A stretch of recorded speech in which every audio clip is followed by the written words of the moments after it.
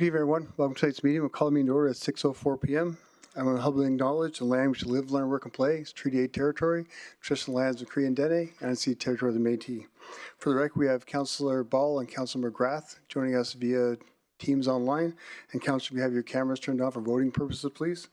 Anyone in the council chambers wishes to address any of the items on the council agenda, please see the legislative services desk to my right to sign up for that item. Please keep in mind you need to sign up for the item prior to the start of that agenda item.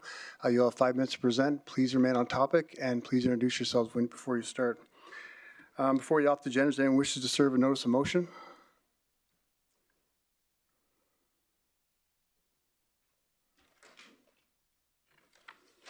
Councillor Benjoko. Thank you, Mayor Bowman. I, Councillor Funke Banjoko, serve notice of my intent to bring forward the following motion for Council's consideration at the April 22nd, 2025 Council meeting. The administration carry out a feasibility study to understand the community need for a facility that provides recreational opportunities for special needs children. That the study looks at the existing spaces, new spaces, and engages residents who provide recreation to special needs children, and that administration report back to council before or by September 9th, 2025. Thank you. Thanks, Councillor Benjoko. Councillor McGrath.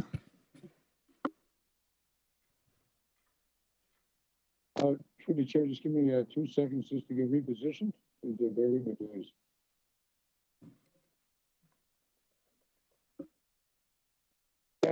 My notice of motion to be debated will be the next public council meeting where we're all in attendance.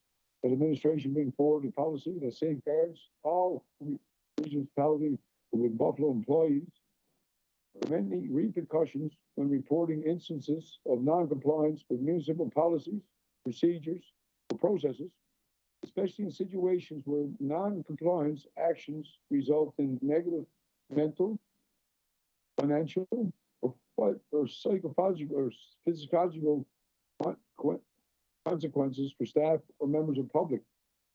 This policy be applied to all staff, including exempt, union, frontline, leadership, permanent, part-time, casual, or contractors alike.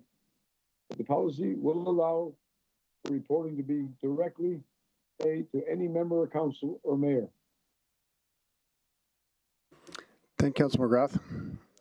I also had at this time a request, a point of privilege. I'd like to, if I could, use the governance model and ask if we could win the camera based on a personal issue, just for the other 10 elected officials for a public meeting. Okay. Thanks, Councillor McGrath. What constitutes my request? It's a personal nature, a personnel issue. Okay, thanks, Councillor McGrath. Can I have someone make the motion to go on camera?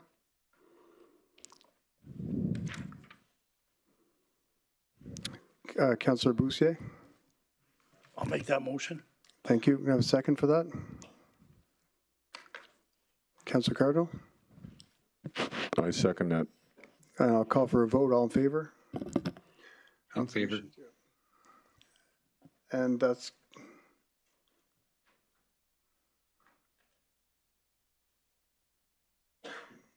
going to work. I think it's carried unanimously.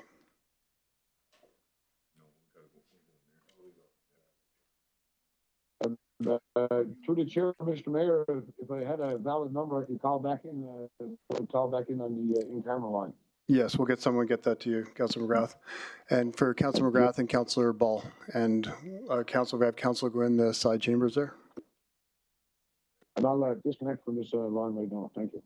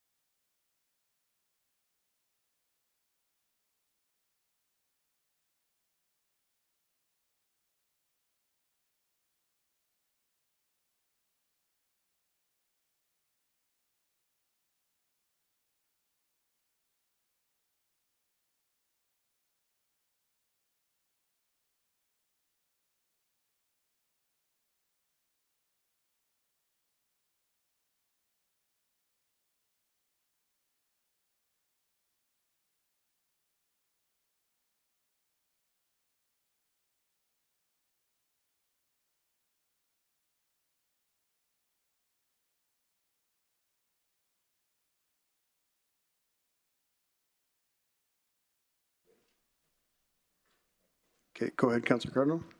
I make the motion to move back into public. Thanks. Thank you.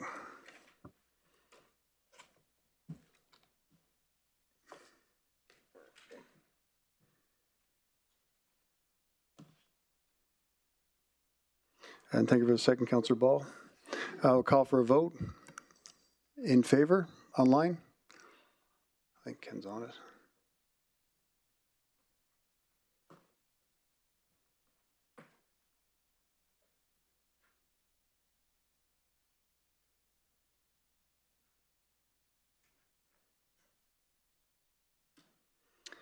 Thank you, that's carried unanimously.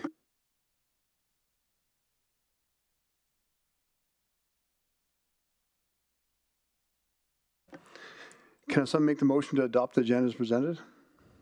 Councillor Boussier? I'd like to take something off the consent agenda.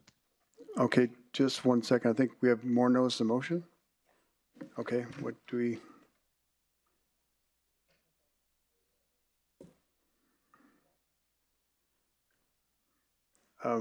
Councillor Dogar has notices of motion, I guess, but he's not here, yeah.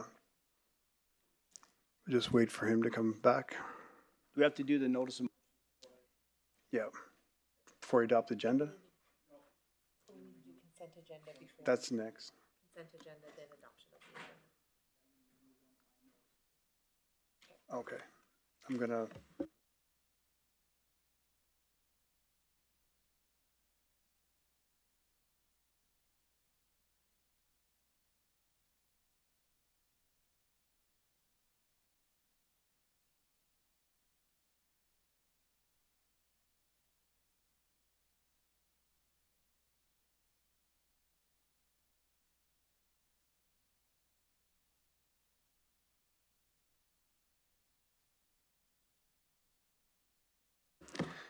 Councillor Dogar, you have notice of motion?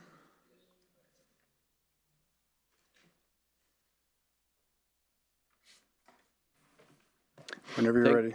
Thank you, Mr. Mayor.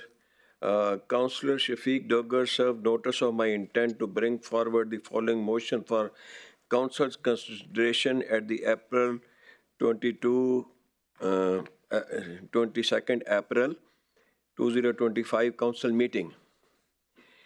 That administration work with provincial government to investigate raising the speed limit on Sapri Creek Trail Highway 69 to 100 kilometers per hour and report back to council by June 24, 2025. Thank you. This is one. Full-time council. Councillor Shafiq Dogar served the notice of my intent to bring forward the following motion for council's consideration at the April 22, 2025 council meeting. That the position of councillor become full-time for the incoming 2025-2029 council.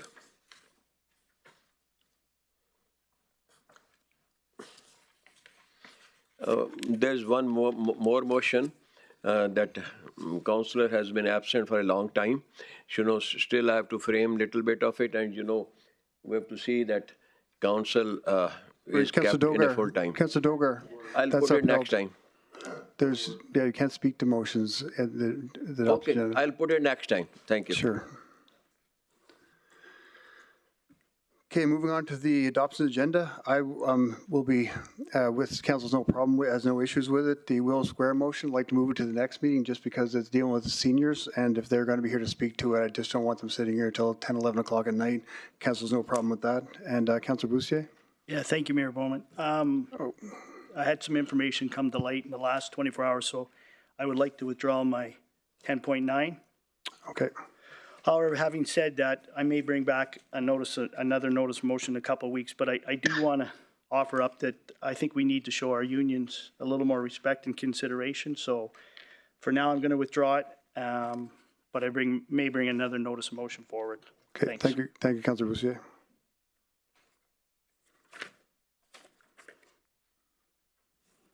Councilor Cardinal?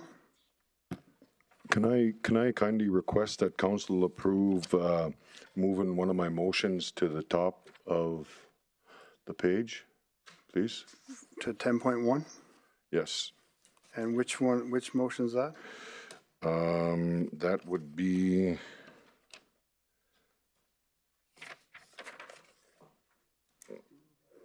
item, sorry, it doesn't say. No, the agenda page 208, it doesn't have an item on there, actually. About the land use bylaw development permit. That'd be 10.5. You want to move to 10.1? Yeah, oh, there you go. Okay, thank you. Yes, please. And we got the little young guy that wants to present on the spray park. If you can move that one up to 10.1 as well. So 10.5 and 10.4 will move up to the top, if that's okay, please. Yeah.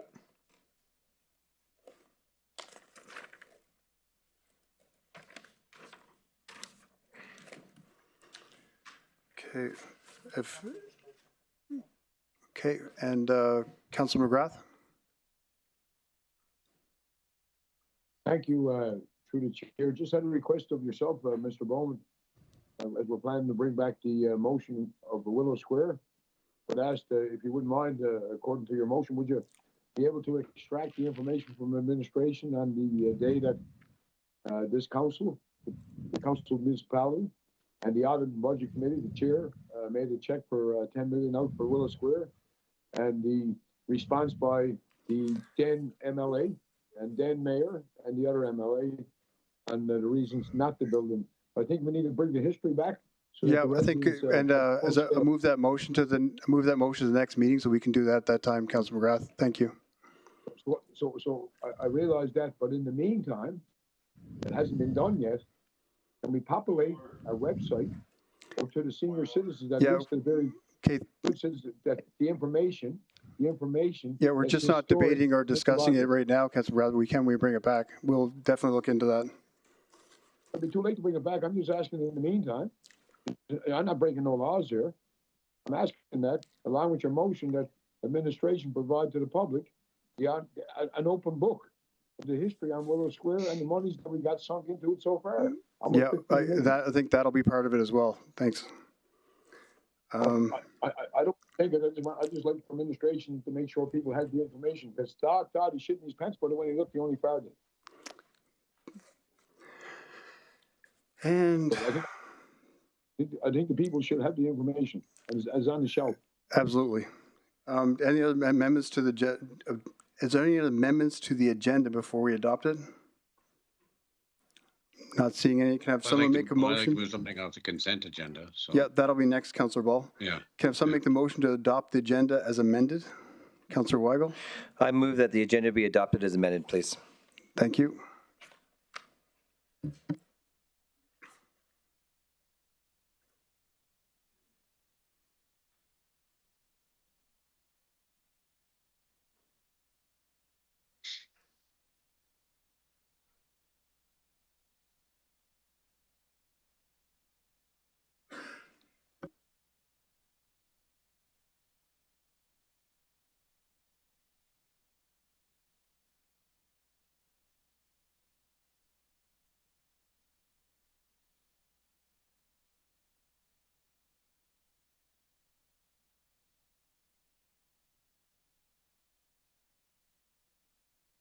Thanks for a second, Councillor Bussier. I'll call for a vote.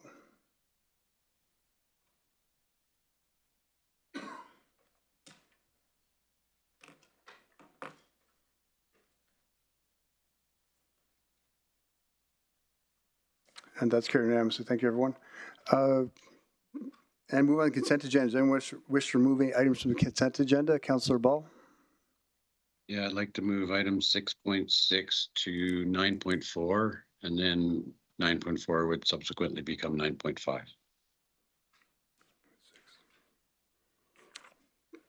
Thank you. Can I have someone make that motion?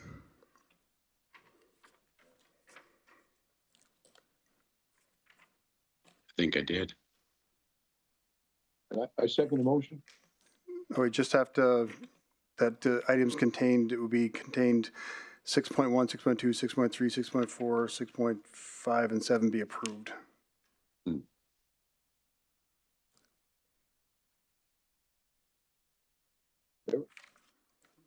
Councillor Weigel.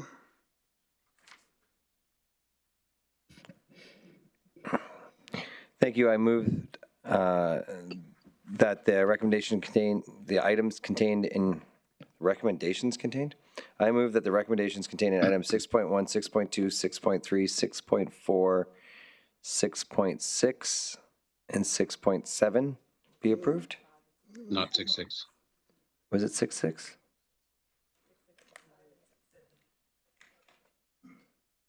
You pulled 6. I pulled 6.6. Well, that's not what I was expecting.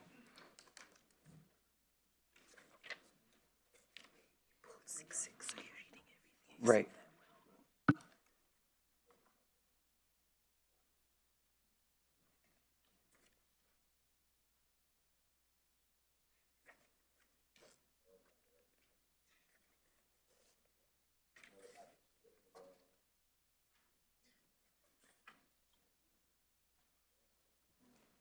Go ahead.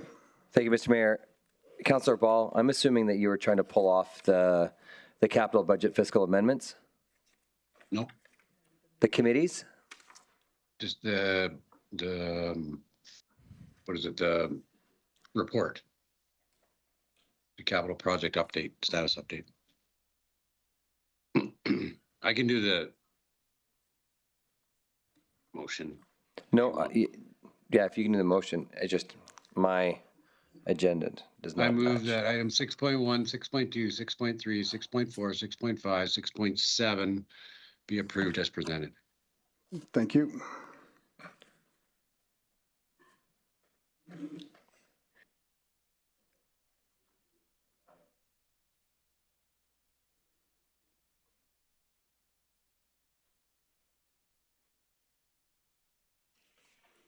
And thank you for second, Councillor Cardinal. I'll call for a vote. In favor, Councillor McGrath, thank you.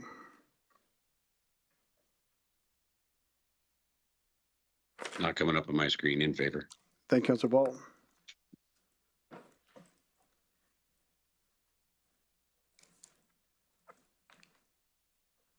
That's carried unanimously. Thank you, everyone. This evening, the first item we'd like to address is National Tourism Week proclamation. The proclamation reads as follows. Whereas National Tourism Week is recognizing Canada to highlight the value of tourism industry in Canada's economy. Whereas tourism creates significant local economic impact in the region every year and has been identified as a region with potential for growth by Travel Alberta and other organizations over the next decade. Whereas tourism helps showcase the Indigenous and Northern heritage and culture of which the region is founded, while creating opportunities to highlight the true nature of the region and the people that live here. And whereas the region has a long, successful history of sport tourism, having hosted several provincial, national, and international sports events, tournaments, and championships. Whereas strong tourism industry contributes to local and small business services and events for all residents and attract many new families to the region. Therefore, now I, Mayor of the Region Municipality of Buffalo, hereby proclaim April 7th to April 11th, 2025 as National Tourism Week. Councillor Benjoko. Thank you, Mayor Bowman. I would like to give a shout out to fellow Christians in our region and around the globe. Happy Easter celebration. I also want to appreciate openly everyone who joins us to celebrate at this time, whether they are Christians or not. For us Christians, Easter is symbolic. It is the core of our faith. They believe that Jesus died and rose after 3 days, giving us the power to overcome sins and shortcomings and the access to become children of God for everyone who believes. On April 18th, the Family Christian Center in Fort McMurray will be hosting a non-denominational service, and it's open to all churches, all Christians and non-Christians at 10 a.m. so we can all join. In addition, all churches in the region and around the globe will be celebrating Easter on April 28th on a Sunday, and we are all free to join, and we can also join virtually. God bless us all. God bless our region and this land where we live, work, and play. God bless our country, Canada, and keep it free and glorious. Happy Easter, everyone. Thank you. Thanks, Councilman Joko, and happy Easter. Thank you. Moving on to presentations, we have Risk Season Outlook 2025. I'd like to invite Emergency Management Services, Aaron Seeger, to present, please.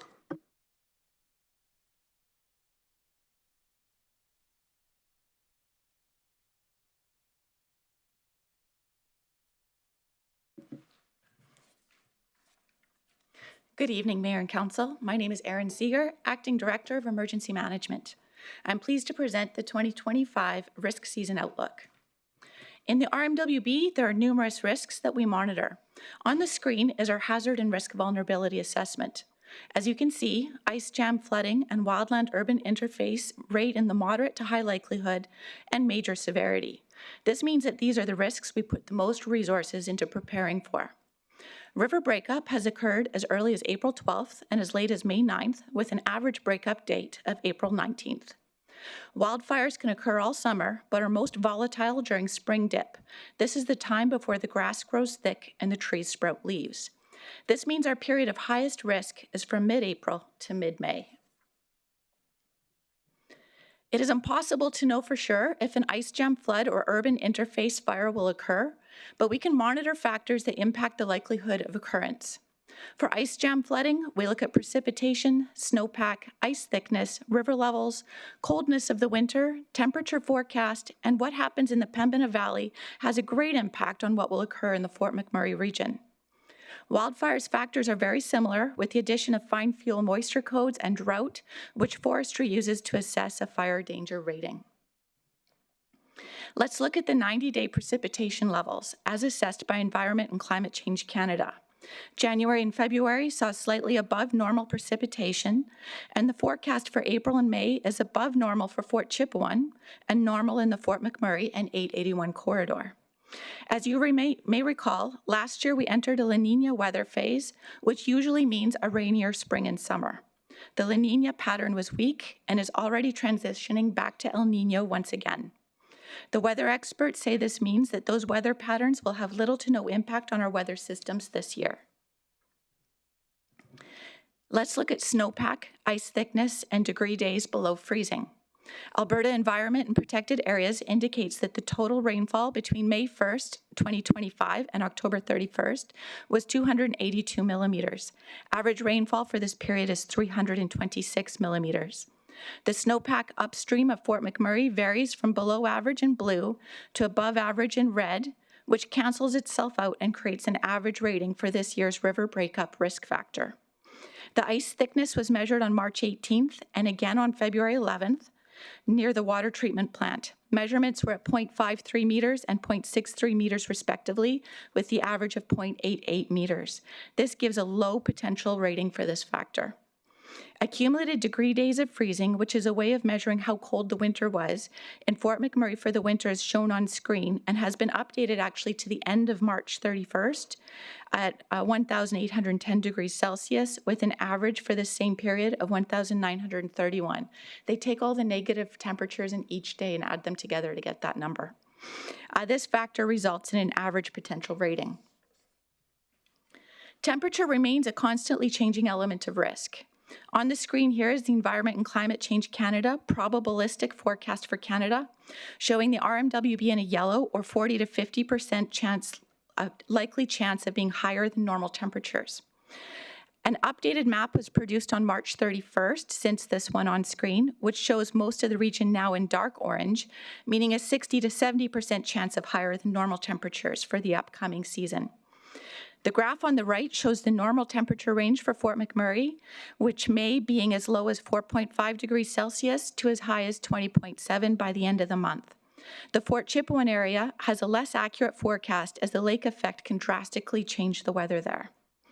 Any day that is above 30 degrees with a relative humidity below 30% and winds of over 30 kilometers an hour is considered a high-risk day for wildfire and is known as the 30-30-30 rule.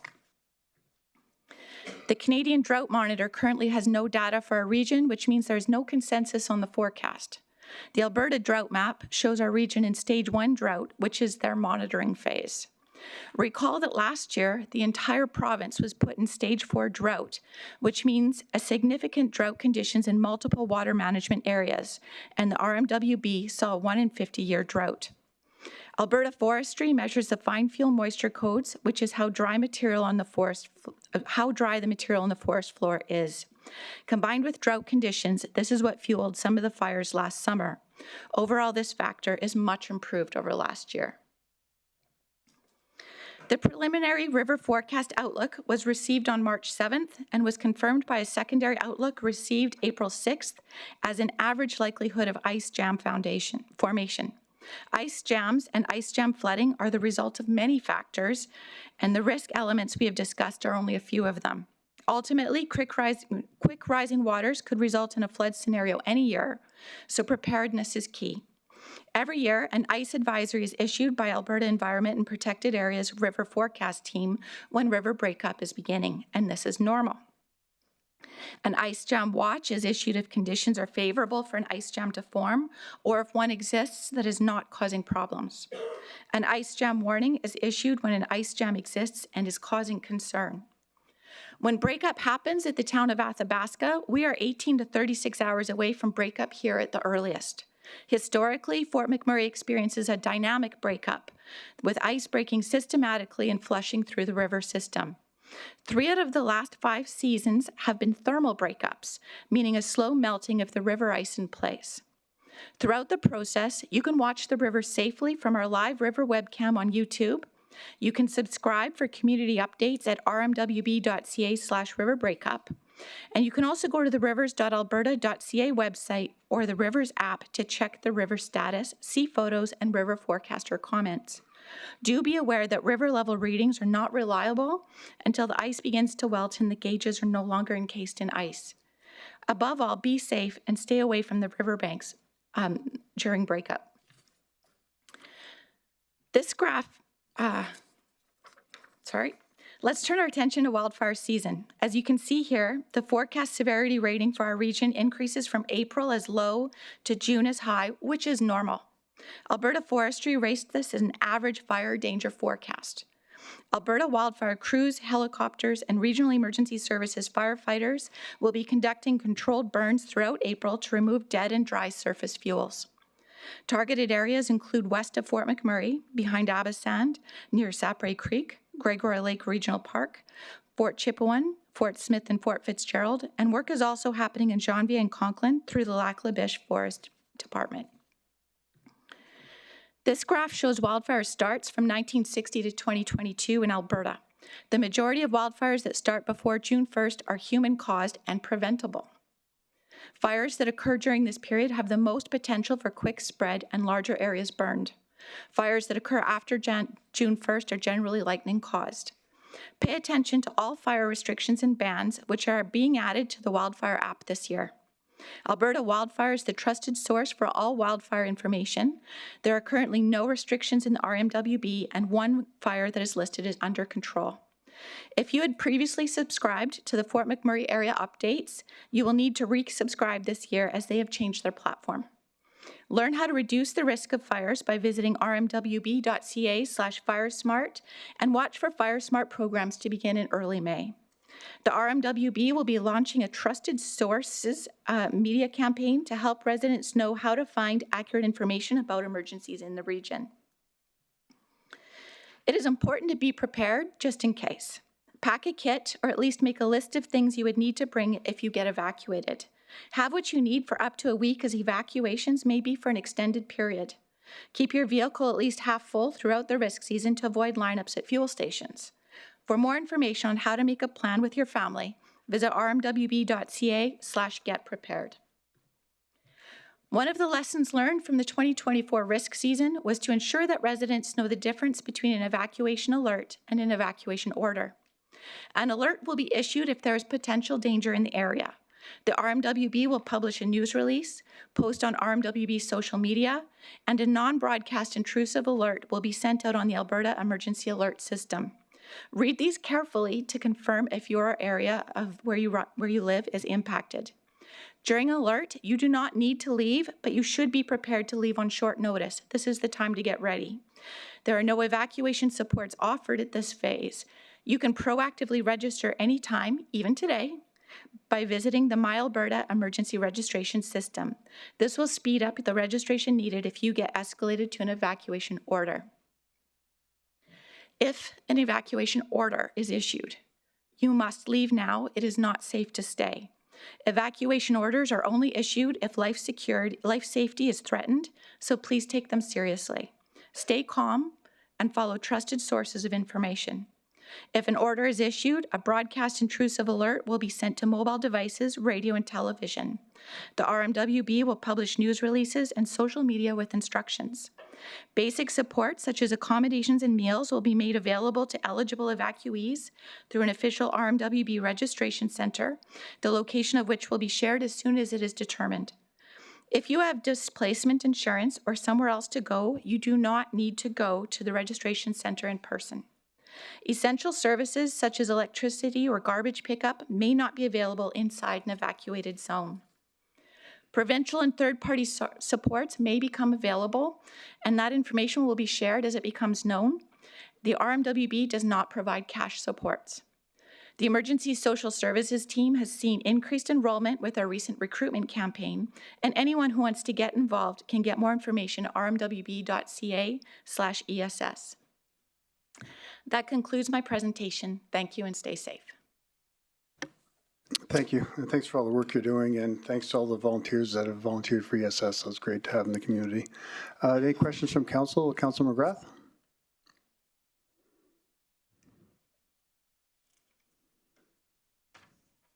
You're on mute, Councilor McGrath. Thank you, through the chair. Thank you, Mayor Bowman. Just wanted to say thanks for all the updates. And I just wanted to, because I'm always, love to educate myself with that number.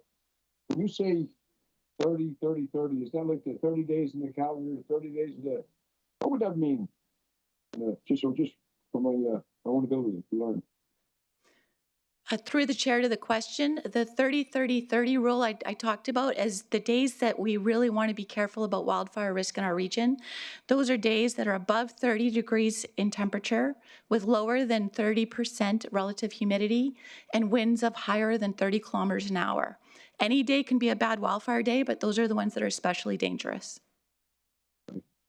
And today, I guess not a question for you, ma'am, not to put you on the spot, but through the chair, maybe to the interim, what cost all inclusive would it be? Like, I know when we first started it was like $5-7 million for the safeguarding, but that's not the cost on cutting down businesses downtown by 70% to access. What does it cost us now yearly? Because I see some of the playpens and bouncy castles were out here again this year, down at the down towards the south end of I call Harper 8 Clearwood Drive. What are the costs, Jody? Through the chair, I'm sorry. What are the costs that we all inclusive to rentals and land and people? I mean, we have security guards there that have been there since the winter, waiting for spring. And we got businesses getting marked up just a couple blocks away. So just wondering, what's our total bill so far for 25, or what will it be? Through the chair to the question, if I can, I'll ask our project management, Elliot White, to answer that.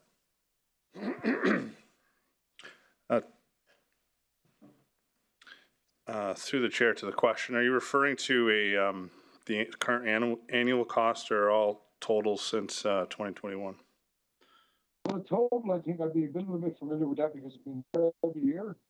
Like this year, no, that would have been the cheapest year. So what would you expect to pay out at the end of the day, inclusive to, like I say, anything from the security guard to the pickup he's driving, to the shoes he's wearing or her wearing, to the decommissioning? And then have we ever, I guess that's one question. I'll ask you the second one because I don't want to get off track and you think I'm going crazy or something like that. Okay. What's the total cost for 2025? Okay, through the chair, the cost for 2024 is approximately $4 million. The expected cost for 2025, because we're not complete, is again similar $4 million. how much, how much of that is funded by the province? Through the chair, that's a RMWB cost.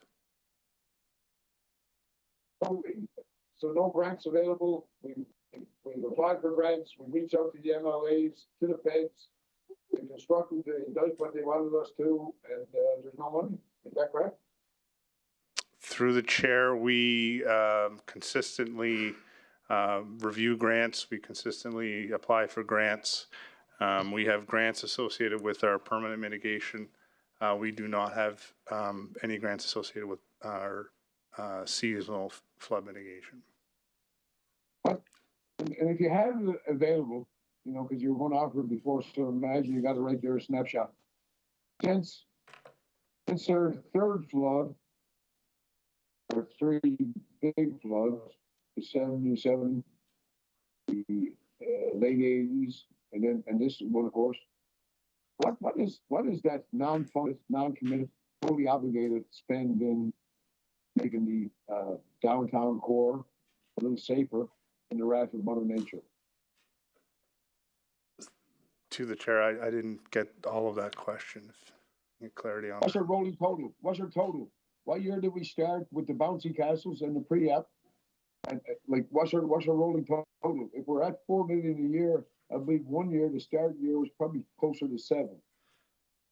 Okay, through the chair to the question, I believe the question you're asking is, what is the total cost for seasonal flood mitigation basically since 2021, correct? Okay. Well, I think it's before 21, but since we started safeguarding the community and Turnover Park and our water treatment plant, all on the escarpments of the Athabasca, the Clearwater, and the confluence of the Snowy, what would be our total cost, including the 4 million you're projecting this year?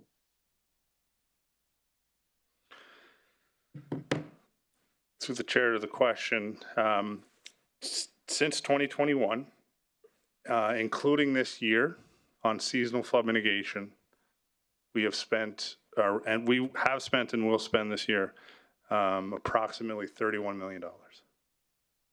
Right, and we started beforehand. So I guess to let old dogs lie, there's 40 million spent downtown, and then of course we never got a nickel in retribution back for it. And then we had leaders asking, what about a transportation committee? What is the cause? We haven't got you a nickel because we've never been asked for a nickel. And I think Councilor McGrath, I'm just going to stop you for a second. No. One more question, Mayor Bowman. No, I'm still within my question period. No, the reason I'm mentioning is because we have in 9.2, we get into emergency management bylaw that goes into the flood mitigation that you may want to ask your question at that time. I could be passed on by them, but that would make Elliot happy. So I'm just asking, if it cost 4 million last year, it's going to cost us 4 million this year, but we're only ballooning half the area, and we got security guards so far out the pasture that there's no action there. How come we didn't see it cut in half this year? Because like, you go down to the water treatment plant, okay, we use it, but you go back to the Saw Ridge, and we got the dirt piled up over the hotel. We can protect Suncor from coming at us. Well, how come we don't see a decrease? I don't get it. Through the chair to the question, with respect to our spend on seasonal flood mitigation, there's effectively 3 components to it. One component is what I would consider a lower risk area that you see over by the wastewater treatment plant. We will put permanent mitigation there near the end of the program. The other location is along Reach 6. So we're in the process of designing Reach 6. The goal is to target that location as soon as possible, which is this summer. And the other component to seasonal flood mitigation is our undergrounds. And so we continuously add improvements to our undergrounds to potentially lower our seasonal cost. We are working as diligently and quickly as possible to eliminate the need for seasonal mitigation. And after we are done, the total structural mitigation seasonal will be no longer required. The next, I'll get into this later in the presentation. However, there's 3 more river breakups that we need to worry about seasonal flood mitigation before before the permit's complete. What I worry about is the same old song and dance that I hear at every meeting. Like, for example, the water treatment plant down there around the rapids.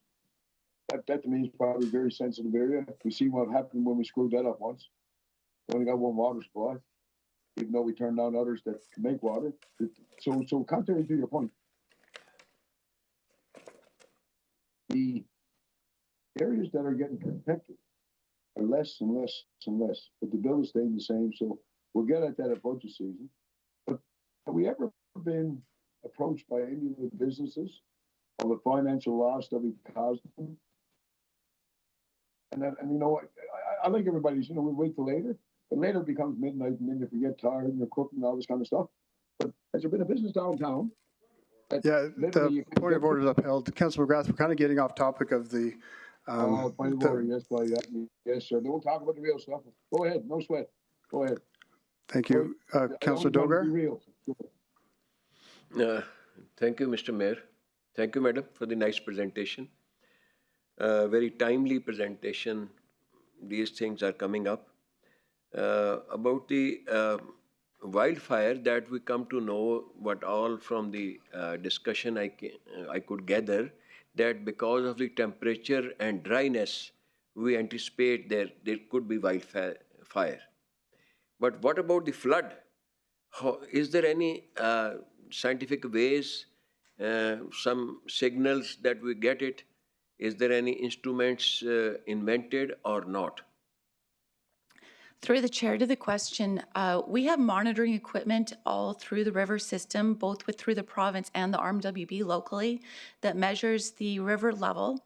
And then we also look at, there's many ingredients that go into the potential of a flood, and we can only assess some of them. And the experts in the matter are the river forecasters with Alberta Environment and Protected Areas, and they have assessed us an average likelihood of ice jams forming, and that is the best guess we can get, and that's based on temperature, ice thickness, how cold the winter was, and the ice pack that's upstream in the Pembina Valley.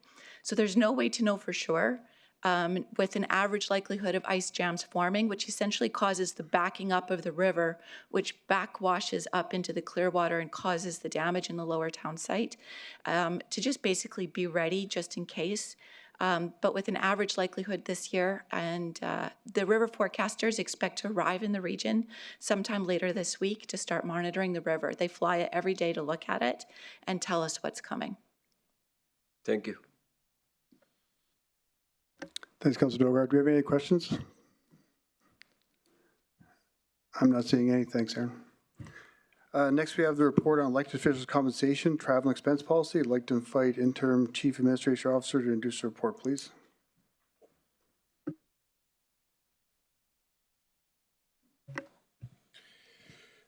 Thank you, Mayor. I recognize that this policy has come forward to council in the past, and I want to just emphasize that we are discussing today focuses solely on the travel and expenses. We're not discussing council's remuneration or compensation. As is indicated in the council report, this is an update to the policy to reflect current travel guidelines and to provide clarity on policies and procedures. For example, the inclusion of mileage for transportation by boat, an update to meal allowances, and etc. I just want to make certain that is clear. The focus is on the travel and expenses portion of this policy. So with that concludes my remarks, Mayor Bowman, and I will now turn the floor over to CFO Lori Farquharson to present the agenda item.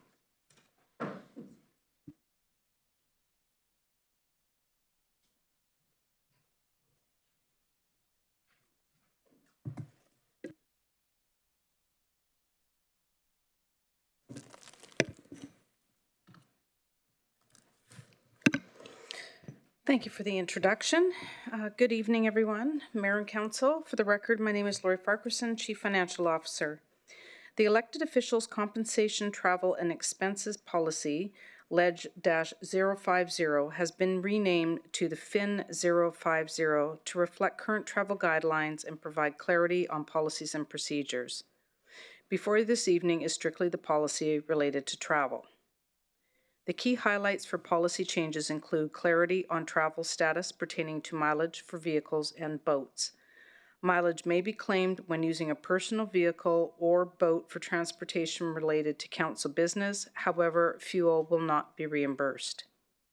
Updates on meal allowances. We are shifting from receipts to a per meal or daily meal allowance aligned with the Canada Revenue Agency recommendations.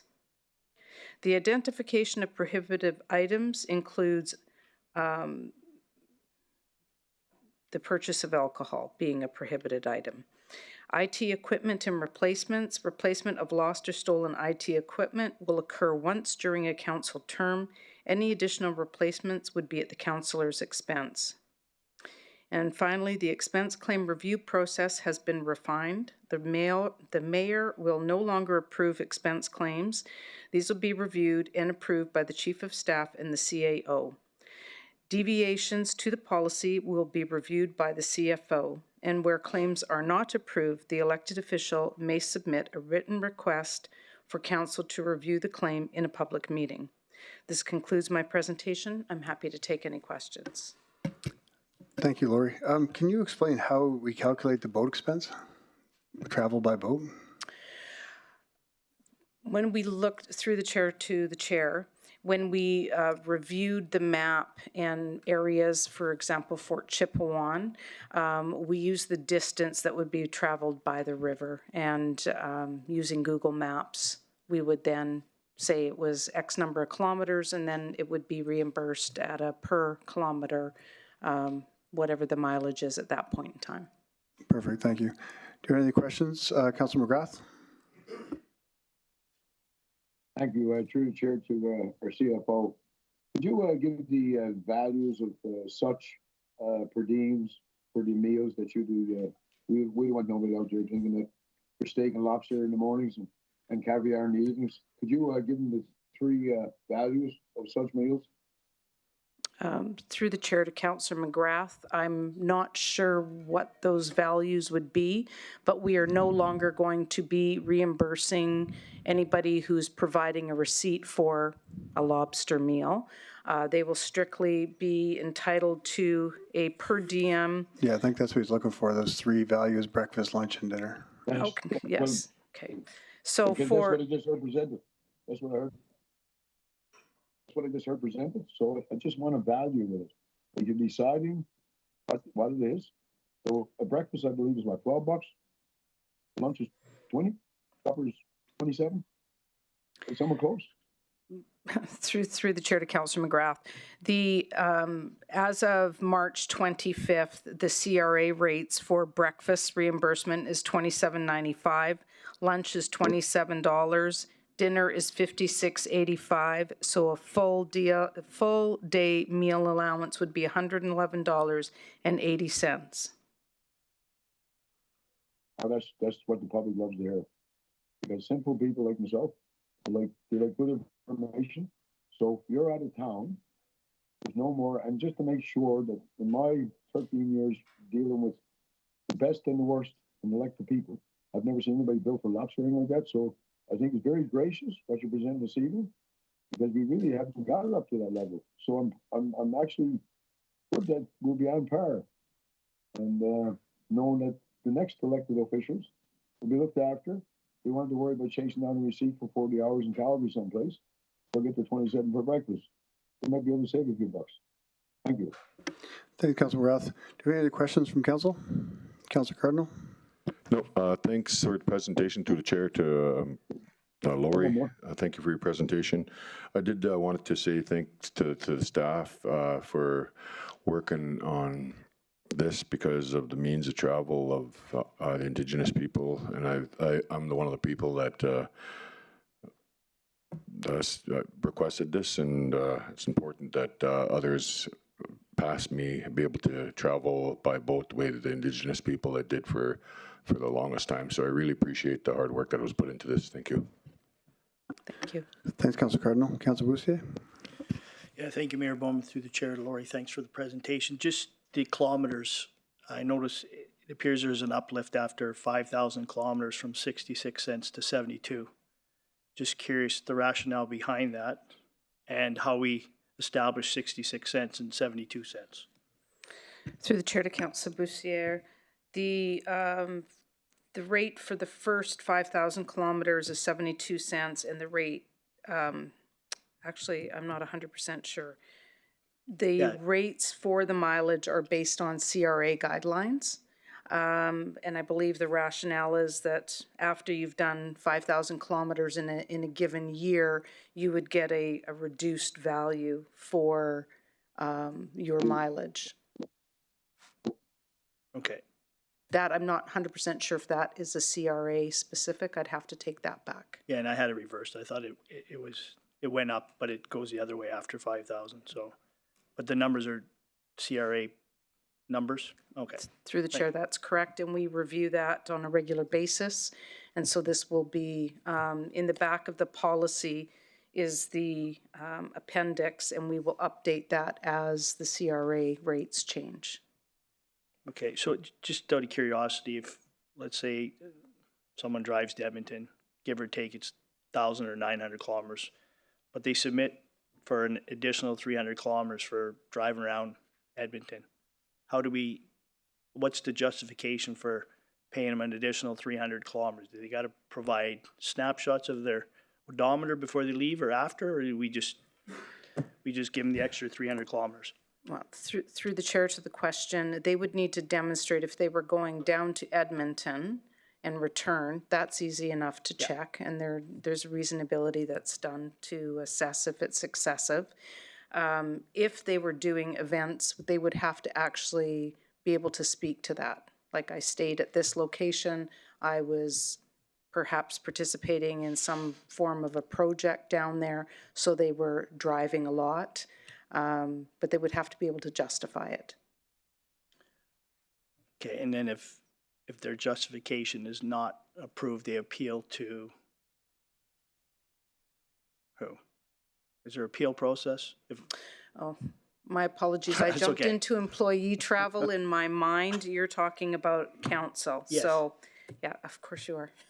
Sorry. That's okay. So yes, if an elected official drove down and then was attending a bunch of events, they would have stated a certain accommodation. They would need to be able to justify, I stayed here and I went back and forth these many days. If it seemed reasonable, it would be okay. But if it was excessive, to your point, 300 additional kilometers, we would definitely be wanting an explanation for that. And then if they appealed it, because we didn't reimburse it, it would come back here to this forum. Okay, thank you. Thanks, Councilor Bussier. Councilor McGrath? Thank you, through the chair. Just to make sure that I copy this right. It's a good example would have been when we had a retreat. Though you never charged for the miles, it's like going to a retreat from here to Synovus and back again instead of staying the night. So that would be amicable mileage, I guess.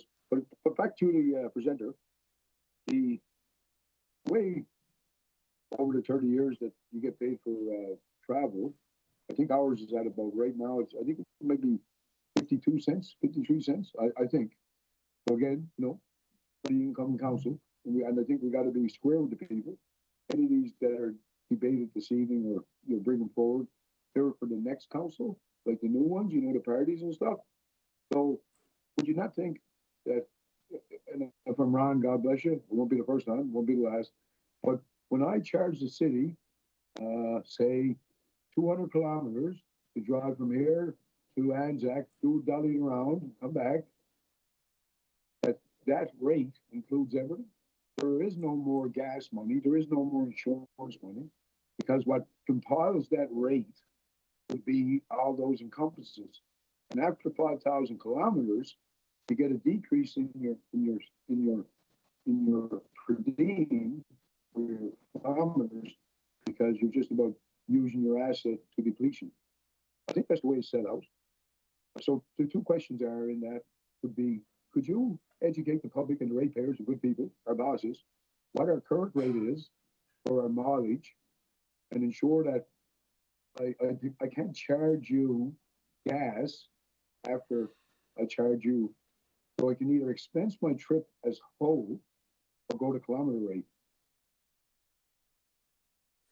Through the chair to Councillor McGrath, the rate for mileage is 72 cents a kilometer for the first 5,000 kilometers within a calendar year.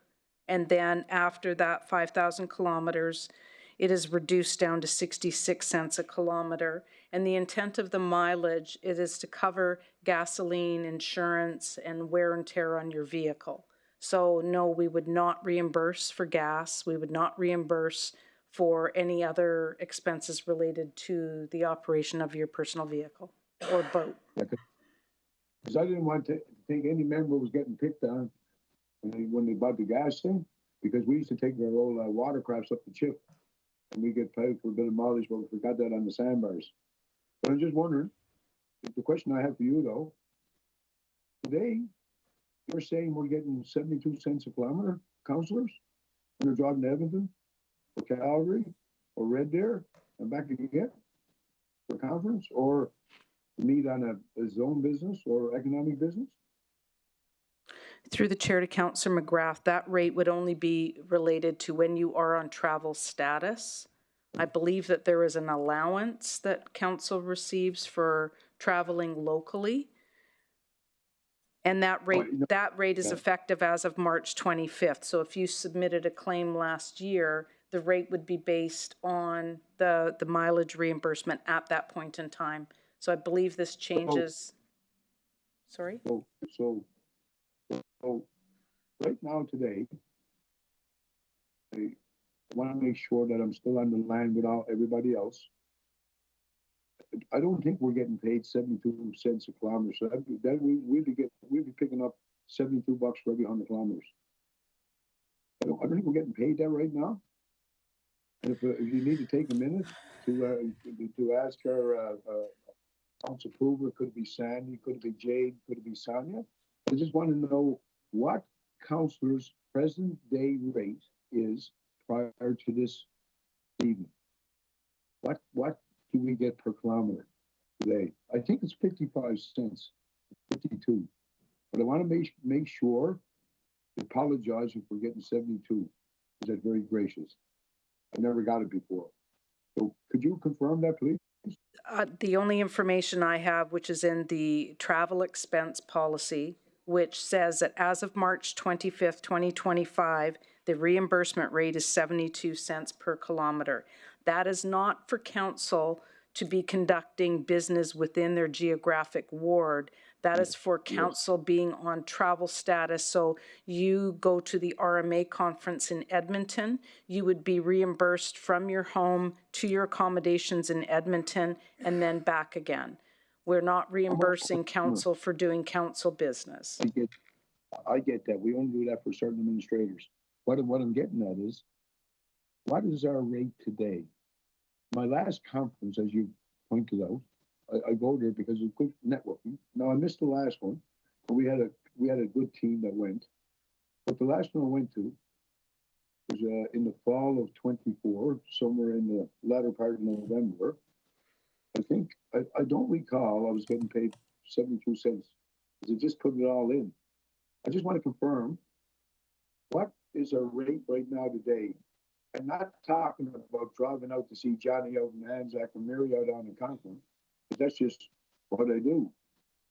I'm only talking about the times we go away for council business, and that's about 3 conferences a year at most. No leadership, no training, something that we do on our own. So what is our rate? Through the chair to Councillor McGrath, I can't speak to the rates from last year, but I can certainly double check the various mileage rates from last year. But right now, the mileage rate is 72 cents per kilometer. When do we get a raise? When do we get a raise? Through the chair to Councillor McGrath, I would have to check. I believe that this rate was as of March 25th. And I believe the rate was changed at least twice last year. We want nothing changed though. We asked administration to talk about different stuff, expenses and stuff. We asked there be no increments of change, like raises. Like if I'm onto a hunch here, we're looking at a 20 cent increase for every 100 kilometers. That's $20. At the end of the day, it's okay for administration, but tomorrow in tomorrow's print, it'll be that council gave themselves a 72% increase in their travel allowance, and everybody will sit solid down there in the brick building.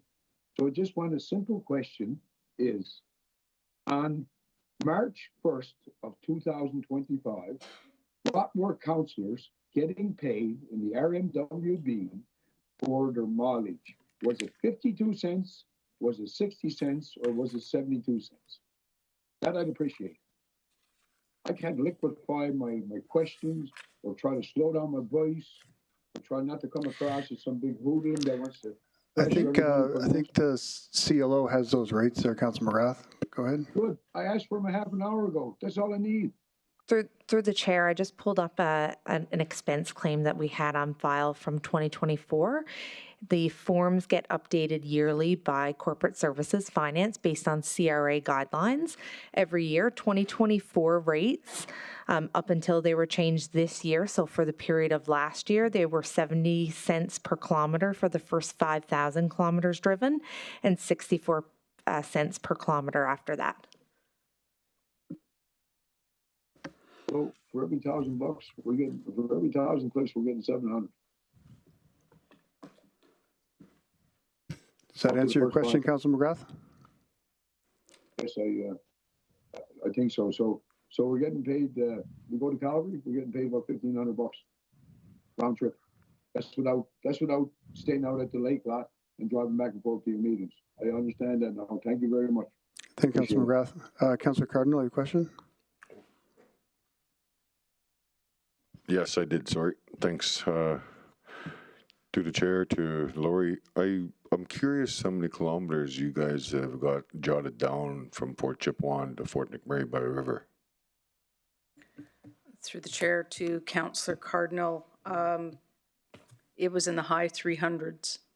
I can't remember. I do have a substantial package with all of the work that we did over the past year pulling this policy together, but I would have to confirm with my notes.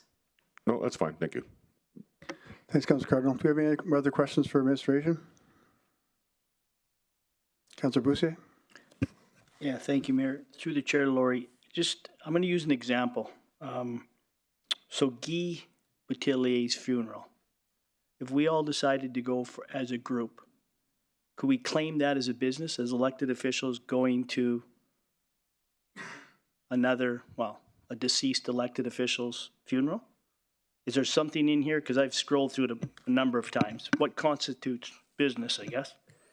Through the chair to Councillor Boussier, I personally cannot say if that is official council business. All of the policy is written for the reimbursement to be related to official council business. That determination, I would probably defer back to the CLO. This was originally the CLO policy. Okay. If you're all going together, only one of you can claim mileage. Yeah. And to the point earlier with Councillor McGrath mentioning going all the way to Calgary and back, we are supposed to select the most cost-effective mode of transportation. So it could be cheaper to fly there and back. And you probably have less accommodation and less meals. So we are supposed to use the cheapest form of travel. Okay, through the chair to the CLO then, I guess. Jade, are you able to expand on a scenario like that? So I can't speak to a specific scenario. What I can speak to is the current proposed policy does define council business. And I know everyone has that policy open in front of them, but it does say that it means the activities elected officials undertake in order to meet their general duties as prescribed by sections 153, 154 of the Act, which is the Municipal Government Act, may include attending council and council committee meetings, community gatherings, events sanctioned by the municipality, as well as meeting with the CAO, other levels of government, constituents, etc. I know in the prior policy, there was a provision that specifically spoke to council members being able to use their budget to complete their business to the best of their means as possible. And it was at their discretion to spend out of that budget responsibly in accordance with the bylaws and the policies that govern the municipality. So it is discretionary, and it was discretionary. With respect to sitting with council members, it's up to the councillor to say whether or not that fits the criteria as to why they needed to attend and to be able to defend that publicly. Okay, thank you. Thanks, Councilor Boussier. Do you have any questions for administration? I'm not seeing any, so thank you, Lori. Do we have any delegates to this item? We have one registered delegate, Mr. Mayor. Mr. Drochet? And as you know, Mike, if you just say your name for the record, you have 5 minutes to present. Just remain on topic, please.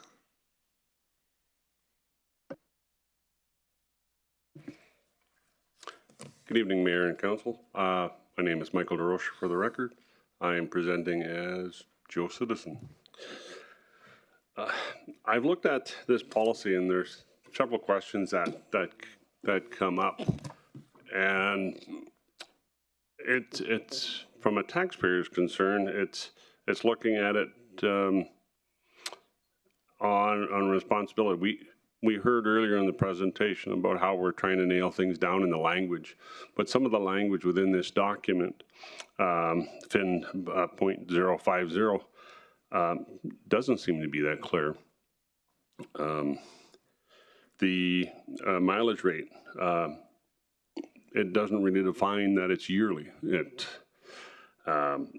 There's, I think Councillor Boussier brought it up earlier, about the $3,600 versus $3,300 for the same trip or for the same mileage.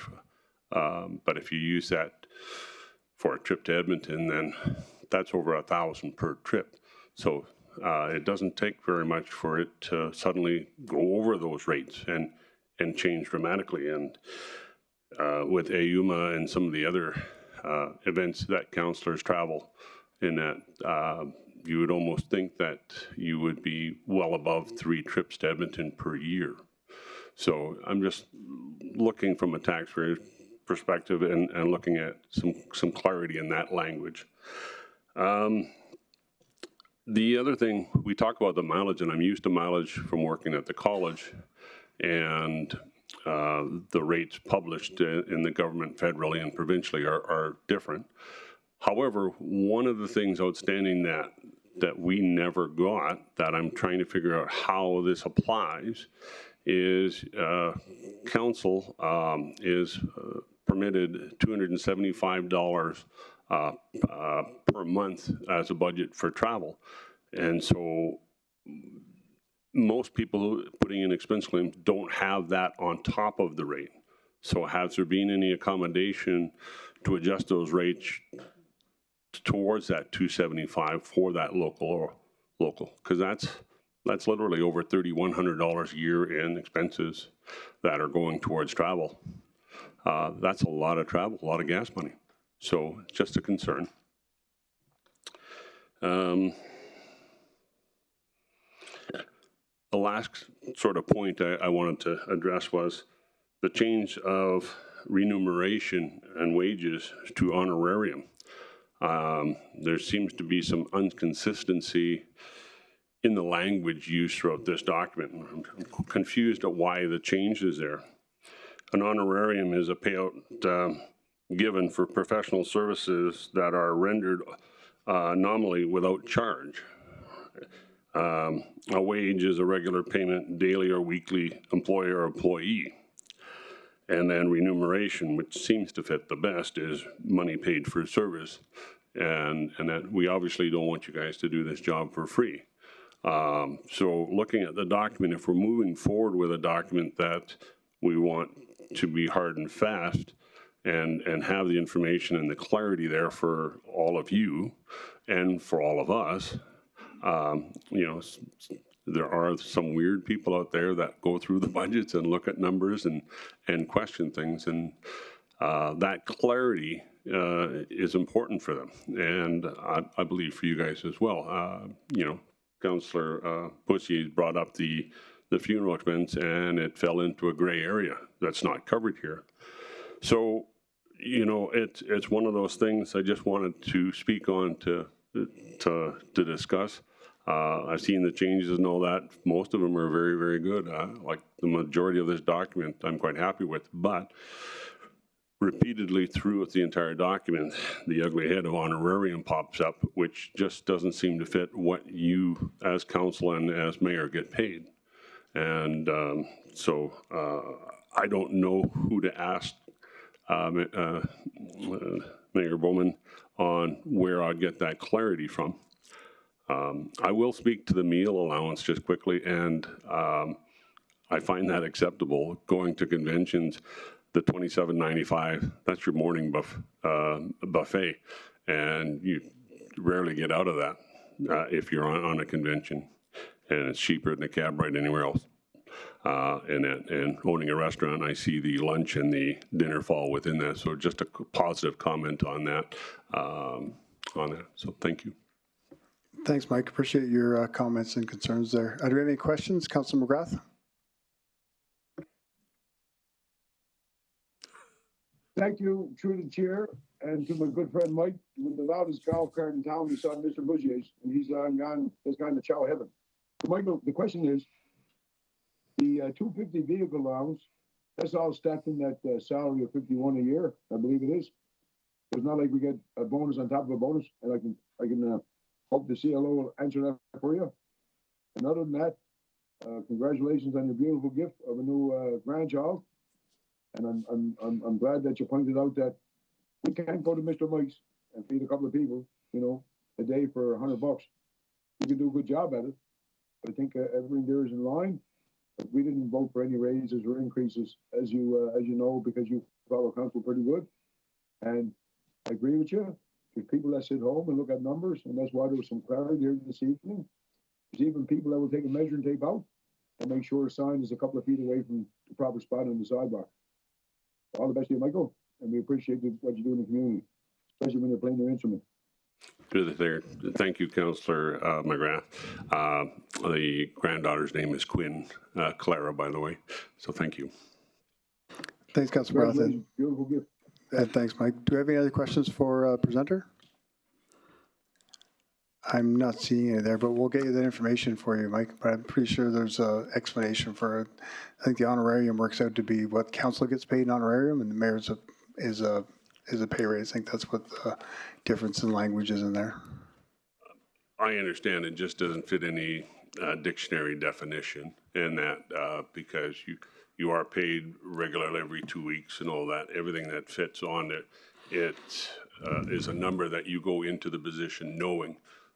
Just like any of our salaries or wages in that. So like I said, the definition of honorarium just doesn't seem to fit. Yeah, thanks. Questions, Councillor Grasson, you have a question? A question both and maybe some clarification on honorarium, because from my perspective, this job that we do is not a job, it's a service back to the community. And generally, when I've gotten remuneration from boards, it's been for that service that's been offered because it's not a job.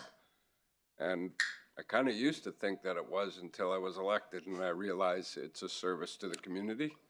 And an honorarium fits for a service to the community. No, sir.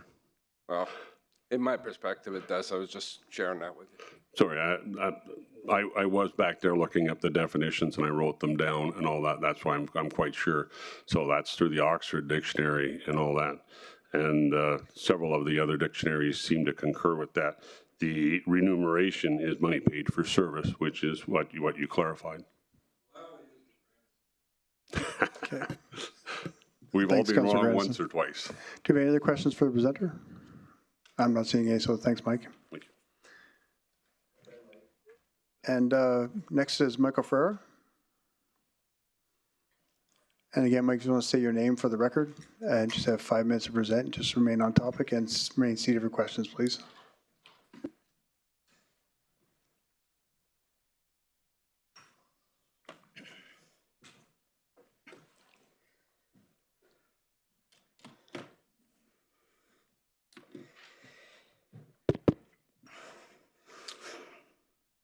Okay, Michael Ferreira, resident. So this is finally being brought back to the table, and it's been stripped down from what initially was presented, and it's been put on the agenda, taken off the agenda, put on the agenda, changed. It appears the new policy doesn't change compensation, and I guess I'd like to say that I'm happy to see that, because I don't think the optics of changing compensation right now would be very good. In the past year, we've had trying to change the scope of the role of council from part-time to full-time with really no debate. Talk of laying off RMWB employees, bonus fiasco, and that hasn't been 12 months, and that's still kind of floating over the head of the RMWB. So optics aside, I'm guessing that this is step one. So we're talking travel and meal allowance. But the next one is going to be regarding compensation. And I'd encourage council to seriously look. Well, just keep you on track, Michael, just with the policy that's presented. It'll all come back. Okay, as long as you're deferring to that one. Yep, I will. I'd encourage council to seriously look at some other council matters that should be dealt with regard to proper governance and accountability prior to that. And what do I mean? Well, since COVID, we've had this sign-in remotely thing for council meetings. That needed to go yesterday. I sat in this very room when there was a spirited discussion about ECDEV and moving them to Mac Island. And one of the big reasons provided was to have people in the same place for synergy and discussion. I can tell you from sitting in this chair, there's far more to communicating than verbal. And our council needs to be in the same room for that communication and to be accountable to the community. There may be times when someone has to be remote. We have rural councillors, we have weather conditions, vacations, everyone understands that. But there's no reason for urban councillors to be signing in remotely as they wish. If you can sit in a chair at home, you can sit in a chair in this room and be face-to-face with the public. Also, there's no tech issues that can prevent you from participating or conversing. Wouldn't you all agree? Because if we don't all agree on that, then let's save all this travel money we just talked about, and nobody go to conferences, attend remotely. I just saved tens of thousands of dollars for the RM. Very easy. Secondly, take a look at the council website. They have published attendance from 2022 through 2024. I think if the public takes a real good look at that, they'll be pretty shocked at what they see. 2022, not too bad. It was the first full year of this new council. And we had attendance range from a high of 100% to a low of 78, pretty solid. 2023, we had a councillor miss 16 meetings, another miss 8, and one miss astounding 22 out of 43 council meetings.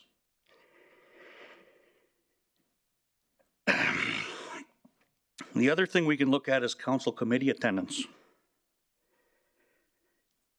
Only 4 councillors over the past 3 years have managed to attend well over 50% of their council commitments. One is just over 50%, the rest haven't even been to 50%. In fact, one's never been to one at all. And in light of this, since council's a paid position, we can think of it as a business. As Councillor McGrath has said multiple times, the voters, the citizens, the taxpayer are the boss. Well, I'm sitting here in this chair as one of your bosses, and with what I've stated about attendance, which of you on council would be approaching your boss for a change in compensation? And I'm just going to bring it back to there's no change in compensation there, Mike. So with the FIN 120, FIN 50 that's presented. Yep.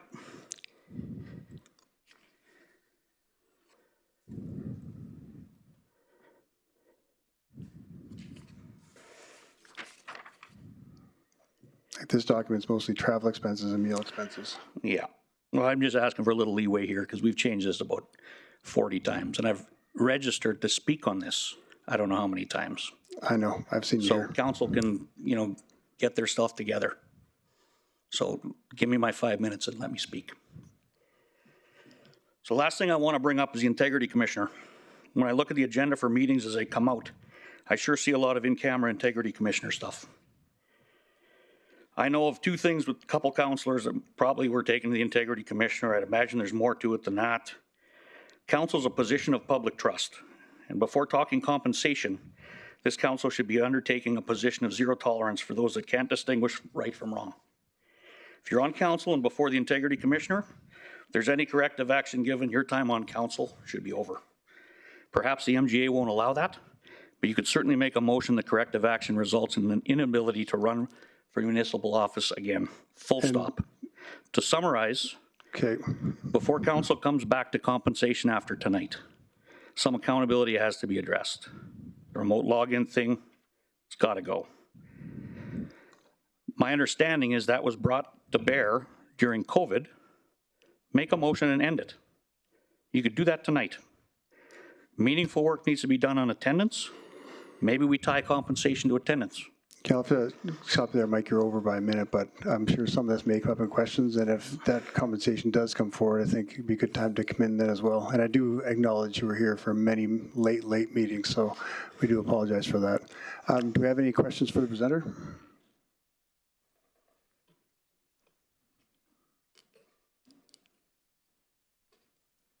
Councilor Dogar? Oh, go ahead. Thank you, Mr. Mike. I appreciate your coming and taking interest and always look forward for your points and guidance. Surely we'll try to do it. Thank you. Thanks, Councilor Dogar. Any other questions for the presenter? I'm not seeing you, Mike, so thank you. Thank you. Do we have any other delegates to this item? We have no other registered delegates. Thank you. Can I have someone on council make this motion? Councilor Grandison? Thank you, Mr. Mayor. I move that the elected officials' compensation, travel, and expense policy FIN 050 as outlined on attachment 1 be approved. And thanks for the second, Councilor Cardinal. Does council have any discussion, debate points, or comments from council?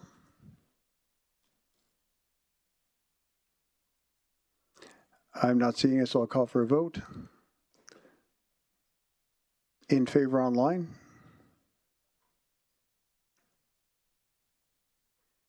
And opposed online? Thank you, Councilor McGrath.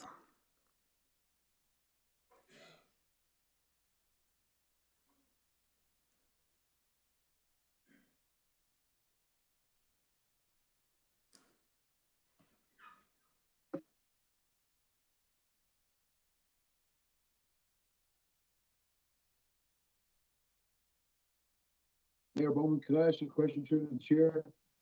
Hey, just 1 second, Councilor McGrath. That is carried with 7 in favor. Go ahead, Councilor McGrath. Could you be kind enough to email that link that I think that guy, I'm back and forth on Facebook, I believe his name is Farris, the last presenter. Would you be able to send them links to work and check out my own attendance and performance, please? Yes. Next up, we have bylaw number 25/008, emergency management bylaw, which is being presented for the second and third reading tonight. I'd like to invite emergency management to introduce the report, please.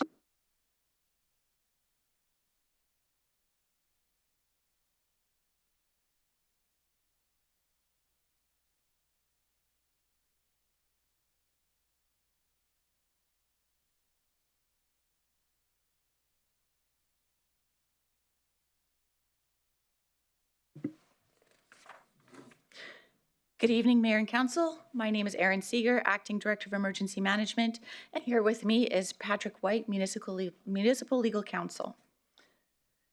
We're presenting for your approval an updated version of the Municipal Emergency Management Bylaw. Section 11 of the Emergency Management Act requires municipalities to establish and maintain an emergency management program and to name a Director of Emergency Management, forming a local emergency management agency.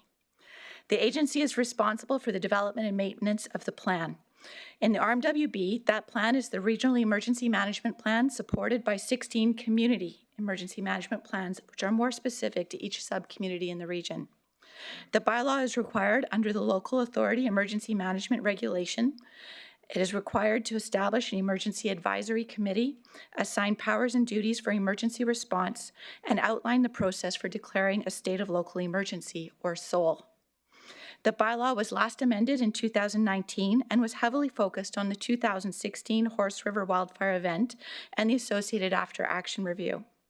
Since then, the Government of Alberta has amended the Emergency Management Act and introduced the regulations which dictate the existence of the bylaw and also directs minimum training and exercising standards. Most recently, in 2024, the Alberta Incident Management System was introduced, called AIMS. All these documents speak to best practices and requirements of the emergency management process for municipalities in Alberta. Further, the RMWB has experienced multiple emergency activations, which have informed best practices and influenced changes to this bylaw.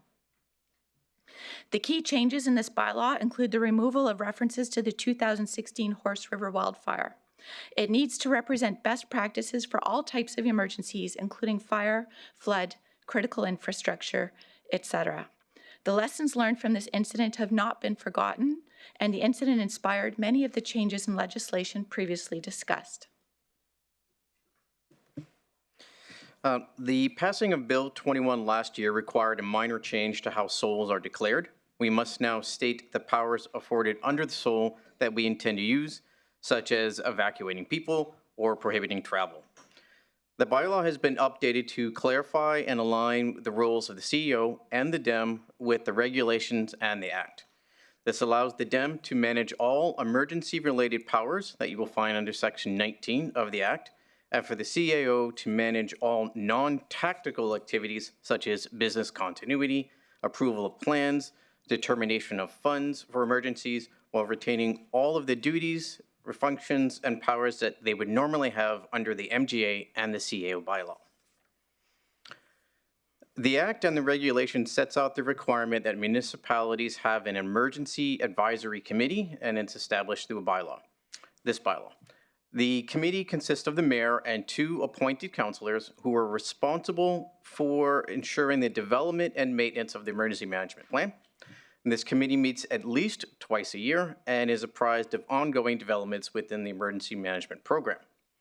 In the current bylaw that is in effect today, the mayor has the authority to declare a SOL, and then when they are not available, the responsibility then falls to the acting mayor, and then when they are not available, it is the deputy mayor, and when they are not available, it is the CAO.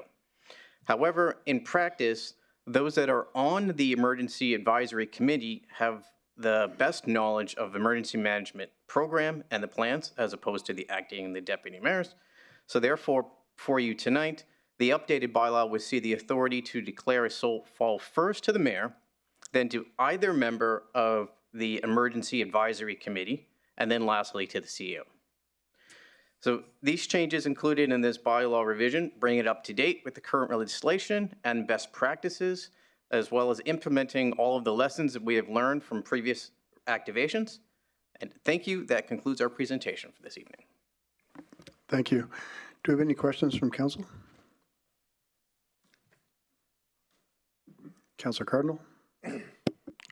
Thanks to the chair, to the presenters. I appreciate you guys' presentation. I got a quick question about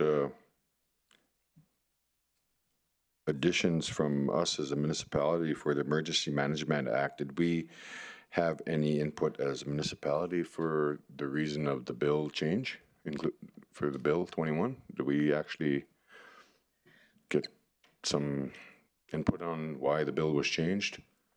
Through the chair to the question, the short answer is no. We haven't had a whole lot of input directly from the emergency management team through to the provincial legislation. We work closely with the Alberta Emergency Management Agency field officers, who then will review our plans and make sure they're compliant with legislation and share with us best practices that the legislation requires our plans and bylaw to follow. This bylaw revision was reviewed by our field officer to make sure it complies. And we do advocate where possible for changes to the Emergency Management Act or other portions of legislation, things such as advocating for changes to the emergency evacuee payment plan, things like this. We aren't always successful, but we do continue to advocate and review when given the opportunity. Thank you. One more question about the people that sit on the Emergency Management Advisory Committee. Is it going to be just basically like every other committee, or are you going to have qualifications to be able to sit on that committee? Through the chair to the question, the committee has existed for some time, and those two positions are assigned at the initial meeting of council, same as the rest of the committees. Currently, those committee members are Councillor Ball and Councillor Weigel, along with the mayor. Thanks. All right, I just wanted to see if there's any, like, because of the stuff that happened in Fort Chipewyan, it was pretty prudent that, you know, we have that isolated community reporting come from them, or that those, from coming from Fort Chip, it's a lot different avenues of transportation. That's why it's important. Maybe if you can answer that real quick. Sure. Through the question, through the chair to the question, Fort Chipewyan is a very unique community with very special needs for evacuation, and the members of the Emergency Advisory Committee represent that as well. Their role is to make sure that the plan exists and that we are doing what we say we're going to do. However, during an activation, the role of the DEM and the CAO move beside each other. And the CAO's role is to ensure that all of council is informed of the emergency and whose questions are answered through the CAO to the DEM. The DEM is making sure that the Regional Emergency Coordination Center is implementing the plan and meeting the response needs. And with the complexities of Fort Chipewyan, there's a number of ways, and other communities in the rural municipality of Wood Buffalo have complex political arrangements as well, to make sure we're working collaboratively whenever possible. DEM to DEM and leader to leader are the best ways to work between jurisdictional authorities. So I guess like each nation has their own DEMs, and do you guys coordinate with the DEMs through the committee? Through the chair to the question, the Emergency Advisory Committee has the opportunity to invite ex officio members to their committee meetings to discuss the plan. And so the other DEMs or even chief, because that's at an elected official to elected official level. And DEM to DEM meetings can happen as well. That would happen in the Emergency Management Agency level. Has any of the nation's leadership ever been invited to some of the seminars that are provided by the municipal government? Through the chair to the question, we have attempted to have meetings with different First Nations and Métis associations. However, the Emergency Management Agency meetings that those were held had very poor attendance, and attendance was declined by those leaders. Well, I'd like to make a recommendation that due to the high volume of fire risk this season, I recommend that the committee reach out to the First Nations and Métis Nations, our associations, and try to get them gathered together, because it's important to have them a part of the DEMs that the regional municipality put on. Thank you for the suggestion. I will add to the suggestion that our liaison officer does a very good job of having connections with each First Nation and Métis association to make sure that we are hearing and implementing suggestions wherever possible, and that we are sharing our plans and progresses and making sure that there is consultation and engagement. I just want to clarify that, like, there's some of the DEMs that are from Fort Chipewyan have never been notified, and I just wanted to make, for the record, I did want to make sure that that's documented, because I feel that's important that they're part of it. And as a municipality, we need to start reaching out to them, because they're the ones that are in the region and they know the communities. Please, thank you. Thank you. Thanks, Councilor Cardinal. Councilor McGrath.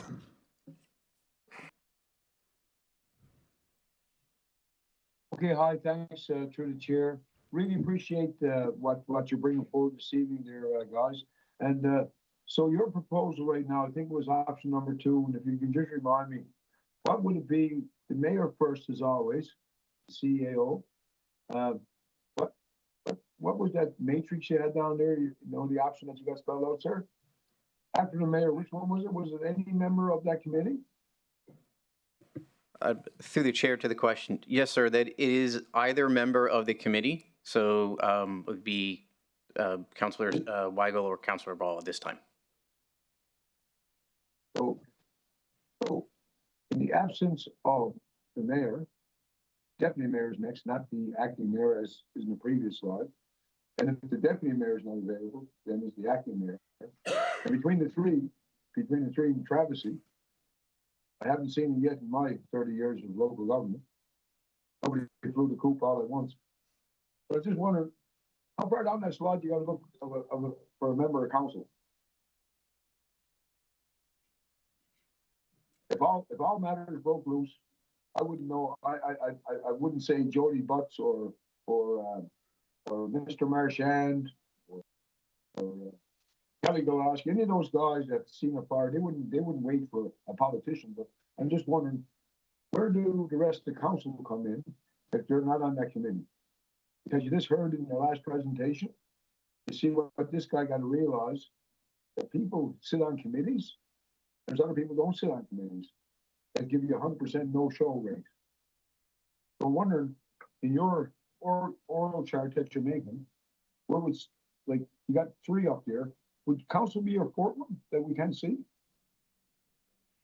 Through the chair to the question, currently that's not in the draft of the bylaw, but if that is what council wishes, we could add any member of council after the committee and before the CEO. The recommendation was that the members of the committee are the best informed because they sit on. Yes, absolutely. Yes. That's why the general members of council are not within the line. Can you imagine a disconnect in a community if you couldn't go through your 3 ranks and not get a soul and then just leave it up to a community member? That stress on a community member wouldn't be fair. I'm just wondering if you could think about that, because I got no problem believing that. It's myself and Lance and Guy that got ourselves put on the org chart in 2013. We have been in the municipality then since 1977, I believe it was. I'm just wondering if you could make note of that.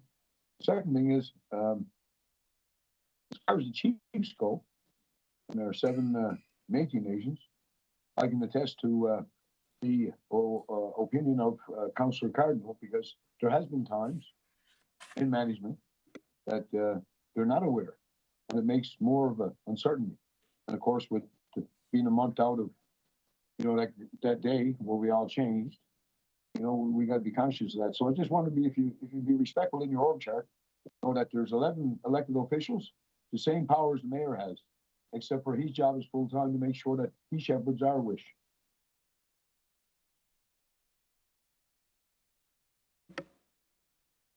Thanks, Councilor McGrath. I guess my question would be this: is there a chance that you would you give us enough of the insight to say that we'd be somewhere on your org chart, even though we're not members? Just to step in as an elected official, because I've seen people run when the times are tough. Now you're starting to make some papers that kind of give us some support. Because the last time we had a flood, we weren't allowed downtown. That was never could. This is the document I love that you're bringing forward to fix how we serve people and keep compliant to our own procedures. And maybe respectful of what it is to be a real elected official. Hello, Lucy. That's the cat. Thank you.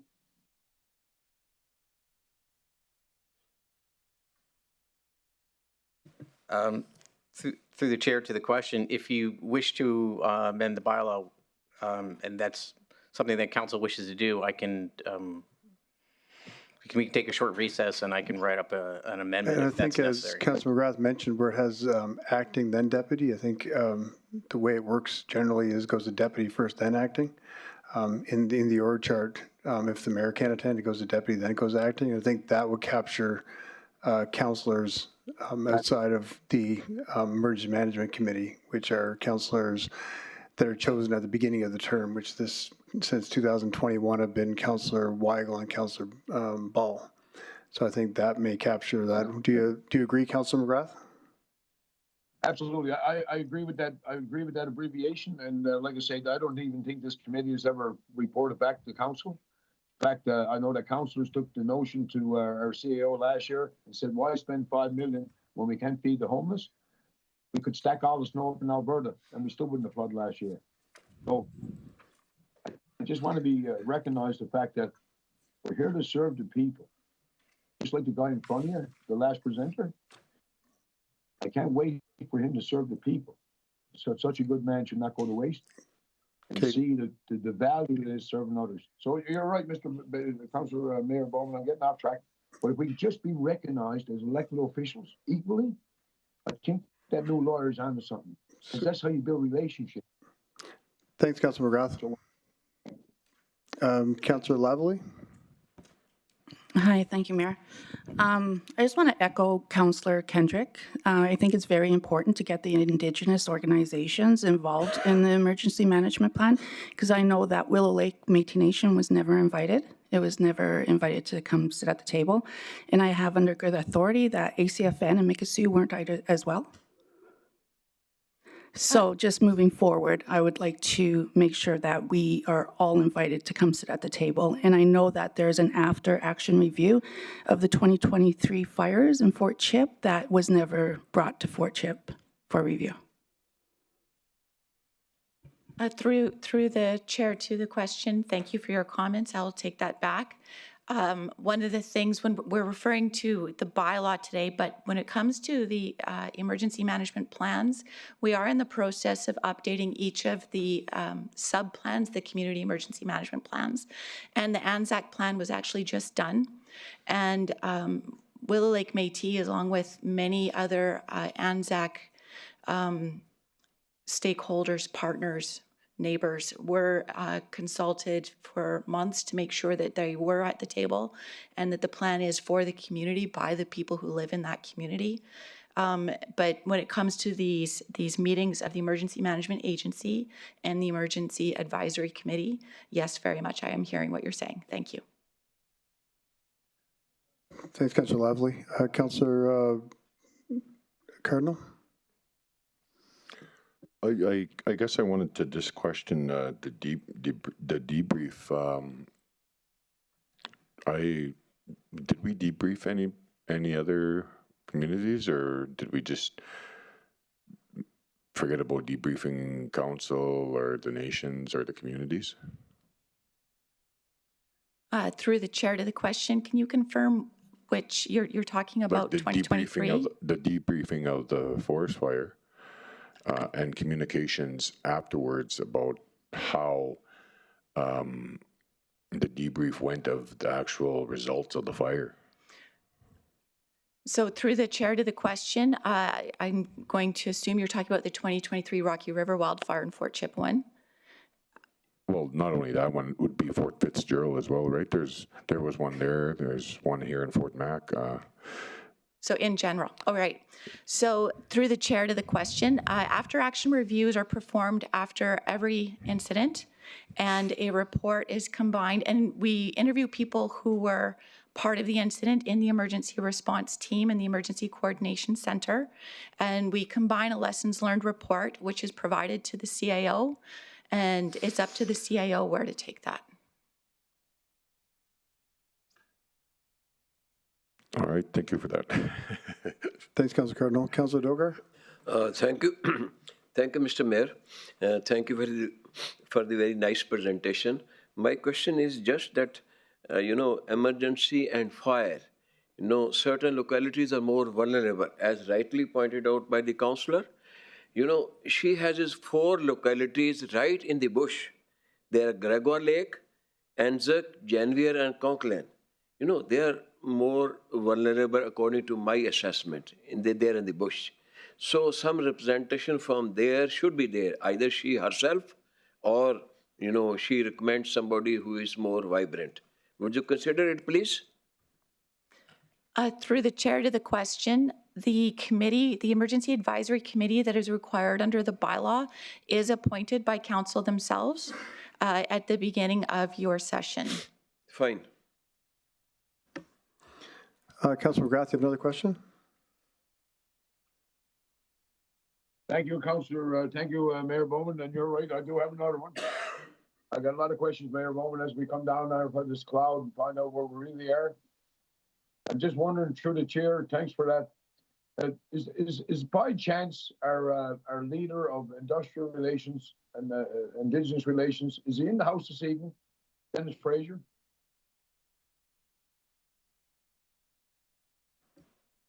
Is he Through the chair to back on the gallery? through the chair to Councillor McGrath. Yes, I am in the house. Thank you. Through the chair to Dennis Fraser. Dennis, why is there such a disbelief in the communities where again this evening, we even heard one of your own president of the Métis, two presidents say they don't get, when I bring those concerns forward, as I did last June, why aren't the chiefs and the presidents always informed? Like the last couple of times we had the water issues in January, I know you took my call on a Sunday afternoon, but that's because I owed it to the people in January. Why is there such a breakdown in information to our Indigenous people? Because it's real. It keeps coming up. The night you were going to sit there, no, not a word yet, but can you give the people a good heart and the work that's done by your team? And denounce anybody that says, as you did before, they're never left without inclusion. And that, Mr. Bone, we can work from that. Because this is what these people are trying to do for us. But I'm very concerned to hear at least a couple of presidents the same concerns that are bothering me as a councillor that have no other choice but to bring them forward. And then they get questioned and turned into an investigation. I was never coming after Dennis. I'm trying to come after is this, that the nations and the Métis people be represented always.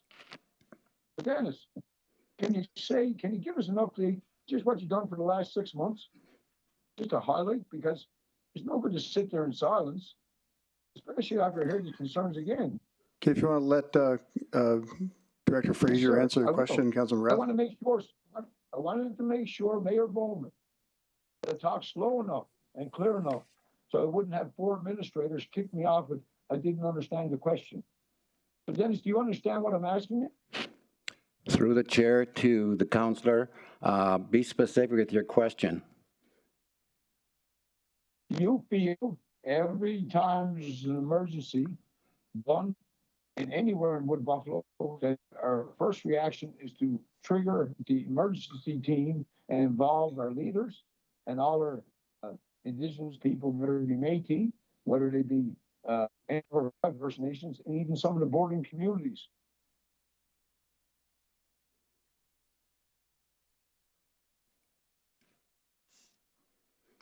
I guess I failed to understand your question, sir. Okay. Have you paid attention to some of the concerns this evening in the gallery while you were back there listening to the council meeting? Did you hear any of the concerns by the 2 local presidents of the Métis? Through the chair to the councillor, yes, I have. How would you respond to those concerns? I have advisors in every community.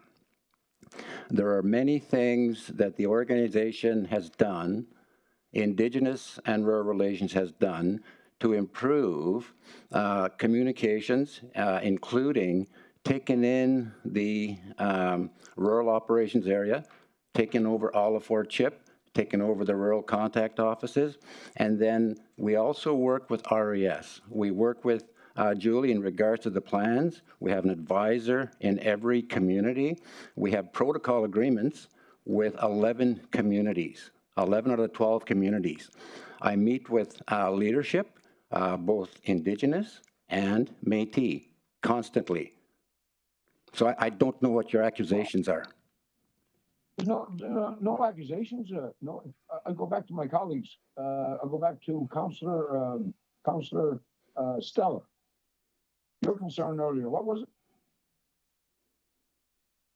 The chair, what was your concern earlier, Councillor Stowe? My concern was not being involved in the process Thank you. and consulted with. Councillor Cardinal? Thank you. Councillor Cardinal? Your area?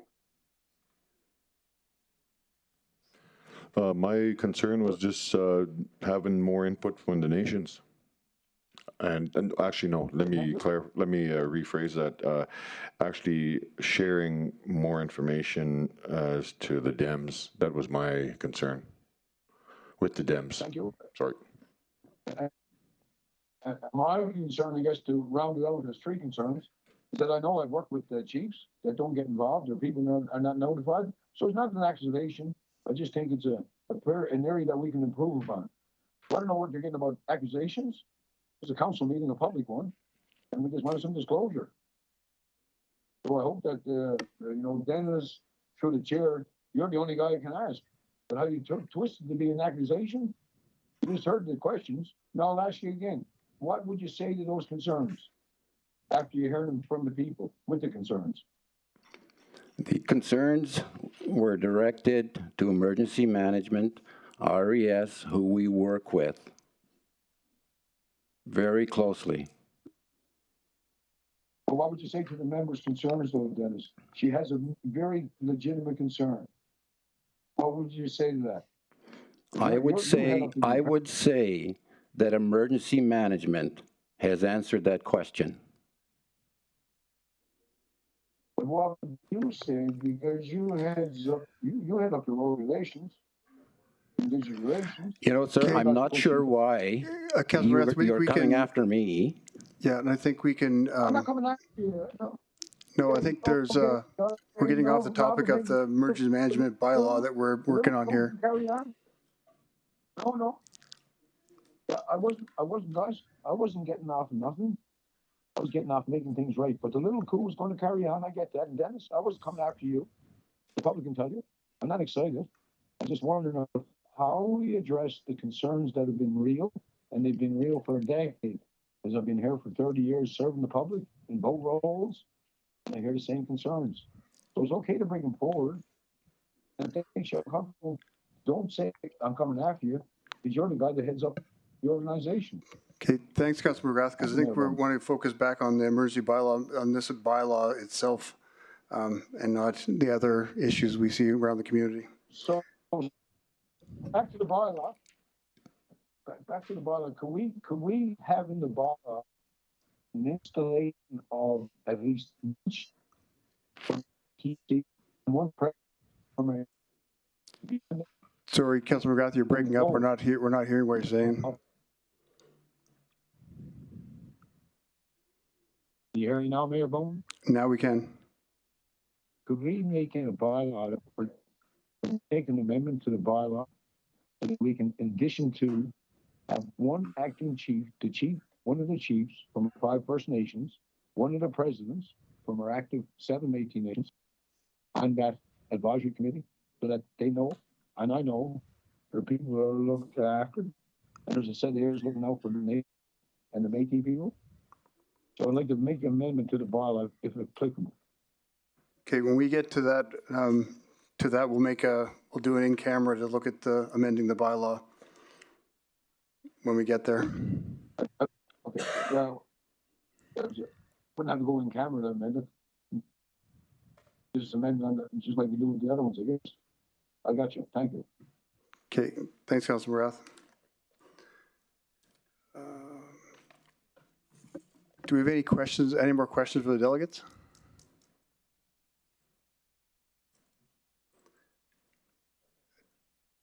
Councilor Cardinal? Thanks, Mayor. One more question. Question is, what are we going to do this spring to engage with the people we're questioning and get them more involved?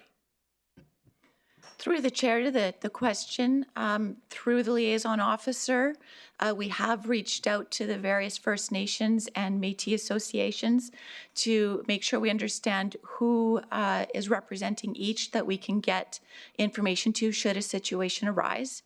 And we're sharing the plans to get collaboration and feedback. At this point, we just haven't done a joint meeting. My understanding is there a dam-to-dam meeting that is being arranged through the Fort McKay First Nation that hasn't seen a lot of uptake yet, but we are eager participants in that. As we know, the First Nations are their own jurisdictional authority, and so they can have their own plans and their own committees as well. And it's about the importance of working collaboratively together. And you know, each nation and each Métis association deserves its own one-on-one conversation, and because not one solution fits all, to make sure that each region that has its own specific risks and hazards are specifically discussed and addressed in their plan for their region for the residents that live in that region. So we have been reaching out to each nation. We have been reaching out with plans, seeking feedback and collaboration. Should an incident arise, if it's a forest fire, it's the jurisdiction of Alberta Wildfire, not the RMWB. But we would work together on any evacuation efforts and that type of reactionary measure. Thank you for that. Another question I had was this summer, the last summer of the fire, no, sorry, 2023 of the fire, I knew that a lot of the dams were allocated by the nations. And what happened was RES ended up just talking to the chiefs and presidents when the dams were selected by chiefs and councils and boards, and then they still went and talked to the chiefs. When I just want to know if we're going to create some sort of communication streams with the nations, how can be more clearer on that with who's involved, I guess. Through the chair to the question, as we're talking about the emergency management bylaw here, which is overdue for revision here, it really does lay out two different mechanisms by which we can collaborate and work together. And the first is the Emergency Advisory Committee, which is the elected official to elected official, so the chiefs to the band, to the RMWB elected officials, as well as the Métis presidents. And then besides that is the Emergency Management Agency, and that is the dem-to-dem conversation.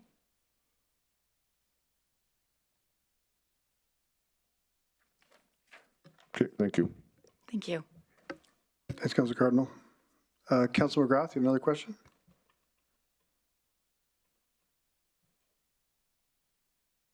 Thank you, Mayor Bowman. I just wanted to say thanks to all those people that work in this, planning of natural disasters and preparing for disasters that protect us all. Especially, I know people at Fort Chip. I know Claire's works their arse off there with the fires and stuff. I just didn't want to go away with a bit of a sour thing. I know that's very important work you do. It's just about inclusion and the knowledge that I got from Walter Weevil and the Patty O'Shea's of the world and stuff. These fires, this year is a concern for us all. And I think that some really good information lies within the rural areas. As you know, John Ray fought back, 3 fires last summer and saved themselves. And I know that our firefighters do a great job, and I appreciate you guys coming together with a bit of a plan. And I think inclusion will fix it. And just like we did with Carter back when we built the ring road around McMurray, that's what it takes. People come back to the table. So I appreciate your efforts. God bless you. Thanks, Councilor McGrath. Do we have any delegates for this item? We have no registered delegates for this item. Thanks. Okay. So, Councilor McGrath, you mentioned about the an amendment, the Emergency Advisory Committee adding one First Nations chief and one Métis president to that committee. Yeah, and maybe I don't want to wordsmith it or lawyer it up to death, but I think that maybe the ATC is represented by most nations, but it's not. So I would say any chief that any president chief that would be like yourself, Mayor. You're an ex officiate, so why not make those people as ex officiates? So when they do have calls coming to you or me or Stu or Lance. Me and Lance is visiting these communities and you bring up concerns about not being involved. I think this is a clean way to say, hey, you're an ex officio. If you got an issue, let's go to a meeting. You know, and then we won't have this tugging back and forth. Well, I told him and she told him, but it's all about inclusion. And like a marriage or like a business deal, the more we communicate, the better we get at the service we're delivering. So would a amendment, instead of having one First Nations chief and one Métis president, would an amendment inviting all the First Nations and all the Métis presidents to the Emergency Advisory Committee meeting be an amendment that? No.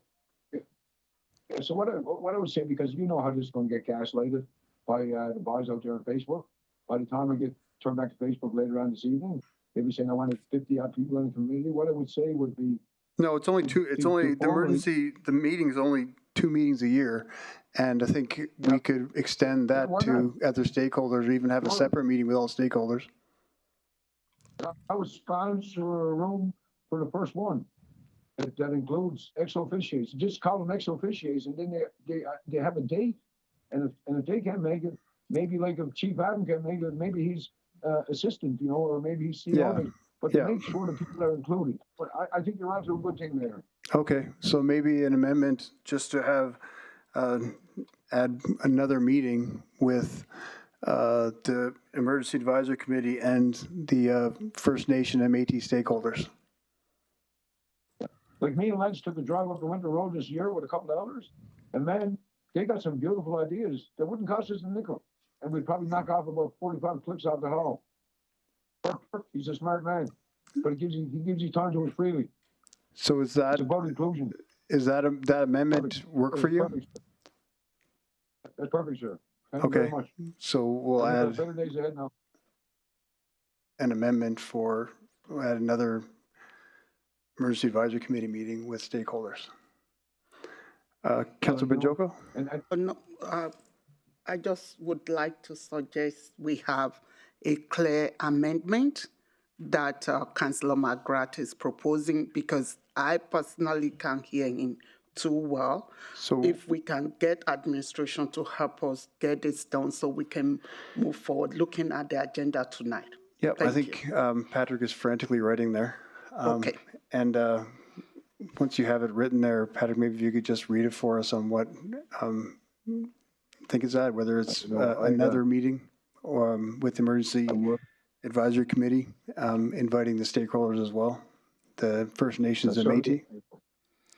I certainly apologize, Mayor Bowman. I know I'm hard to hear, and you know, to people that think that I would rather be down arguing with you guys in public, or having a bit of fun, or having a supper or something. It's like Ken and the people that there's no big picnic in doing this virtually, because you only heard half the time and only talked about that all the time. So I apologize, Councillor Banjoko. I know I'm hard to hear, but thank the Dr. Soviet, McMillan, and those guys. I'll be paying your hours more personally in the upcoming months. Thanks, Councilor McGrath. I know. Thank you. So, Patrick, do you have? We have a short recess. Yeah, let's take a 15-minute recess for council, and we'll get a chance to make this amendment and give council a chance to have a break.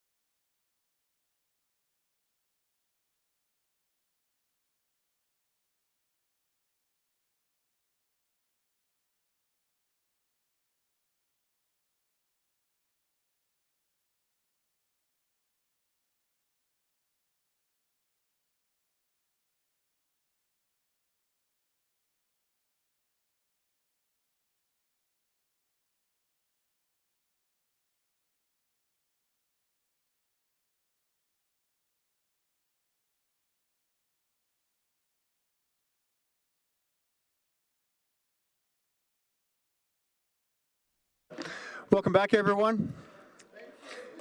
Can I have someone make the motion for the second reading?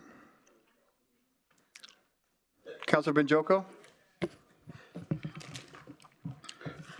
Thank you, Mayor Bowman. I move that bylaw number 25/008 be read a second time.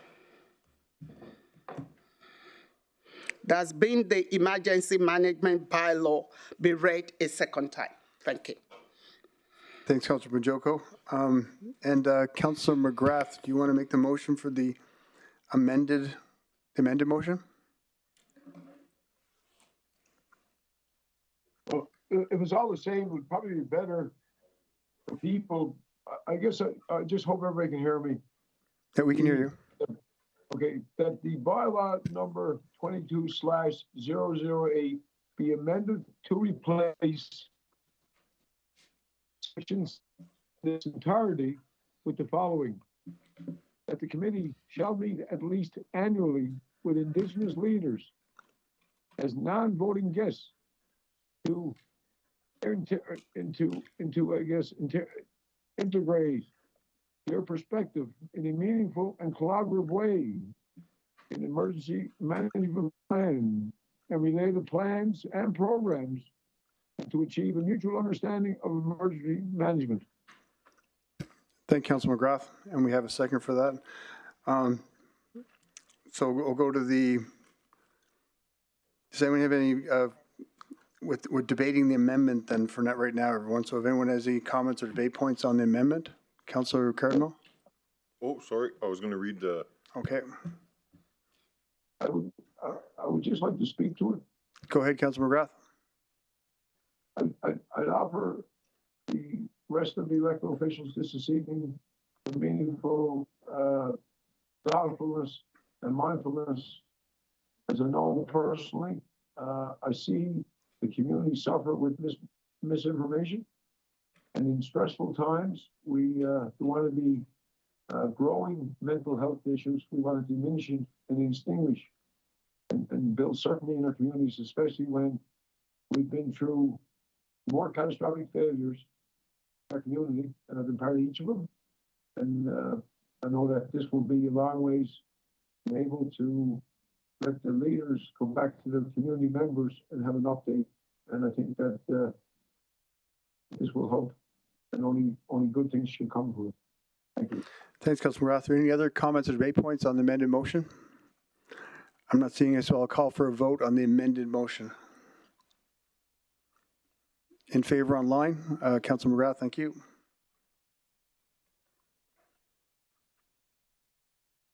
That's carried unanimously. Thanks, everyone. So now we'll call for a vote on the second reading of the bylaw.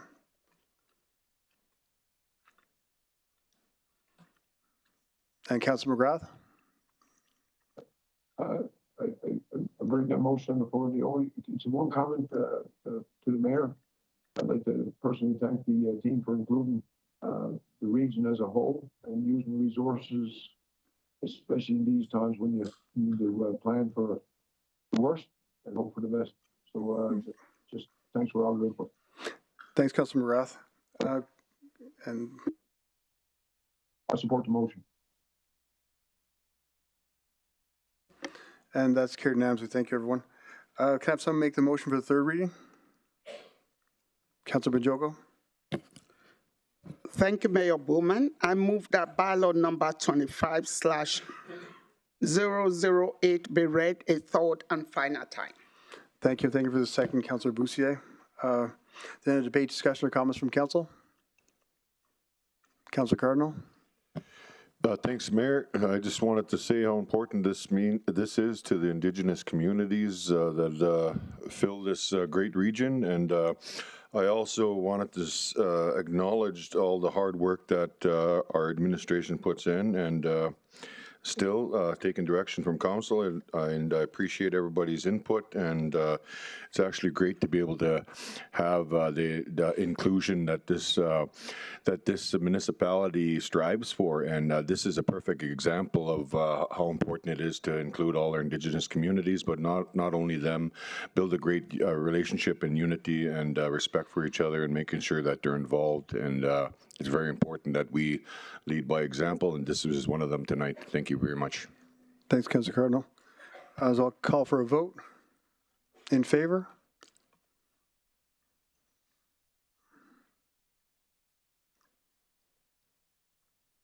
And opposed?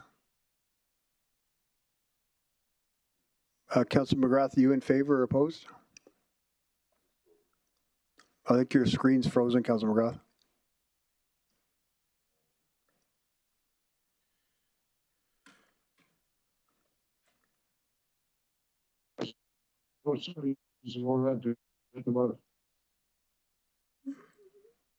In favor or opposed?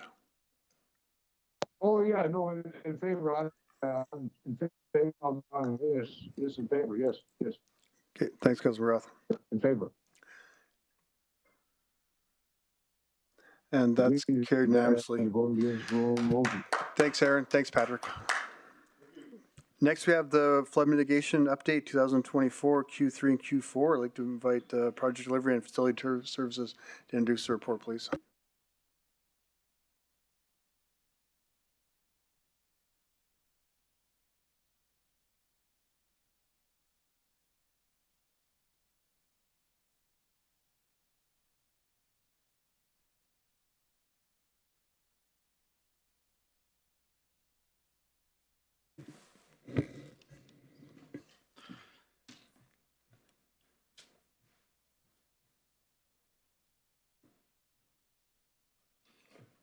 Good afternoon, good evening, Mayor and Council. This is Elliot White, Director for the Project Delivery and Facility Services Division. I'm here to speak to the flood mitigation update for Q3 and Q4 2024. Basically, it's the similar outline we always follow. We have a bit of an introduction, program update by the stages, and then our financial update, and on to our next steps. This is familiar to us. It's presented every time now. We have a framework set up such that we have 3 stages of flood mitigation framework. Stage 1 is the original plan where we started that in 2014. Stage 2 is post-2020 flood, where we saw the requirement to achieve 1 in 200 levels. And stage 3 is our mitigation integration review, looking at the comprehensive review of the program, integrating the whole program into operations and identifying any sort of long-term additional work as required. And overall, we have an organizational adoption of this investment. So I suppose this slide here is probably the main reason this wasn't put on consent. I wanted to speak to this for full awareness for everyone's involved in flood mitigation, including the public and council, mayor and council. So normally we see this all the same colors, and we decided to change the legend or the key, and we've identified some areas of the program that based on our review over the last year or so, we've identified areas where we need to sort of shift schedules associated with particular reaches, understanding that the overall program in itself is, we're going to deliver on time, or we plan to deliver on time as committed to 2027. So I'll speak to specifically the ones that are listed as gray. We have Reach 5 out there that is the wall behind the Riverwalk Villas. And so that complexity of that project has seen a shift in the project by about a year. We're targeting for completion in 2025, be late 2025. That Reach 5 is currently protecting us So this river breakup, we're protected in that area. So most importantly here, the critical path is Reach 6. We're still on target for completing that in 2027. As we go through the rest of stage 1, that's sort of what we've completed, 7, 8, 9, 10-1. So 10-2 has another shift in the schedule. 10-2 basically is the remainder of waterways. We decided to shift this particular reach because of the complexities around transporting clay in the community. As you know, we are hauling clay from sort of up in the hill above waterways. And by constructing that reach at this time would sort of cause traffic problems in waterways. And so we looked at that constraint, and what we basically did is we put Reach 6 first, and then Reach 10-2 second. And it doesn't mean necessarily that one is more important than the other. It means that Reach 6 has a significant amount of more work to do, and we're able to quickly deploy at waterways if necessary, if the river gets high enough. The next one I want to identify is Taganova South. That's the industrial area of Taganova. So that also got shifted by 1 year. Again, we're still targeting for 2027 to complete the overall program. We are putting all our priorities into making sure that the residential areas of downtown waterways are focused on. Taganova South is protected to a certain degree, and we do still see the triple dams being put on the access road next to the wastewater treatment plant. So that'll continue until we complete that project in 2027. Lastly, Reach 4. So Reach 4 is effectively in front of the restaurant along the water, otherwise known as Sharika's. What we found is with the amount of work that's happening along the waterfront, we didn't want to. I'm trying to think of the correct word here is overbear that particular area of the waterfront. We got a waterfront project going on. We need to impact the restaurant, sort of the parking lot, and we need to find alternative parking. So we're going to be using the parking lot at the end of Father Merck. We need Father Merck's parking lot this year for the waterfront project. So we pushed the Reach 4 work to next year to align all of our schedules. I guess the key message here, and the reason why I wanted to bring this to everyone's attention and understanding is that, and to put it into some perspective, we have about 1 million cubic meters of clay to move for the remainder of this project. That's waterways downtown and Taganova. That's equivalent of about 100,000 dump trucks. So the complexities around doing this safely, doing this without shutting down too many roads, impacting traffic, all of those things are put into this. This is the timelines. We're still on target for 2027.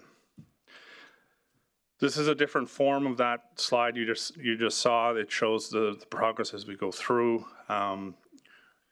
Again, Reach 5, we're in the middle of construction. Reach 6, we're in the middle of design. 10-2, we're finishing up our design for waterways.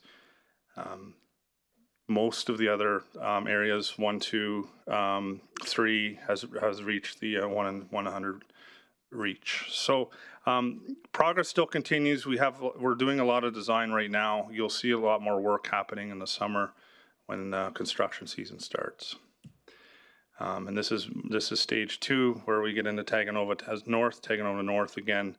We're approximately 50% complete that project. We'll be back there this year finishing that off. Same with Reach 3 enhancements. A graphical representation of all the reaches. it's available for any questions afterwards. Here's some photos. This is the work we were doing over the winter time along the wall of Reach 5, putting up the guardrails, and that will become our multi-use walking path along the waterfront when it's complete. Mitigation complete, Reach 7, Reach 8, 10-1, and Reach 11. Total substantial. Some of them, 8, for example, we're at substantial because we're waiting for some grass to establish. 10-1, we're waiting for some sod to be placed. Ongoing design, we're 90% complete on contract 1 for Reach 6, and we're still moving on contract 2, which is anticipated for 2025. We divided Reach 6 into 2. One is the clay, moving the clay, getting that into place, protecting the community. Contract 2 is sort of the surface, the landscaping, the installation or reinstallation or moving of the shipyard. On another ongoing design is Reach 10-2, which I mentioned about waterways. Will be going out to tender relatively early in September to start that work next year. Stage 2, after the flood of 2020, we've established all of these projects. Seasonal mitigation update, we are ready as of April 1st. We have on the left, we have the Clearwater Drive preparations with triple dams, and on the right we have muscle walls set up along historical buildings within the shipyard. This is a photo that was taken from the air of Taganova North in progress. We have along the backside of Taganova, we have the berm created. Underground enhancements, we continue to plug away at getting the undergrounds enhanced with additional valves to ensure we can close off the undergrounds. On the right-hand side, we see some of the locations that we're targeting within the community. The yellow ones are ones that are completed, and the blue ones are the ones that are going to be happening in 2025, later in 2025. Another more progress there. That was done in the fall. We did some grass along Clearwater Drive by Haxton Center. Ongoing design, Taganova South, we're continuing with design. Reach 1, 2, and 9 enhancements. 1, 2 is behind Synchro Towers. 9 is over by the Heritage Village. We're in the middle of design right now. The design will be finished in 2025. We hope to start construction this year, understanding we've have a lot of work in front of us. And then we have the Hanging Stone expansion, which we're just starting the design and figuring out how to mitigate in that area. Hanging Stone expansion area is basically the Hanging Stone along Grayling Terrace, which represents a risk associated with overland. So rain events and rain events that occur sort of in the mountain ranges.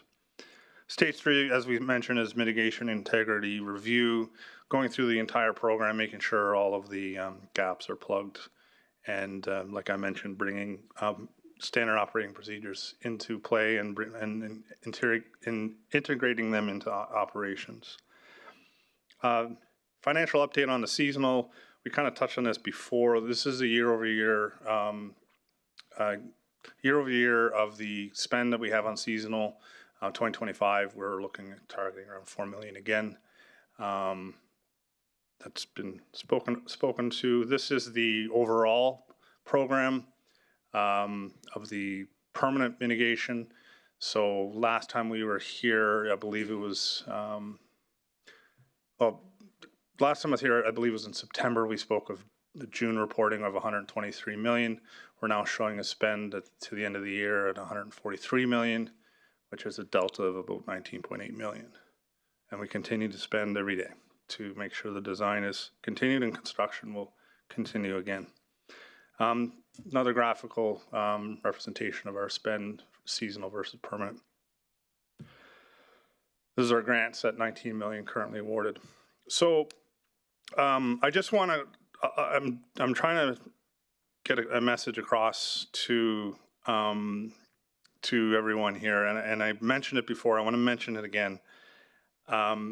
Based on our current schedule, and assuming that everything goes as planned, downtown waterways will experience 2 more river breakups, including this spring.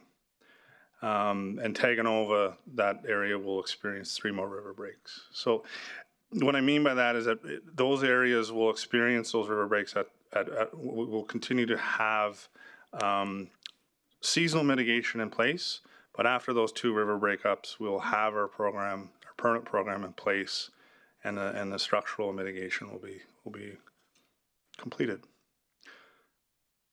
Questions? Thanks, Elliot. Do we have any questions for presenter? Councillor Cardinal? Yeah, I got a quick question about how much how much mitigation issues are being documented by yourself as to more work that needs to be done to the reaches 9 and 10, I believe. And how much are you finding out as the project goes on that you actually need more done?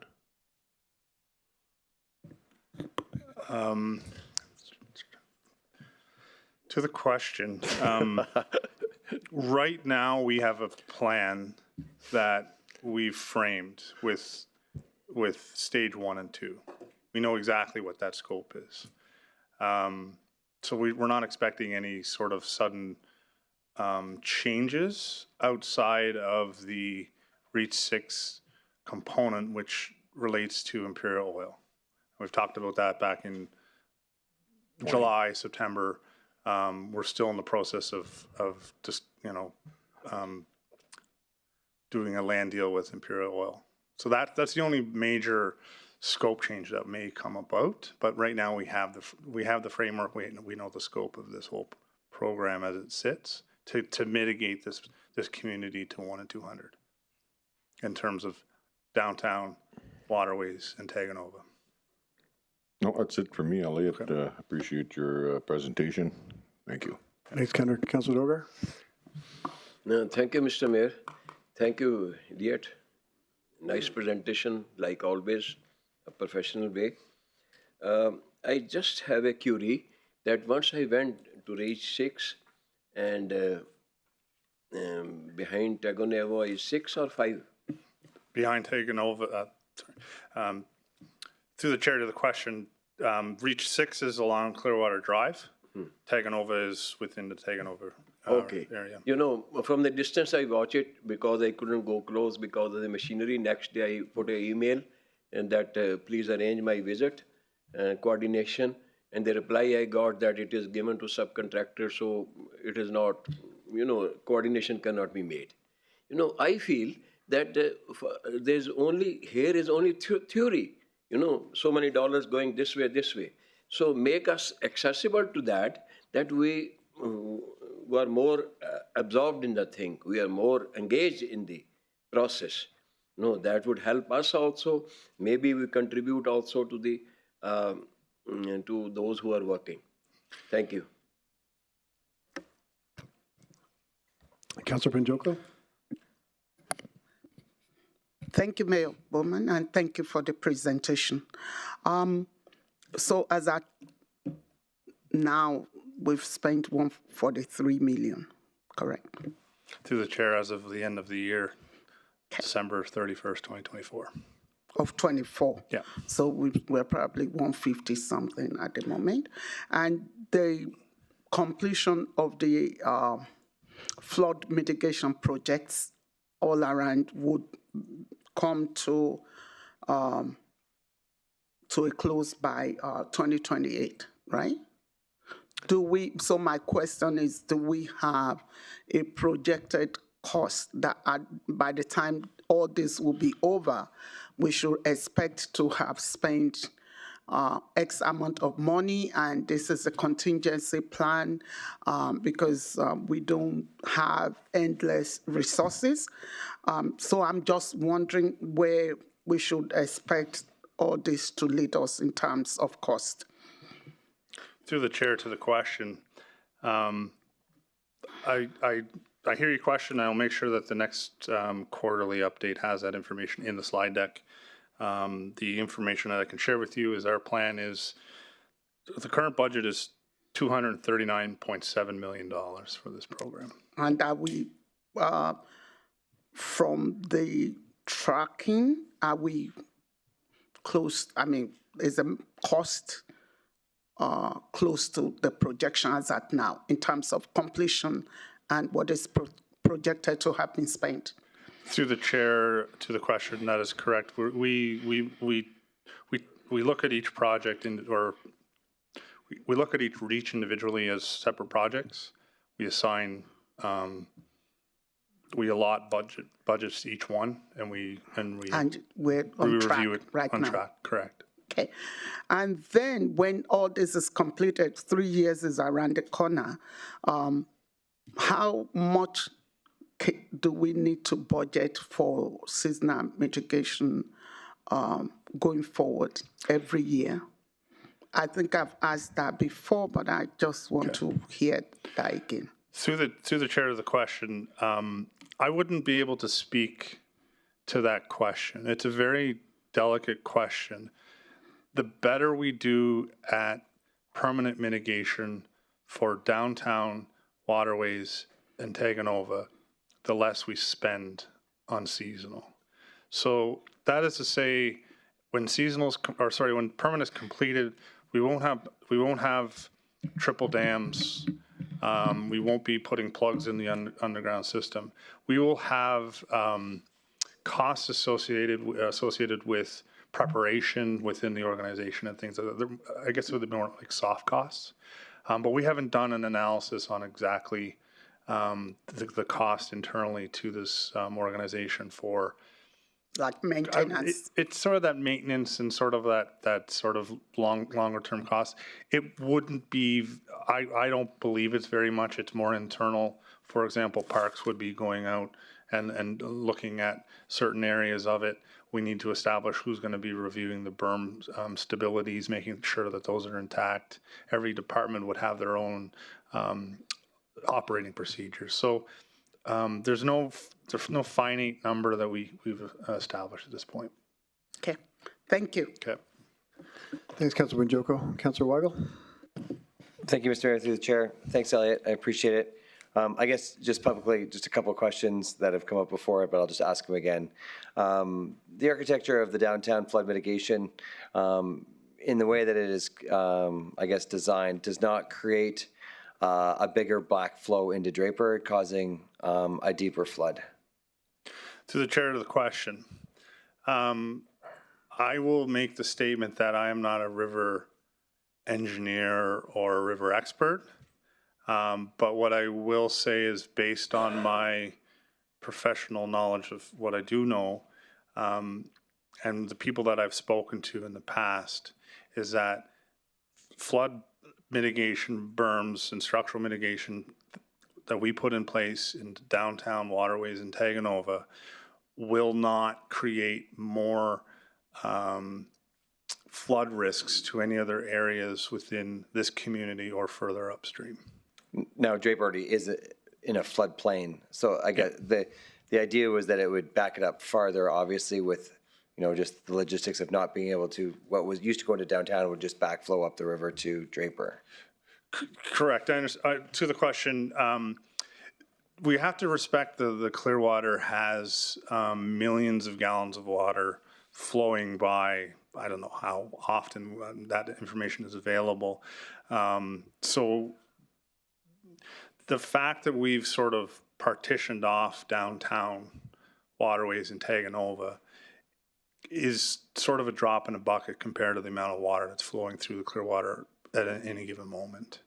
So I know this question came up to me approximately a year ago or more, and a lot of time went into that question to make sure we had that question correct. Yeah. And I'm confident in saying that it's not impacting Draper by building those berms. Okay. Okay. Appreciate that. And I guess the last question, I know the mayor used to ask this when the answer was that we were going to be done flood mitigation in 2024, but how confident are we that it is truly going to be done in 2027? through the chair, to the question. I'm very confident, subject to Imperial Oil working with us. And currently today, they're working with us. We're having great conversations. We had our industry, I want to say liaison, but it's more than a liaison. He went to Calgary this week to spend more time with them. We worked with our Amanda's team today, even on this program. So I'm confident. When we looked at this program, when we look at any project in general, we look for all the constraints. And we find the biggest constraint, and you try to knock that constraint down, and then you move on to the next one. We've doubled the amount of people on the program. We looked at things like, we called down to Edmonton and we try to figure out some of the products that are out there, materials that are difficult to obtain because it's very busy in Edmonton and Calgary. So we started ordering that material right away, so it's ready for the contractor when they come on board. Our clay material, we've hired an industry expert on the local geotechnical side of things.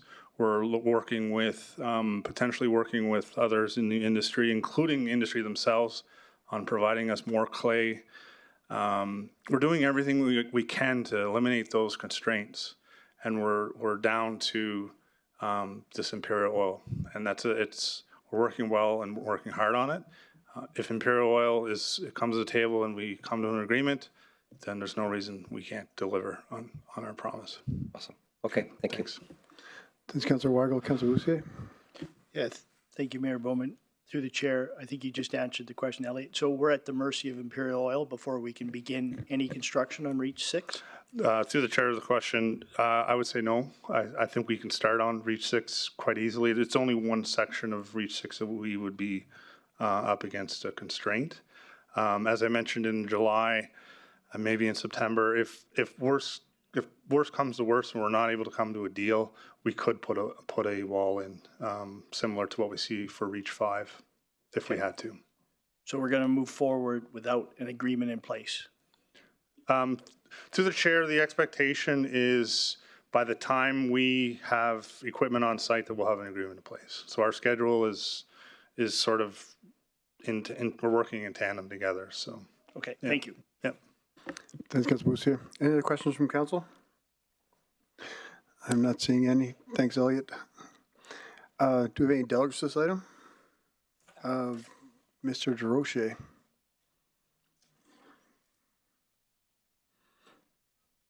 You're good? Okay, thanks, Mike. Do you have any other delegates to this item? No. Council, have any comments, debate points? Not seeing any. Can I have someone make the motion? Councillor Grandison. Thank you, Mr. Mayor. I move that the flood mitigation update be accepted as information. Thanks, Councillor Grandison. Thanks for the second, Councillor Broussier. Council, any other debate points or discussion or comments? Not seeing any. I'll call for a vote.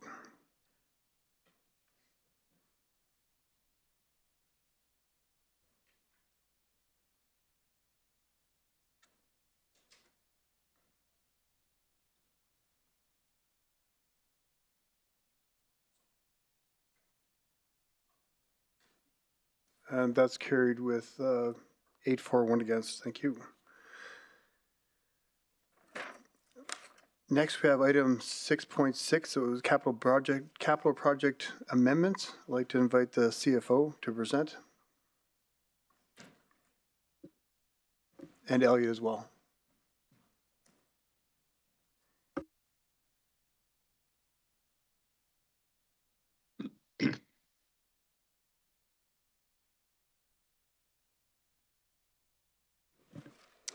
Good evening, Mayor and Council. For the record, my name is Lori Farquharson, Chief Financial Officer. With me is Elliot White, Director of Project Delivery and Facility Services.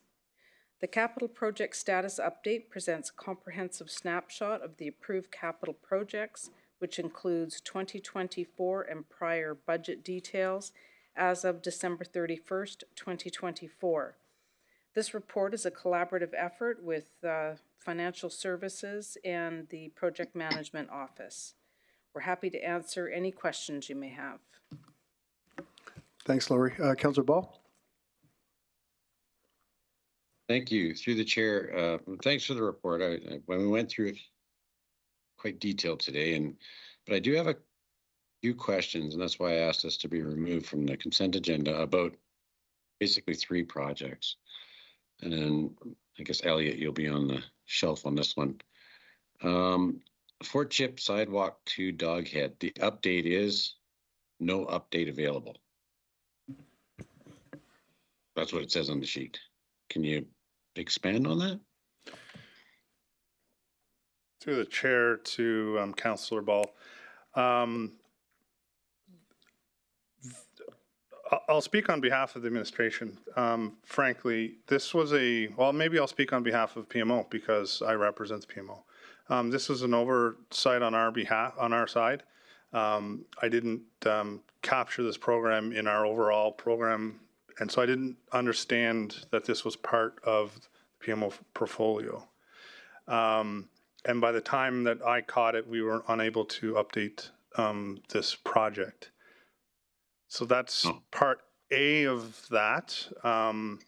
If you want part B of that project, because someone may have questions on this project in general, I can also speak to that as well. Well, that being said, there's a little less than $1 million in that project, and it's pushing 6-ish years old now, 5.5. And we haven't spent anything. So I guess my question is are we proceeding with? I know this project's had some discussions in the past. Just are we planning on doing this? Is my question. Through the chair, the typical process would be. Let me try that again.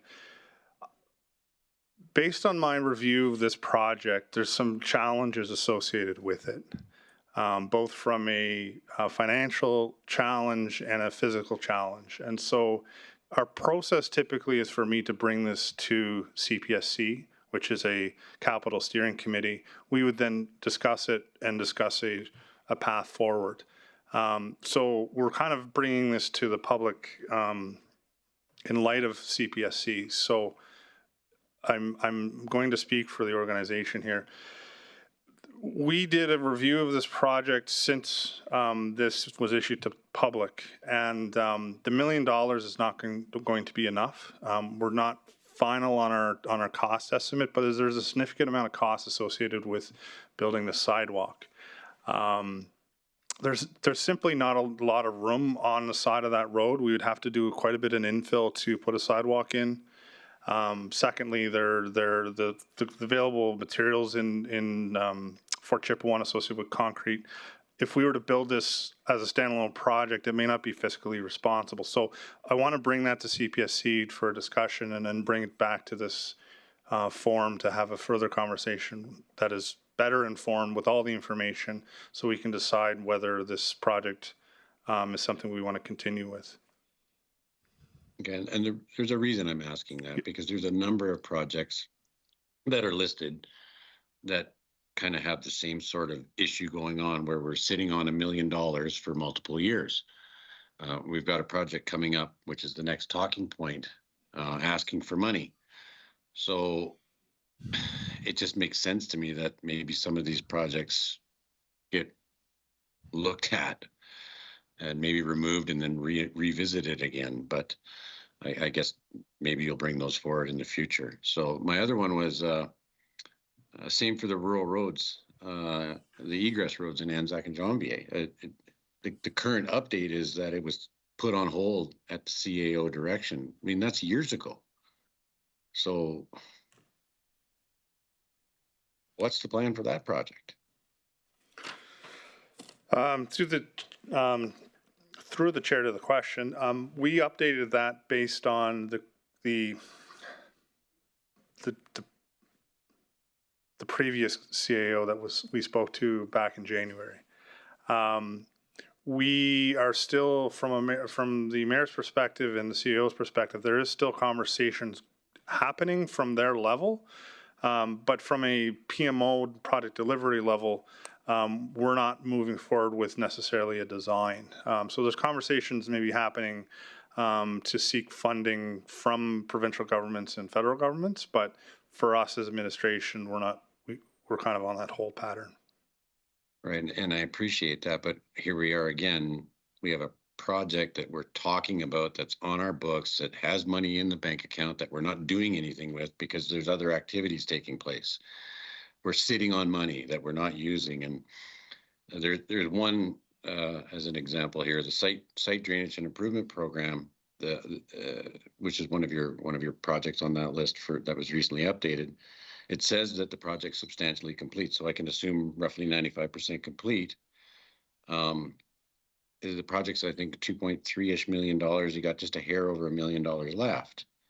Well, the project's substantially complete. So the update is to evaluate and fix. We're going to leave it open and evaluate and fix other drainage issues. My question to that is, if we've completed the project, which I assume is an approved scope of work through council, how can we just leave the money sit there and say, well, we found some more work to do, when there's $1 million? And like I said, the next project that's coming up just happens to be a drainage project that needs those dollars. Through the chair. Okay, so there's a lot to unpack there, and I wish I could show you my conversation this weekend. The PMO has been assigned to drainage problems. Drainage problems come about typically around the season. I received two phone calls today. So we are in sort of need of, call it a bank account, call it a project, call it a program, to go out and address these minor and sometimes major drainage problems. And so there is a plan, and believing there is a plan to bring this forward to CPSC to look at reducing the value, and seek direction on how we want to manage drainage in the future. If these minor problems come up, we're going to need to have to fund them somehow through some sort of drainage program. That's why we kind of left that one as is, because we have to evaluate all of the drainage all the drainage problems that have been identified over the last couple of years. Okay, well, fair enough. Okay. But there's still money sitting there, and the update says we're going to evaluate and potentially fix other drainage issues as they arise. Here's my issue with that. That's not capital. That's operating. Right? Like, I mean, if we had a drainage issue here, all of a sudden it appears that's an operating issue. It's capital when we create infrastructure, not fix it, for the most part. It just sounds like an operating project to me, and I don't know why we would create this kind of program, but I guess maybe you know better. Through the chair, if that was a question, I'll speak to it. I'm just... Well, I just want to make sure that if I have an opportunity to speak to this program, because it is something that we will be speaking to again, I'm sure of it. These are not, fill in the puddle with some dirt kind of drainage issues. These are adding like hard infrastructure to our system, such as adding catch basins, manholes, pipe to solve drainage problems, and that's where the capital comes into play. Okay, and I can appreciate that. So is the intention of this that you're going to come to council with a report on updating the scope of work on each and every one of those? Because when you're adding that type of infrastructure, you have to change your scope, which is a change in the project, which is approval by council. Through the chair, that the question that you've asked, I'm respectfully asking for time. No, that's good. It's that we can't walk out there, and you're right, we can't walk out there and just willy-nilly spend money on adding manholes everywhere. It is on our target to bring the CPSC on how to manage this program, because that's what it requires. Okay, well, fair enough. Okay. No, that's all I had then. And I will say this, I'm pleased to see that active transportation, you had a 38% savings. Thanks, Councillor Ball. Councilor Boucher? Yes, thank you, Mayor Bowman. I think Councilor Wall addressed a number of them. I guess, again, I just look at, I'll take the landfill.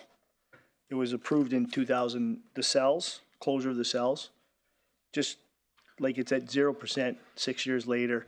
And there's a couple of them, I think one in Thickwood with the arena or a center fireplace. Is it because council's interfered with that project, or, 5, 6 years down the road, we still haven't moved forward with it? Through the chair, to the question, there are some projects similar to the landfill, for example, landfill closure, where it simply comes down to priorities, to be frank. And we put these projects on the capital budget to plan for them, and we kind of keep pushing them down because for us, unfortunately, landfill closure was not high on our list. So it comes down to priorities associated with some of these projects. Something like, obviously, what we just talked about, flood mitigation, we're putting all our resources there and holding back on the landfill. Okay, so when you, to the chair, to Elliot, when you look at some of the budget spends at 0%, it's just basically a product of prioritization? For the most, to the chair, to the question, for the most part, that does happen. There are a bunch of other reasons for other sort of hold points on projects. Sometimes it's inability to make decisions. I know there's one project that we're waiting for decisions on from First Nations. Some are associated with funding from federal government, so we kind of put it on hold. Some projects are identified that once we finish A, we're going to move into the project B. So it's sort of a phased, I don't want to say it's a phased project, but for example, for Chipewyan, we're looking at doing an expansion to the reservoir, but we got to do some other work first. Yeah. Okay.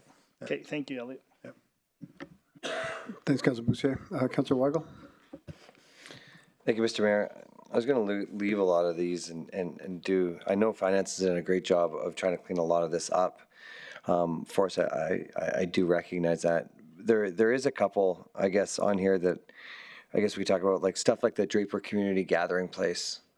It's just, there's just money just sitting there. I know that we actually don't own any land in there to commit to a gathering place. Now, we do now with some of the buyouts and stuff like that, but like that project is just kind of just sitting there, is it not? Like there's not, are we engaging there? Through the chair, to this question about the Draper Community Hall, the progress to date or the future plan was drafted by me because I wanted to make sure we got it right. Right after the flood happened, we weren't even sure how many of the residents wanted to stay in that community. We now know, obviously, better that we had 9 buyouts. You mentioned about the property that we do own now.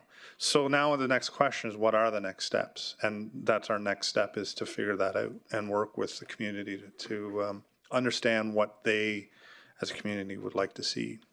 So with a project like that, and this could be a council thing, I'm not laying this necessarily on administration, but would there ever be obviously we put the money in there, the flood comes in 2020, we don't know the future, because really we didn't have a place to put a community hall before the flood came and happened. Would we ever just give that money back and just cancel the project and then just decide, hey, in future when we have a better idea of this, let's put it back on the books, versus just earmarking $300,000 for the next 10, 15 years while we figure it out? Through the chair to the question, to be fair, I'm the CFO can also speak to this. That's entirely possible. You can definitely put things on the books and take them off. Sometimes you want to maintain your 5-year plan so that you can what's to come and you can present that information to council. The province, for example, and I do believe it's part of our the MGA to have a 5-year plan. Yeah. But there's no reason to pull things off when necessary. We felt that it was necessary to keep that on to demonstrate council's commitment to the community, understanding that it may not look like the title that we say, but it might be some sort of gathering place of some sort. Okay. I just worry, and I know, Lori, you're going to speak to this, but I think that sometimes what happens in the community is that when we earmark money, kind of like you said, I think it's like our commitment, but when it sits there for 10 years, it's a slap, that commitment becomes a slap in the face. Be going, hey, like you said, you're going to do something, it's sitting there, we haven't moved, the money's still sitting there, what are we doing with it? Sorry, go ahead, Lori. Through the chair to Councillor Weigel, one of the challenges is we go through the budget process.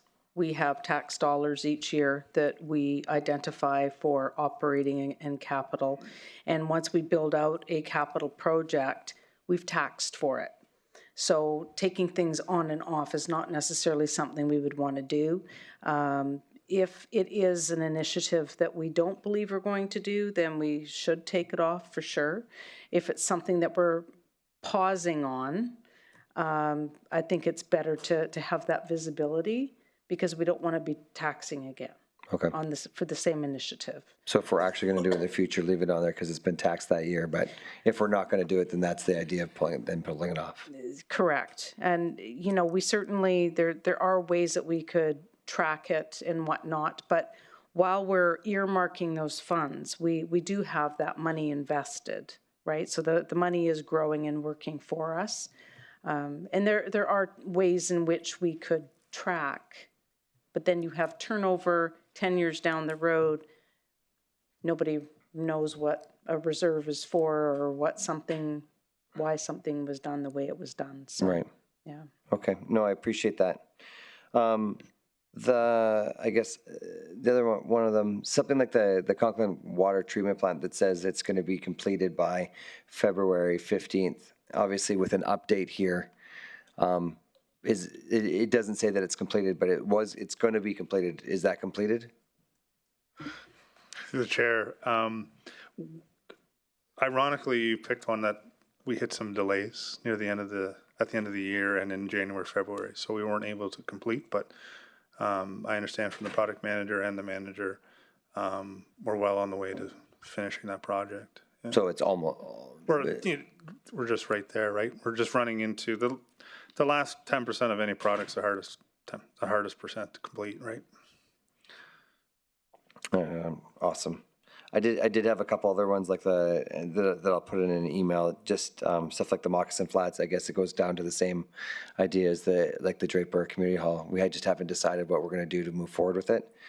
Are any of these tied to grants like time grants? I know that we get a lot of grant funding from like the federal government and the provincial government. Are any of these tied to grants and timed grants? And are we at risk of losing any of this funding because we're not getting construction done? Take that. Okay.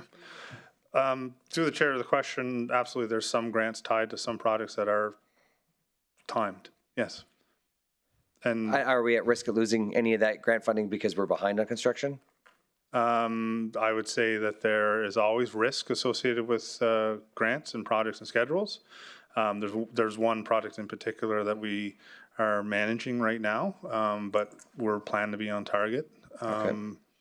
Yeah, so it's no different than grants versus funding from ISC is another one too that we have to monitor closely. Okay, but there isn't any that we're really worried about. To the chair, to the question, worried is a difficult word. There's projects that have significant risk associated with the location of Fort Chipewyan. Fort Chipewyan is a very difficult community to build in the sense of that is remote. Like all remote communities are difficult. You can only bring in materials at certain times. So we do have a project in Fort Chipewyan that has a grant that if we don't hit our targets appropriately, then we risk of losing our grant funding. And so then do we have to come up with that shortfall because we're already into the project? Through the chair, depends on how good you're convincing your grant administrator on the other end to have. But let's say we lose it, then we come up with that shortfall. Through the chair to the council, that would be the case in this case, yeah. Okay, so I guess one of the things I would request is that what projects are we at risk at going forward, and just kind of some visibility on that, because that's obviously, when brought forward, I would assume that it was brought forward with the grant funding in there. And so then if all of a sudden we have to take on that additional cost, I'm assuming that would then be an amendment from reserves at that point. Through the chair to the question, you said risks. And so are you suggesting that administration define low, medium, high risk type of thing, allow us to kind of come back with something? I guess it's visibility on, do you, like, if you have, like you said, there's one in Fort Chipewyan that, I would assume that when we did the construction and put in for the grant, that there was a timeline associated with the idea that we understood that they were only be able to get materials up there a certain amount of time. So on the back end, to say that we didn't have enough time because of the location, I would have thought that would have been put in the first place. And so if we're behind on construction, to me, it would be because we got the bid out later. There was a delay of some sort. And then if we're going to have to take on the significant cost because we don't get the grant funding, that's the risk I'm talking about. Like, I realize that every grant, and if on a timeline there's a risk, but there's a difference between we've caused the delay versus, it's like we look like we should be able to hit it. I don't think that we need to see all of them, but I think that if some of them are at risk of not complying, then I think that we should have visibility on that. Yeah, through the chair to Councillor Weigel, I actually had requested that this report be updated to add a grant column. It's a very labor-intensive process, and we do track grants in a different way. We are challenged. We only have one grant administrator right now, and so she is facilitating the process throughout the entire organization. We've just taken another position and converted it to a second grant administrator, which we will be filling that position, and we're looking at different ways in which we can work with Elliot's team in the PMO. He's also getting staffed up as well. So we're hoping that the reporting on grants, that we can get better at doing that. We've had ongoing conversations to make sure we're doing that. It's a challenge with a constantly shifting landscape. So. Yeah. No, and I appreciate that. I think that, I don't know if we need to get in the nitty gritty, but a high level, just kind of understanding of, like I said, I'm just getting in the new world of granting and stuff, and realizing that there's timelines to some of these. And so I've never, I guess, maybe I haven't been paying enough attention, but I haven't seen any amendments come back because we missed a construction deadline. So that's good if we haven't. But I know that the conversation every year about not getting enough construction done during the year. And so if we're balancing some funding there, and that's an issue, I think, again, if that's going to be a significant cost in the millions, really at any point, I just think that we should see that. So I appreciate it. Thank you. And through the chair to Councillor Weigel, just to add to that, sometimes some of the grant funding, we receive it, but we can't actually apply it until a certain point in time. Yeah. And sometimes we do have flexibility with different types of projects, so we wait for the project to be finished. You may recall last year I brought back some just funding adjustments just to represent. We had originally planned on funding it out of the Capital Infrastructure Reserve. We could now apply that grant funding. So it's often after the fact that we're applying it, but we're definitely reporting on it all the way through. Right, so, but we still received that grant. It was just at a different time than what we expected. I can't speak to the details on that, but there's various different grant reporting requirements, and sometimes it's front loaded and we get money. So to the one project that Elliot spoke to, we've received $10 million up front already, and we need to make sure that that particular initiative is a priority that we are going to deliver on, or we are at risk of losing that $10 million. And we got to pay it back then at that point. Correct. Okay. Okay. Thank you. And just to be clear, we're not paying it back. We give it back because it sits in a reserve. So you're basically just saying we haven't spent it yet. Correct. Okay. Thank you. Thanks, Councillor Weigel. Councillor Benjoko. Thank you, Mayor. Thank you, Mayor Bowman. Thank you for the presentation. I'm trying to understand the projects that we have substantially complete in front of them. Some are 81%, which makes sense, but I noticed the SAP functional improvement drainage It's at 11%, but it's the status is that it's substantially complete. And this started in 2022, so I'm wondering if it means that we don't need to do the 90-something percent or 89% that is left. And I see another project is about 53% complete, but the one that that really caught my attention is 11% and substantially complete. I just want to know if there's no need to upgrade the system or. Yep. Through the chair, I can speak to that question. Yes. The project that states we're 11% complete and we're substantially complete, that is an oversight. We are still in the design phase, so that's a mistake. The legal team says that I shouldn't say the word mistake. Oh, so it's oversight. I like to admit when I make mistake. Yes. Fair enough. It's very simple, and that's all I wanted to know. So it is misleading, Yes, but what thank it you. is representing, so That's you have a stronger than mistake. percentage of 2024 and prior budget spent. So what that percentage is telling you is, so for the SAP functional design, they have $1 million. Yes. They've spent $112,488. Yes. So they've spent 11% of their budget. So this is not representing a percentage of completion.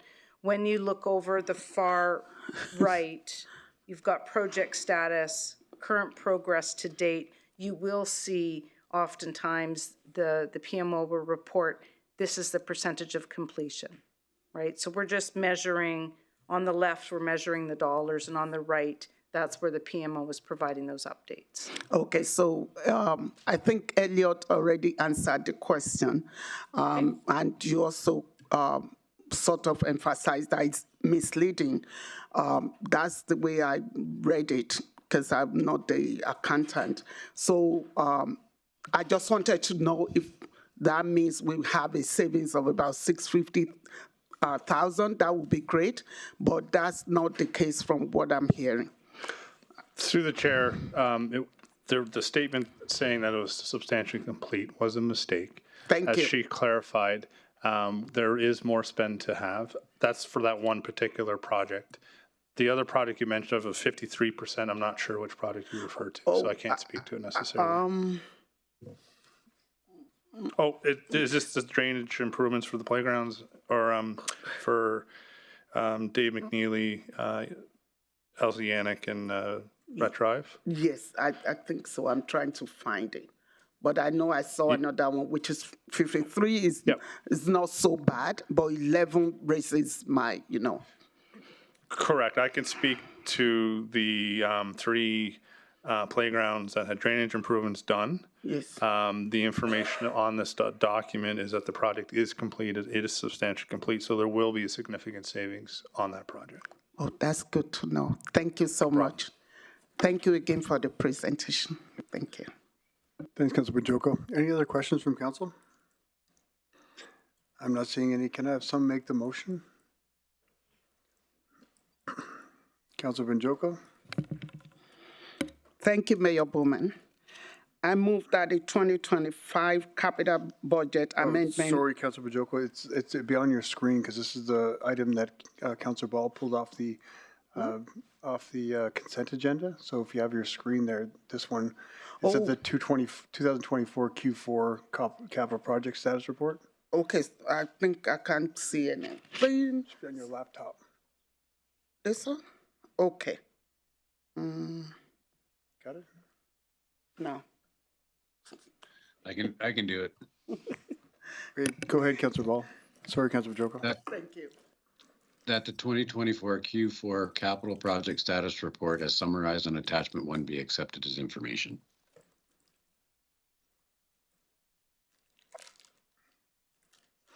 Thanks, Councilor Ball, and thanks, Councilor Bajoko, for seconding that. Council, have any other questions, comments, or debate points? I'm not seeing any, so I'll call for a vote.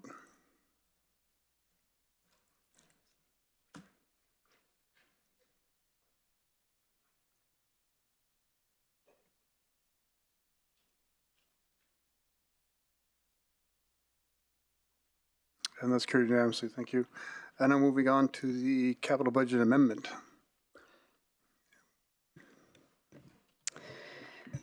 Thank you. Good evening, Mayor and Council. Again, my name is Lori Farquharson, Chief Financial Officer, and here with me is Elliot White, Director of Project Delivery and Facility Services.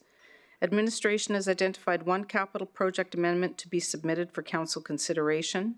Council is the approving authority for the capital budget subject to the provisions of the Fiscal Responsibility Policy FIN-160. This capital budget amendment will result in a $415,000 increase to the 2025 and prior capital budget as outlined in the budget net change summary. The amendment is related to the functional design improvements for the drainage at Syncrude Athletic Park, commonly referred to as SAP. The original approved budget for this project was $1 million as part of the 2022 budget cycle. Administration issued a public tender call, resulting in the requirement for additional funding requirements. To proceed, an additional $415,000 of capital funding to be allocated from fiscal savings is requested for a total project budget of $1,415,000. Administration is recommending that the 2025 capital budget amendment as summarized on Attachment 1, 2025 capital budget amendment, project amendment, net impact dated April 8th, 2025 be approved, and that the revised cash flow of capital projects as summarized on Attachment 2, 2025 capital budget amendment, project amendment, cash flow summary dated April 8th, 2025 be approved. This concludes our presentation. We'll be happy to take any questions. Thank you, Lori. Councillor Ball. Thank you through the chair. Just a couple questions about this particular project. First off, you mentioned the 415 is to be realized through fiscal savings. Can you explain where that comes from? Through the chair.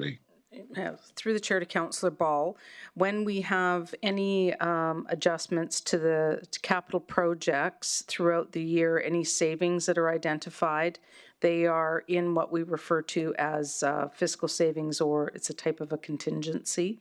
We also start the year with a small percentage of the total approved capital budget, which allows us to make minor amendments. Well, it gives you the resources to make minor amendments. I don't know what allows you. I guess my question to that then is how much do we have in fiscal savings right now? Through the chair to Councillor Ball, I do not have that in front of me right now. And just so can I ask this? Do we have $415,000? That's correct. We do. Otherwise, we would have been requesting to withdraw the money from the capital infrastructure reserve. So do we have significantly more than that, or you just don't know?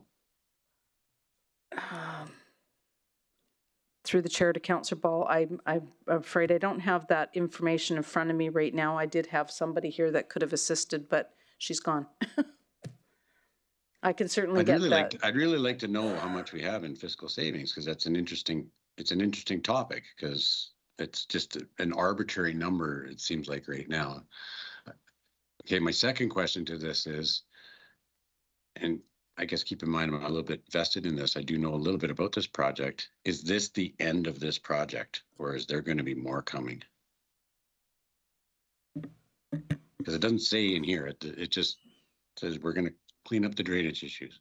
Is this all we're going to have to do on this site? Through the chair to the question, this site has more work to come. Why isn't that in this report? Through the chair, we have put a project in place called SAP Functional Improvement Drainage, which is in front of us. During the 2025 capital budget deliberations, there was conversations associated with the overall and overarching improvements that are required for this site. There was a request for funds associated with that at that time. That was not approved subject to the, or I don't know if it was subject to, but it was basically a request to administration to bring back sort of the full picture of this facility associated with not only drainage, but other, I'd call them problems with the site that need to be dealt with. So the other problems, can I make the assumption that they are not drainage related? Through the chair, to the question, some of them are related to electrical cable problems. There's issues associated with one of the buildings there. There's a multitude of issues. I would not say, I cannot say that there's not other drainage issues to deal with. There are, this is more of a short-term solution to solve what's in front of us today. And there's a plan to come forward to council with a long-term, sort of medium-term plan for the entire facility. And so I guess that's my question. Why isn't that in this report? The report's misleading. It basically, when I look at this, I think everything is going to be done because there's no mention of any further work that needs to be considered.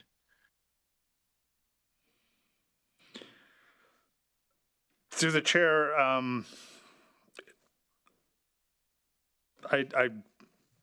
can you repeat the question so I can answer the question, please?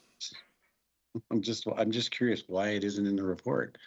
We all know, or a lot of you know, that there's more work to be done, and I'm certain there's drainage concerns. Why isn't that in here?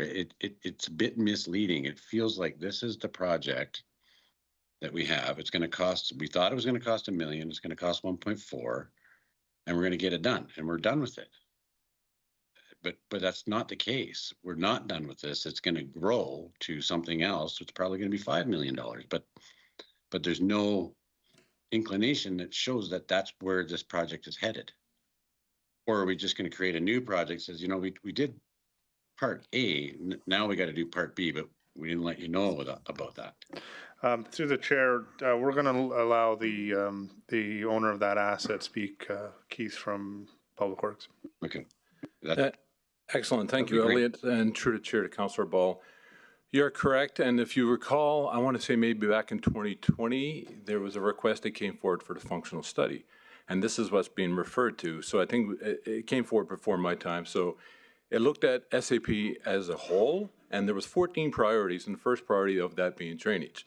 Now, that functional study is a very high-level study, and this isn't that study that it needs to be more low-impact drainage applied, more of an overarching stormwater plan. Because what's happened, as you know, SAP was built in 2002, and it really didn't end construction in 2019. There was a lot of attitude. It was a 25-hectare piece of property, or 25 hectares, yeah. And essentially, what it was it was built on a wetland. So by definition, you're always going to have drainage problems with this property. However, that $4.5 million was really a high level, plus or minus 30% estimate.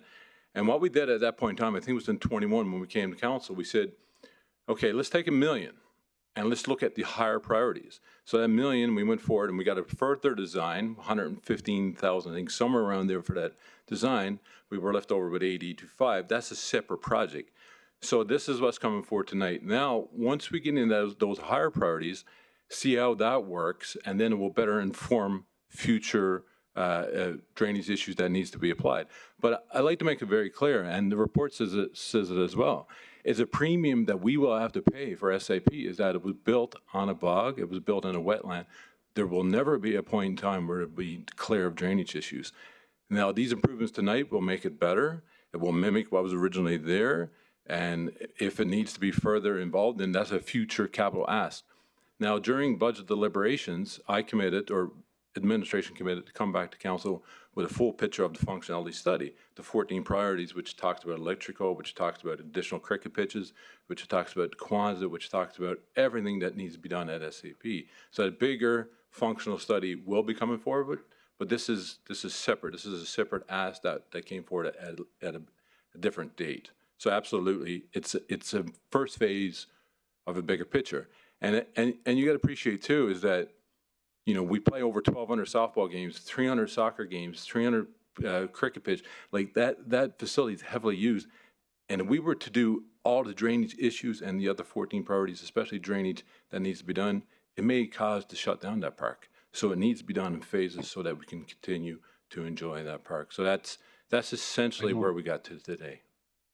Oh, I don't disagree with that. Absolutely. It's a very well-used facility. And for the record, it wasn't built on a bog. It was built adjacent to a bog, and somebody underestimated the power of beavers. But that would be the engineer.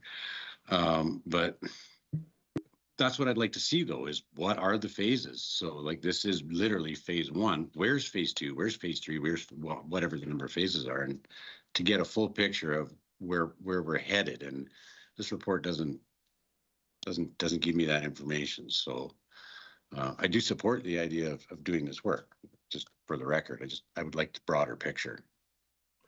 If I may just add another point, is that the future phases are yet to be defined. There is issues, and if the functional study does talk about low impact, bio dispositions, bio swales, more of the natural, transpiration, evaporation, more like getting it back to nature. But this is the first stage, and I think that once this is in place, this will better inform future stages that we can come back to council and say, okay, we need to design this and we need to design that. But at this point in time, the functional study is a very high level study, and it will not get into that level of detail. Okay. All right. Thank you. You're welcome, sir. Thanks, Councillor Ball. Councillor Dogar? Thank you, Mr. Mayor. I just want to ask you one thing. In Slane Forest Road, deep utilities upgrade. So what is that? Through the chair, just for clarity and context, we're speaking to the SAP functional improvements drainage, the Slane Forest. Councillor Dogar, that's the last item we did on the agenda. This one here is the agenda. Is it not spending? Some spending is done on this or not? No, that's the last agenda item. We're past that agenda item. Right now, we're on the capital budget amendment for Cinco Athletic Park. Okay, I stand corrected. Okay, thanks. Do you have any questions for administration? Can I have someone make that motion? Councillor Cardinal? I move that the 2025 capital budget amendment as summarized on attachment 1 to 2025 capital budget amendment, project amendment, net impact date April 8th, 2025. Oh, something happened there. Be approved, and that the revised cash flow of capital budgets on on attachment 2, 2025 capital budget amendment, project amendment, cash flow summary dated April 8, 2025 be approved.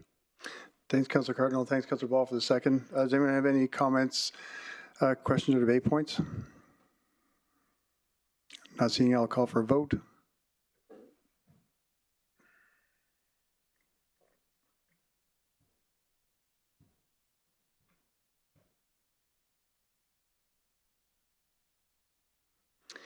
That's carried unanimously. Thank you, everyone. Thanks, Elliot. Thanks, Lori. Now moving on to councillors' motions. In the essence of, I don't want someone's grandmother calling me and being upset, so I'm going to jump to 10.4. If Kyle doesn't make it to school, and it'd just be a second, Kyle. I'll call you up in a minute. Just hold on, Kyle. Kai. Kai? Kai. Yeah, 10.4. Yep.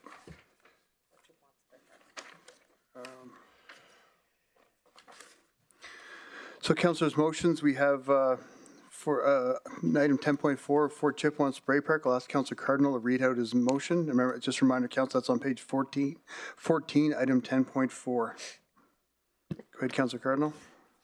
Thanks, Mayor.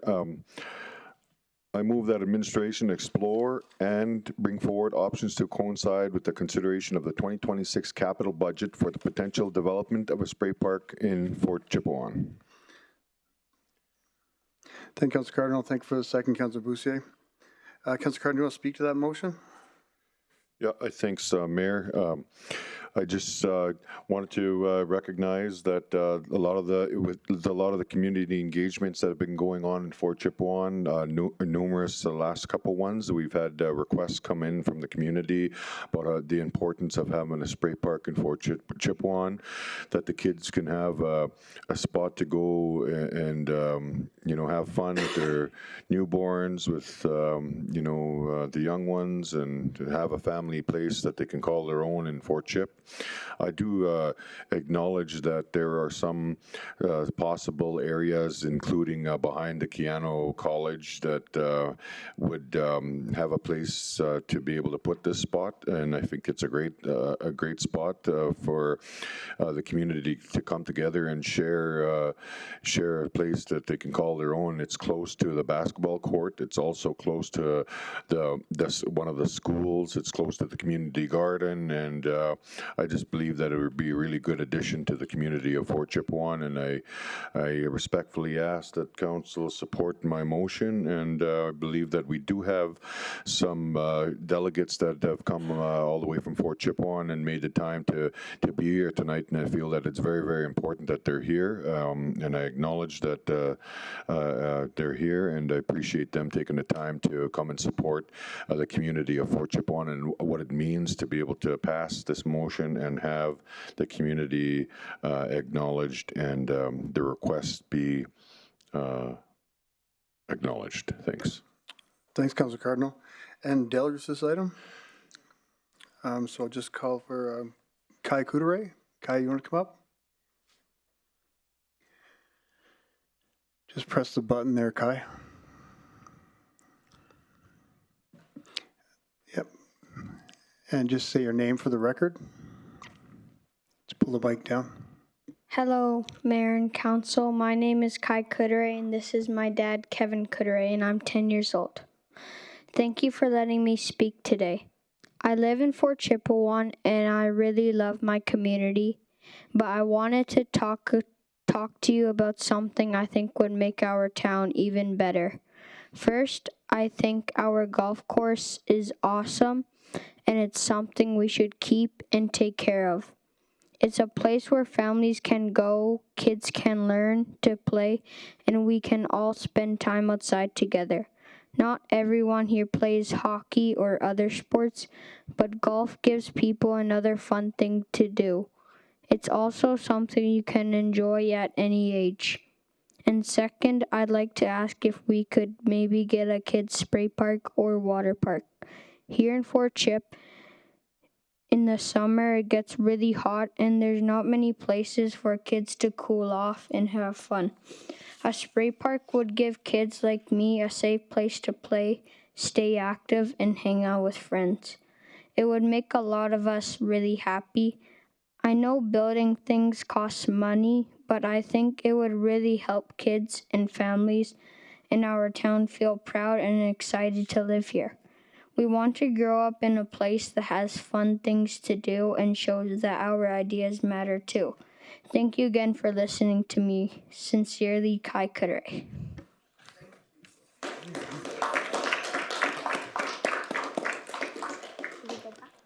Just hold on there, Kai. I probably have questions for you now. Won't be engineering questions. You're okay. Is this your first time speaking to council? Yes. Good job. Your grandmother would be very proud. I'm sure she's watching right now. Does the council have any questions for the presenter? What? I'm just asking them if they want to ask you a question. Councilor Benjogo? Thank you, Mayor Bowman. Thank you, Kai, right, for the presentation. That was awesome. And I just appreciate your coming here today. So did you arrive Fort Mac today? Yesterday. Yesterday. And then you're going back tomorrow? Yeah. Okay, thank you. I just wanted to ask you a question. So that's the only thing I could ask. Thanks for coming and great presentation. Thanks, Councilor Benjogo. Does council have any other questions? I'm not seeing any, Kai. Good job. Thanks, Kai. All right, thanks. Oh. I think we have Camilla Marcel online.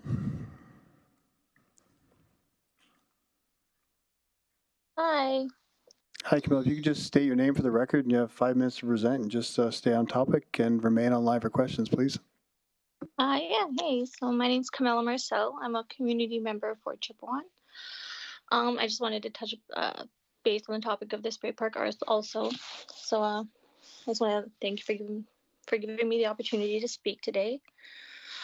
I believe this idea would bring a lot of joy, connection, and opportunity to our community. A new outdoor spray park would be amazing.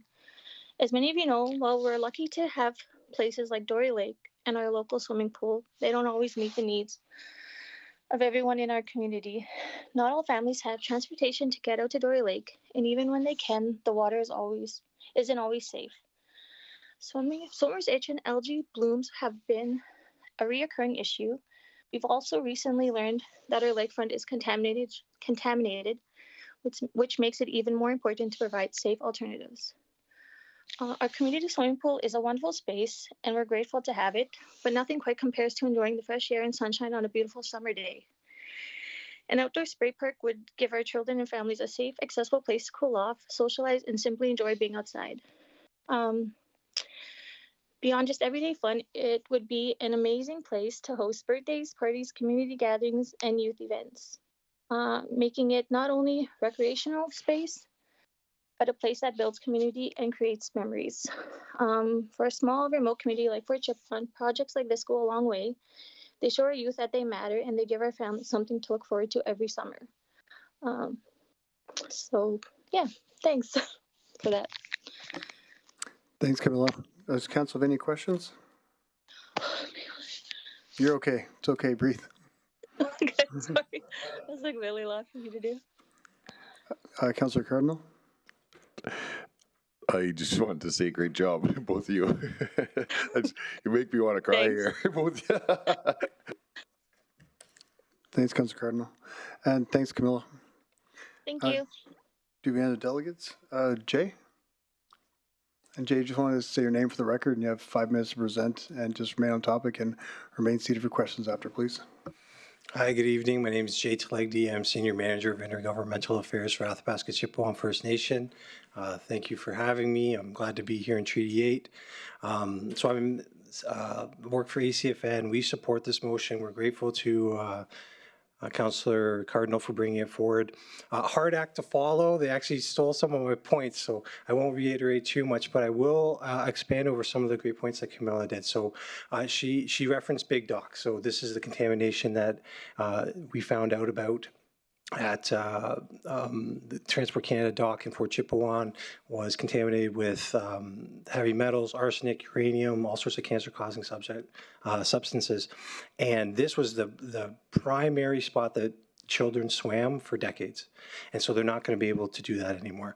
So we're trying to clean that up. It's going to be several years until that happens. But even after that's done, all the conditions that led to that contamination, which is a sunken tugboat nearby that's still underwater, a chemical spill that happened in the 90s, downstream of all the oil sands. Like we know, Imperial had the largest tailings pond leak in history just 2 years ago. All these conditions are still going to be present, so it's going to be an ongoing concern. So having a safe alternative would be great for the kids, because there's cancer rates that are double the rest of Alberta in Fort Chipewyan. Everybody's lives have been affected by cancer, and a lot of people point to the Big Dock as a possible cause of that. So this is something that the RMWB could do that would help a community that's still reeling from the devastation of those two events. And also more broadly, there's been lots of investments in Fort Chipewyan recently, which has been appreciated, but still the rural communities in the RMWB are underfunded. And so this project and the next project, these comments apply to this one as well, investments of these natures would go a long way in living up to the obligations under the 1995 amalgamation agreement, which says that rural and urban communities need to be funded to the same degree, or to have like services at least. We go a long way to realizing the steps under the Truth and Reconciliation calls to action, and it's also in your strategic plan to invest more in rural and Indigenous communities. So this would be a great thing. It's something easy. It's not the hardest of all projects compared to some of the ones we just heard about. So I think it would be an easy fix and the community would appreciate it. So ACFN is behind it. Once again, Masi Cho to Kendrick Cardinal, Councillor. Thank you. Thanks, Jay. Appreciate you coming in and speaking to us as well. Council, any questions for Jay? I'm not seeing any, so thanks, Jay. Appreciate it. Thanks very much. Does Council have any questions or comments for Councillor Cardinal? Councillor Cardinal, do you have any closing points?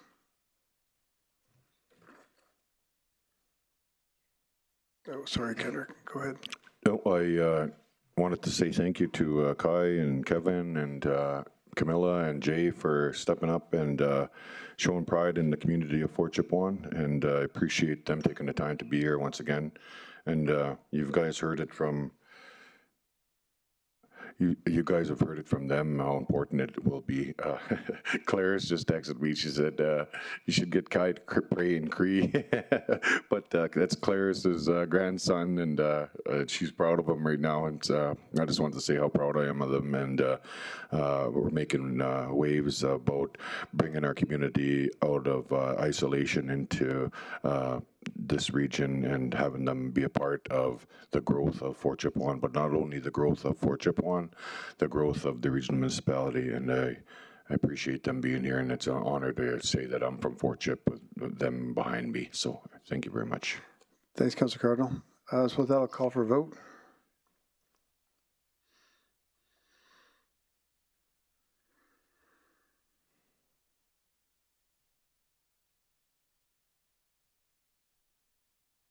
And that's carried unanimously. Thank you, everyone. Next item going to is 10.5. Before moving on 10.5, waiving a 6-month waiting period under section 27.7 of the Land Use Bylaw for Development Permit 2023-D0-00125. Council may consider moving to closed session for a legal briefing. Can I have someone make a motion to move into closed session? Councilor Binjoko? Thank you, Mayor Bowman. I move the motion that we go in closed session at 10:08 p.m.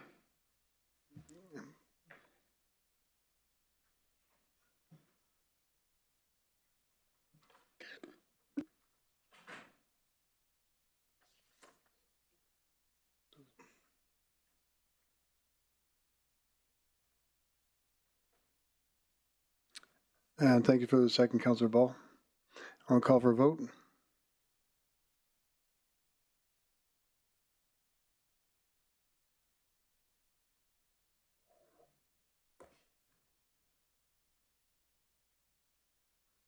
And that's carried 6 in favor. Okay, we'll be a brief moment in the back. We'll be back.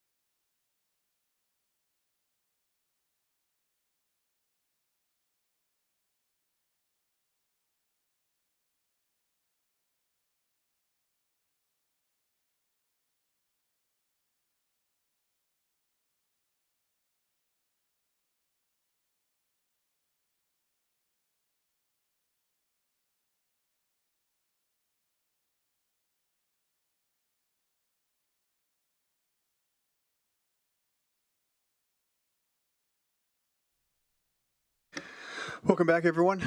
As Councillor Ball, yes. Can I have someone make the motion to move out of closed session?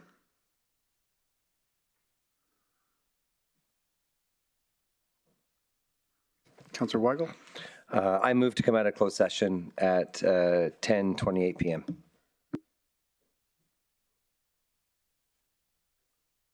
And thanks for the second, Councillor Boussier. I'll call for a vote.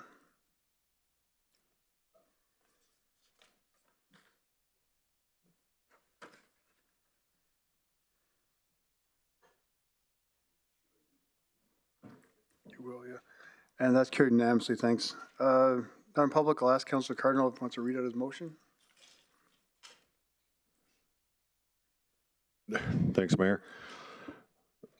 Whereas the land use bylaw of the regional municipality of Wood Buffalo, section 27.7 imposes a 6-month waiting period following a refused development permit application before a substantially similar application can be reconsidered.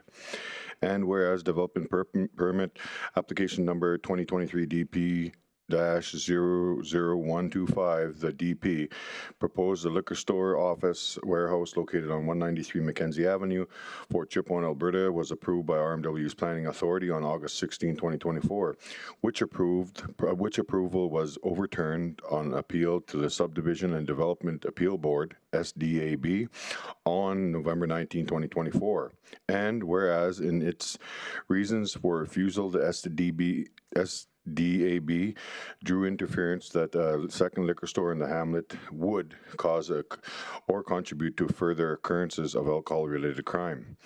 Whereas the existing liquor store in Fort Chipewyan, Hep Liquor Store in 125 McDervin Avenue, has since ceased operations because it lacks the proper land use designation and has been operating unlawfully without a development permit or business license to the past 10 or more years. And whereas the applicant, Daniel Roy, a longtime resident of Fort Chipewyan, requested that RMWB Planning Administration waive the 6-month waiting period, but administration advised that it was not willing to do so. And whereas the applicant is requesting that council waive the 6-month waiting period, and whereas council has the authority to waive the waiting period under section 27.7.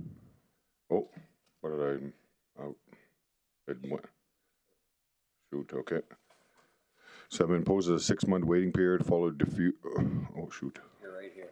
Oh.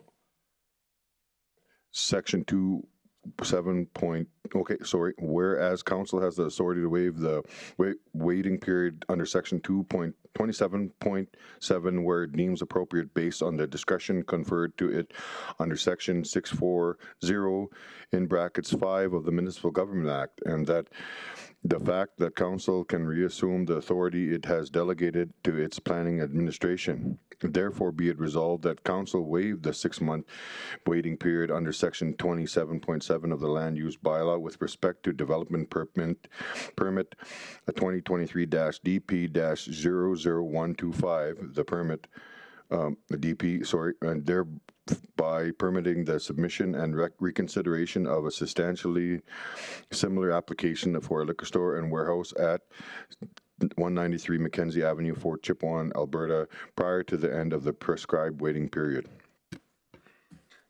Thanks, Councillor Cardinal.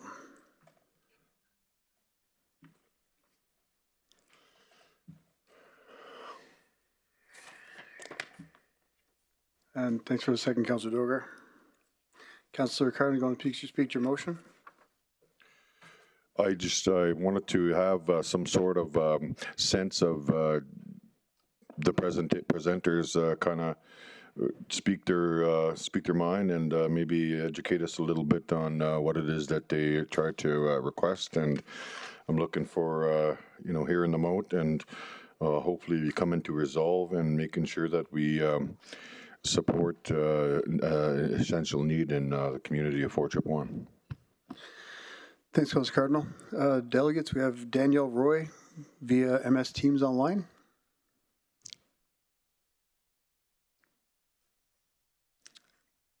Dan, just want to give you a name for the record, and you have 5 minutes to present, and just remain on topic and remain online for questions afterwards, please.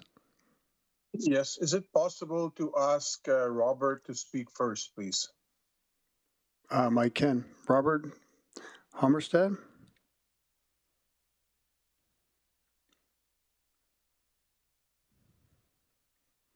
Hi, Robert, if you want to state your name for the record, you have 5 minutes to present. Just remain on topic, and please remain online for questions after, please.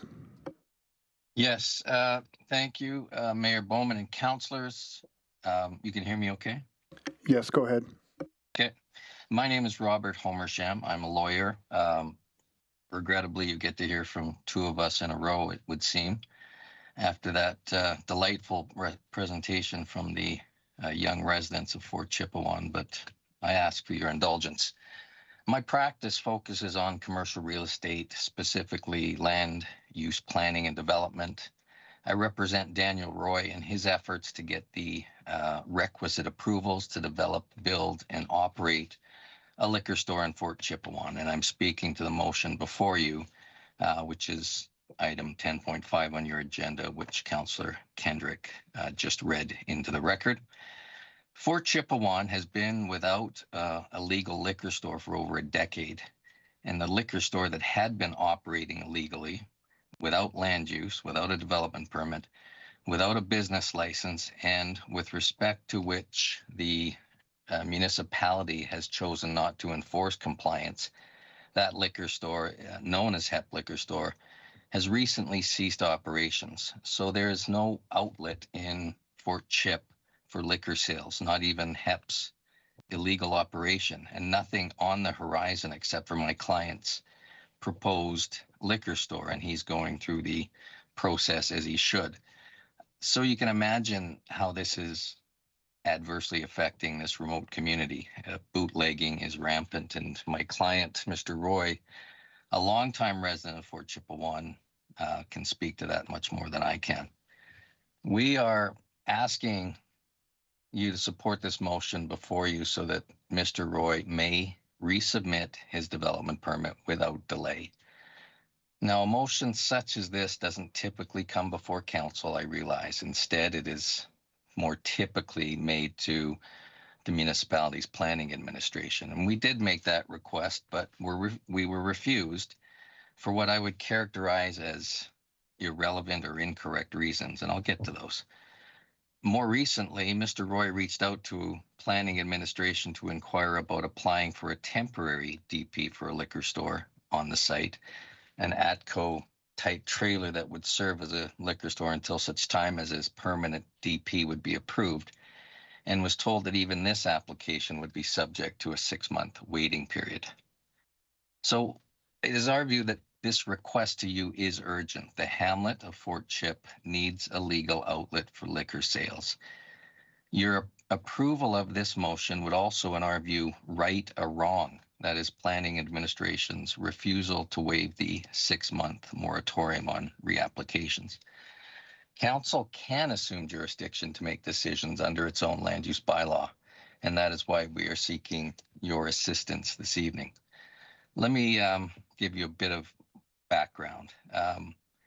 Some of that was already in the recitals to the motion that Councillor Cardinal read, but I want to be a bit more specific than that. So the Development Authority approved my client's DP for a liquor store, as you heard, and that approval was overturned on appeal to the SDAB last November. In December of 2024, we applied to the Planning Administration for a waiver of the 6-month moratorium so that we could reapply sooner. The reasons that the Planning Administration gave for refusing to waive that waiting period were as follows. First of all, that Mr. Roy had sought permission to appeal the SDAB's refusal to the Alberta Court of Appeal, and while that matter was before the court, the municipality would not consider our request for a waiver. That, however, is an incorrect consideration. An appeal to the Court of Appeal of an SDAB decision does not act as a stay or otherwise prevent the municipality from considering our request. Secondly, the administration stated that because the DP would likely be the same application, that is the same use on the same parcel with the same merits, it wouldn't consider waiving the 6-month moratorium.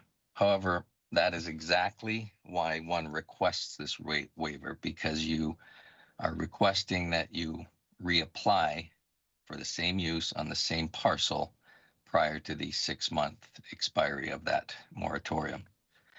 And furthermore, we had also argued that the merits of our reapplication wouldn't be the same. The SDAB, in refusing my client's DP for a liquor store, relied on irrelevant considerations. It cited in its reasons for refusal safety concerns, which would be exacerbated by allowing a second liquor store in the hamlet. However, even though the municipality's planner had stated before the board that the then existing liquor store, HEP, was in fact operating illegally because it didn't have a DP or a business license and hasn't had either for over a decade. The SDAB chose to ignore this evidence and relied, at least in part, on the existence of this known illegal liquor store to deny my client's permit for a lawful liquor store. The planning administration, when we asked for our waiver of the 6-month period, further stated that they are unwilling to exercise their general powers of discretion as development authority to And grant Mr. your Homerstead, client's I'll have to stop you there. We're into 6 minutes, a minute over your 5 minutes. But I think some of that stuff may come out in questions. Okay, maybe, yeah, thank you. I appreciate that, and I will, I'm available for questions. Thank you. Council, have any questions for the presenter?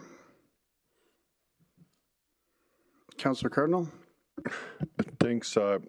I guess my question would be, how can we justify being able to pass something like this without legal ramifications from us as well as from yourself? Because that's my question. You have the authority to pass this. The planning administration said as much, which I was expressing, which was more or less a quote when they gave us their reasons for why they wouldn't waive the 6-month moratorium. They did say they've got the powers to do it, they just weren't willing to do it. So if administration has the powers to do it, certainly council does as well. The other reason why council and administration has the authority to do this is because section 27.7 of the land use bylaw, which gives you which gives administration and council, it's your bylaw, to not accept a reapplication for a refused DP for 6 months. The language in there says it shall not accept a DP. However, that exceeds what it can say. That shall not, that imperative language, shall not accept, exceeds what the Municipal Government Act allows. The section 640 sub 5 of the Municipal Government Act gives a municipality the right to make this type of rule, to allow for DPs that have been refused to not be accepted for reapplication for a period of 6 months. But it uses what's called permissive language, not the shall not accept. It says that such a DP may not be reapplied for within the time period stated in the land use bylaw. So you have the authority, and the MGA gives you that authority. The section of the land use bylaw is outside of the permissive jurisdiction given by that section of the MGA when it says you shall not accept a reapplication. The MGA says you may not accept. So you can rely, in my view, on the permissive language to do so. And as I said, the administration did say that they have general powers to exercise that discretion. When we applied, they just chose not to.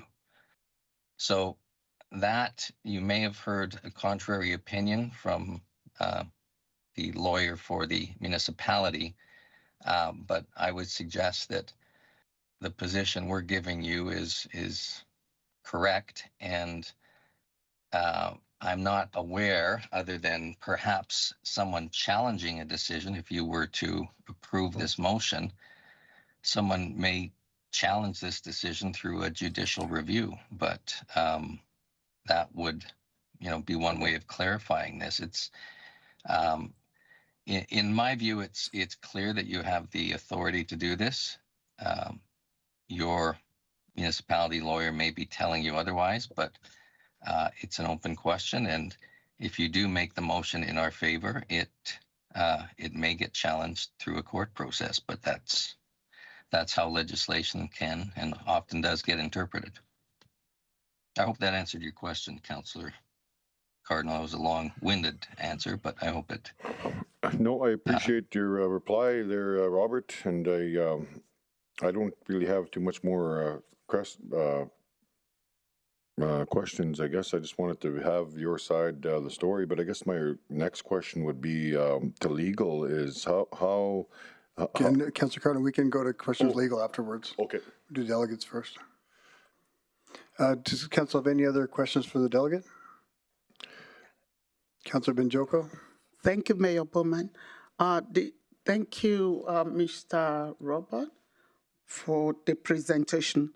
I believe I heard about twice that administration has the authority to waive the 6 months, and they said they were not going to do that.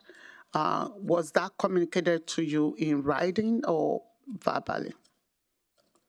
It was communicated to me in writing through an email exchange that I had with administration. That email came from Mr. Chandiok, who is the manager of your planning administration. And the email exchange also did include a lawyer for the municipality as well. Okay, thank you. Thank you, Councillor Benjoko. Any other questions for the presenter? I'm not seeing any, so Councillor Cardinal? I guess the next question, Robert, would be under 640 in brackets 5. What, maybe clarify a little about what that entails, maybe for public awareness. Sure, happy to do so. Thanks for the question. So I'll read 640 sub 5. I've got it up on my screen here. And this is the section of the Municipal Government Act that says it deals with two things. It deals with development permits and land use applications. So I will truncate it just to show what it says about land use, what the land use bylaw can say about development permit reapplication. So here I'm quoting, a land use bylaw may provide that when an application for a development permit is refused, another application with respect to the same lot for a development permit for the same or similar use may not be made by the same or any other applicant until the time stated in the land use bylaw has expired. And in your land use bylaw, that expiry is 6 months. So we are, if I can just add a bit to that, Councillor Cardinal, we are asking for this waiver or the rest of the moratorium period, which will end in a little over a month. We're asking that to be waived so that we can address what we deem to be a rather urgent issue in the hamlet of Fort Chipewyan, that there is no legal source for liquor in Fort Chip, and that needs to be addressed sooner than later. Thank you very much. Thanks, Councillor Cardinal. Councillor Weigel?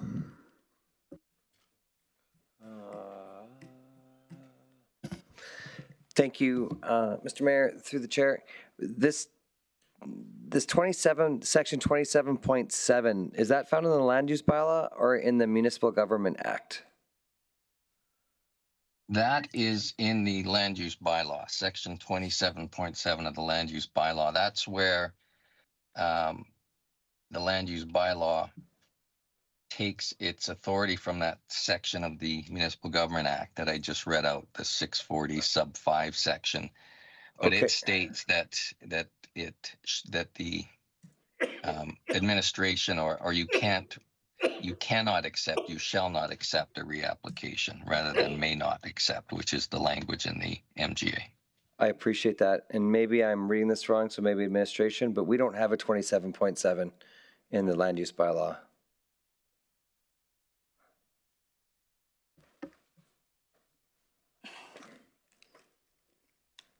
Through the chair to Councillor Weigel, we do have a section 27.7 in the land use bylaw. What it says is that when a development permit application has been refused pursuant to this bylaw, or ultimately after appeal, the submission of another application for a development permit on the same parcel of land for the same or similar use shall not be accepted by the development officer until 6 months after the date of refusal.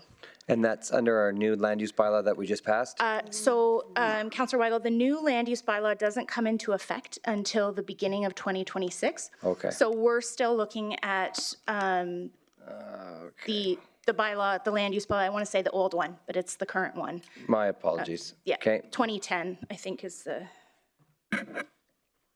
Okay.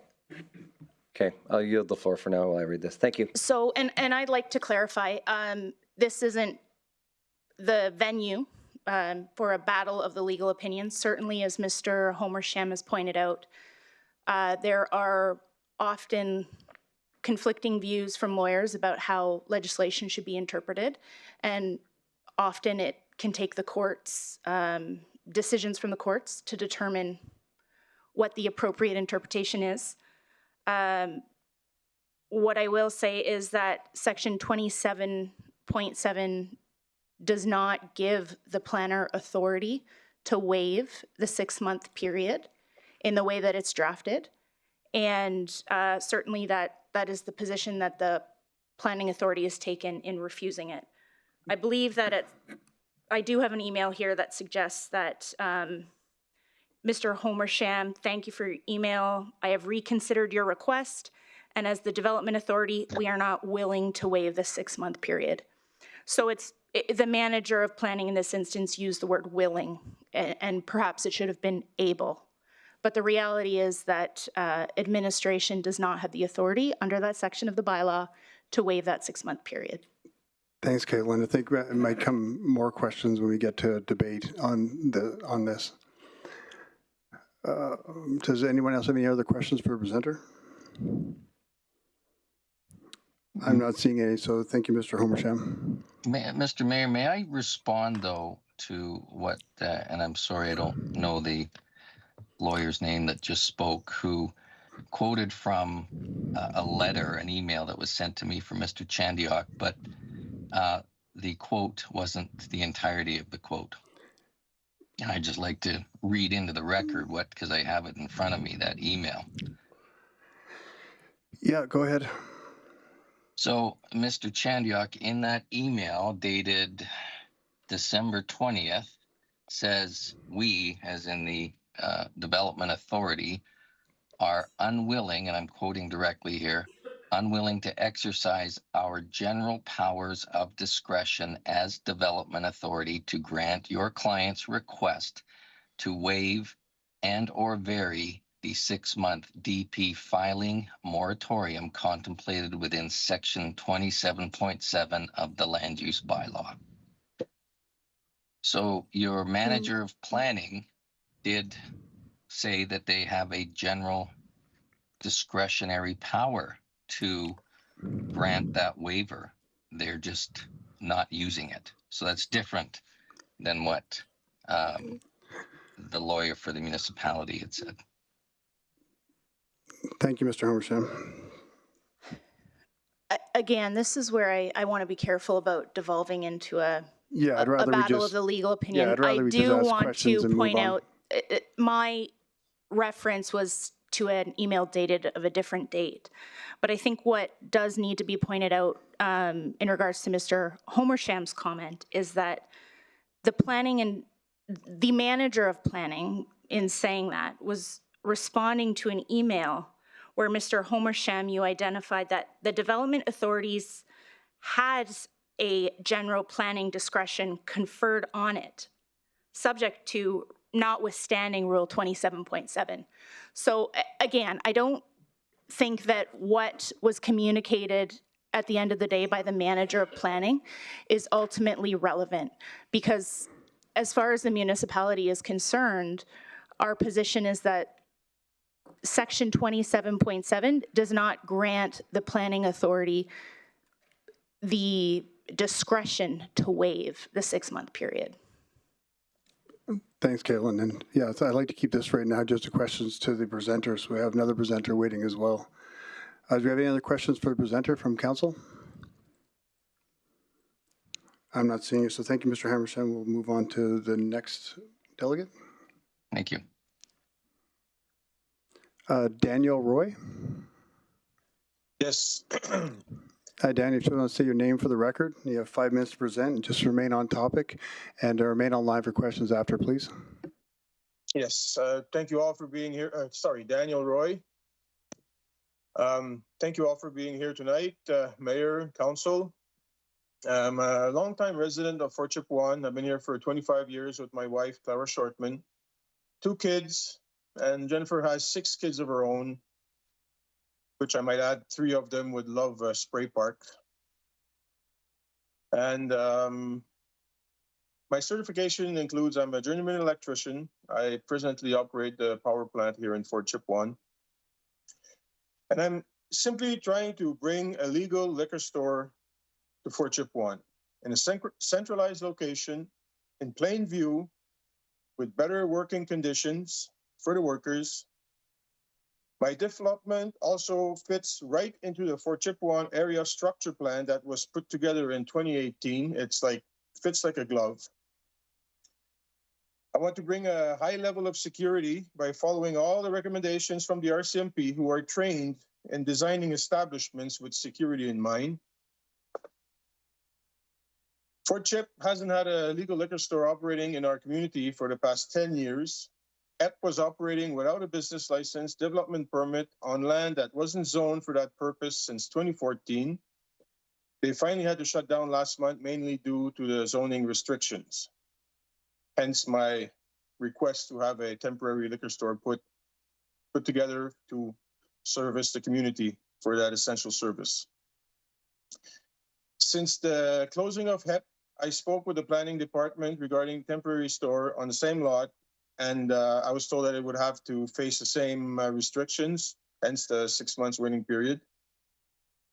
My original DP was approved after 2 years of back and forth with the RM because I was being exposed to an unusual extended review that cost me way more than a regular review. In the RM's defense, all those costs would have been incurred at some point, but much of it with assurance that the project could proceed. All parties involved on my side, working for me, could not understand why all these requests were being made by the RM. I wasn't aware of this extended review until the tribunal this past November. Then my DP was revoked in November by the SDAB after an appeal. It was revoked based that since there's already a liquor store, and I did not bring any evidence that adding a second one would not increase consumption. And the SDAB made the decisions knowing that HEP was operating illegally for 10 years. In my mind, I can't understand how that decision could be made. I was being compared to a bootlegger. I talked to the RCMP on Monday. They are worried right now about readily accessible liquor 24 hours a day. Beer is mostly not available right now. 26 ounce of cheap vodka I hear is going for $80 a bottle. A 40 will reach about 120. The highest list of concern for the RCMP was people breaking into other residents where they know liquor is stored, and this could lead to injuries and confrontation. And this is their highest on their list of concerns since the HEP has closed. They mentioned to me again that per capita, Fort Chipewyan has the same rate of alcohol-related incidents than any other city. I mean, it feels like there's more because we know each other. We know everybody in this little town, but it's the same rate. And he mentioned this to me twice, once on a previous visit and again yesterday. They cannot understand why my development was revoked. They would much rather see a development out in the open downtown where it can be monitored. They don't like the present location of HEP. They referred it to as back in the bush. There are 3 different access points, a trail along the North Shore where the parties are held, and a trail going through private properties from the south on Evan Crescent and the regular access road. They sympathize with me and encourage me to keep trying. There's rumors going around, I hear, that people think that I will be also introducing cannabis, and I want to make the record clear that I have no plan of introducing cannabis to this town. I never did that. So that completes my presentation. Thank you, Daniel. Do we have any questions for the delegate? Councilor Cardinal? Through the chair to the presenter. Thanks, Daniel. I appreciate you being here as well. Do you feel that the criminal activity is on the rise over the last couple of weeks due to no alcohol in the community? I asked that specific question to the RCs on Monday, and they said there was a few events, but they couldn't. It was too short of a time to say that it's an actual increase. And again, inferred that they're worried about people starting to break in and having confrontations like all over, not just in one place, but it could happen anywhere. And they're worried about people getting hurt. That was their response. Thank you. With all the barriers that are happening, how much money have you spent on this process with legal and maybe just in general? I'd like to know a number, maybe. Legals, engineers, builders, consultants. I am just below $200,000 at this time. Okay, thank you very much. How important it would be to you have you be able to have your own business in the community and it be an illegal one? And support for the community wherever I can. Great, thank you, Daniel. I got no more questions myself. Thanks, Councilor Cardinal. Council, any other questions for the delegate? I'm not seeing any, Daniel, so thank you. Does Council have any other questions for our administration or for Councilor Cardinal? Councilor Cardinal, do you have any closing comments? Thanks, Mayor. I'm appalled by the amount of addressing that administration has let go due to the HEP liquor store not being able to have a land use bylaw amendment, and I just feel that Daniel has become a person that is getting labeled because he's trying to do everything right. And I strongly support that us as council utilize our powers for once in this council term, and always have to go to administration for to administration to say we're not doing it right when we know that this is the right thing to do. And this man has worked diligently all his life in Fort Chipewyan, law-abiding citizen, a great grandfather, a great father, and a great husband, and he's a really, really good man. And I just feel that as a municipality, we have the right and the ability to utilize our council power to make things like this happen. And I think that it's about time we step up and utilize it to help a person that's trying to help the community. And support. I asked for the support of the motion, and not only that, I spoke to Warren, Sergeant Warren this morning, and Superintendent Hancock, and they told me that even though that the liquor store is closed, that the crime is still just as high, and it's actually picked up over that couple weekends that there was no liquor store. So you cannot tell me that having a liquor store in the community, or us not waiving the 6-month waiting period and give this guy a chance. It's another 5 weeks. It's not a huge deal, but I know that this man here and his family have been through barriers that the municipality has put in his place, put in place in front of him, and he's trying to do everything legally. And I just ask that the us as councillors utilize our power and make this happen for this guy. And he's doing the right thing to support the community, support the business, and just be follow the law properly. And I think it's important that we actually acknowledge that and for once utilize our council power.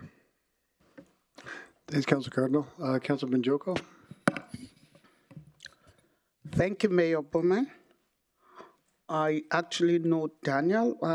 We used to work together, so I would love to support him. But my question is about the bylaw. Is this the right process to follow?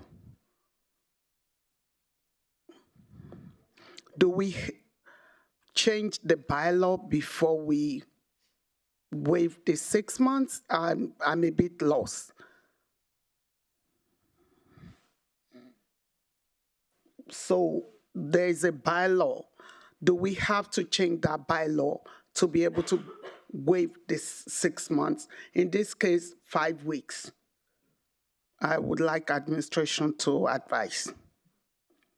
And are we setting a precedence? Have we done this before? Or this will be not be the norm? Yes, Councillor Benjoko. And as we've identified, a land use bylaw amendment will require a statutory hearing.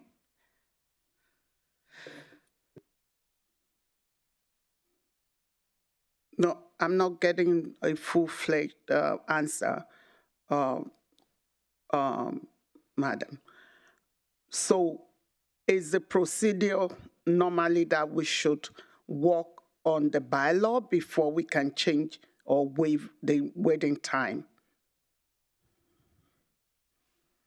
Or can we jump the changing or amending the bylaw and in fact work on this motion?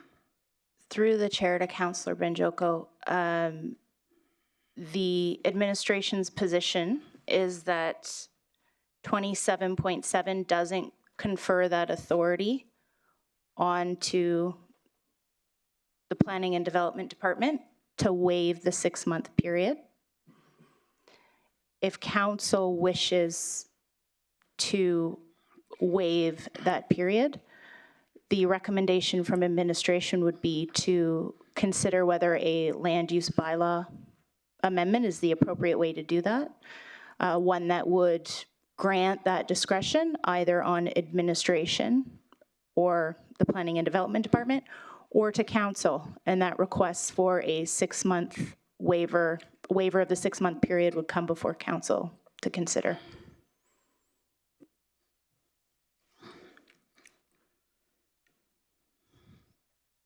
So if we want to do that, we have to wait for another 2 weeks. And then it will be 3 weeks before the 6 months is over. Correct. Well, I think, yeah, if we were doing a hearing, it would take, in 2 weeks, you'd have a first reading. Then 2 weeks later, you would have second and third reading. Okay. Thank you. Thanks, Councilor Bajogo. Councilor Boussier? Thanks, Mayor Bowman. I guess my questions are, and I don't want to go back into in-camera but I'm just not sure what can be answered. I'm confused because I listened to Robert, I listened to Caitlin about different emails they're reading.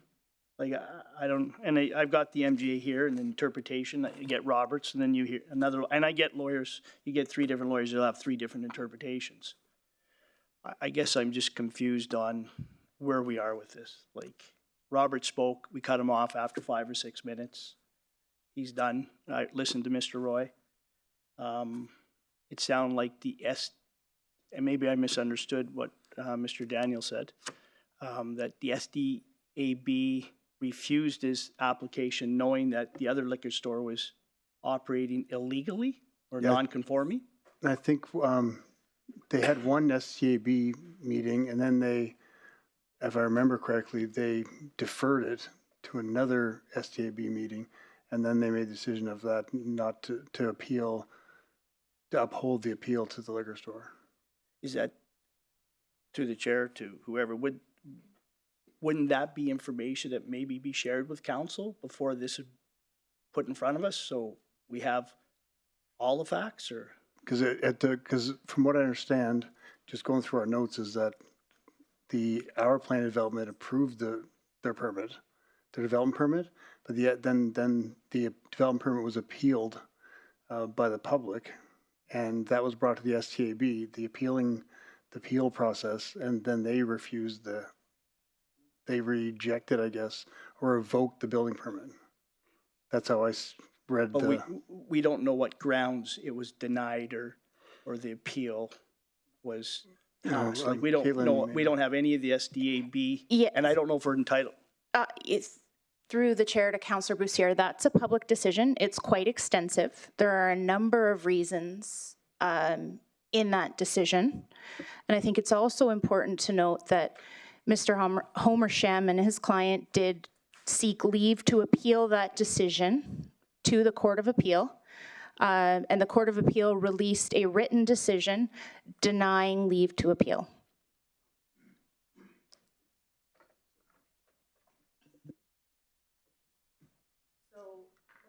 Now, if we asked the lawyer, he's going to say the same thing, hopefully, correct?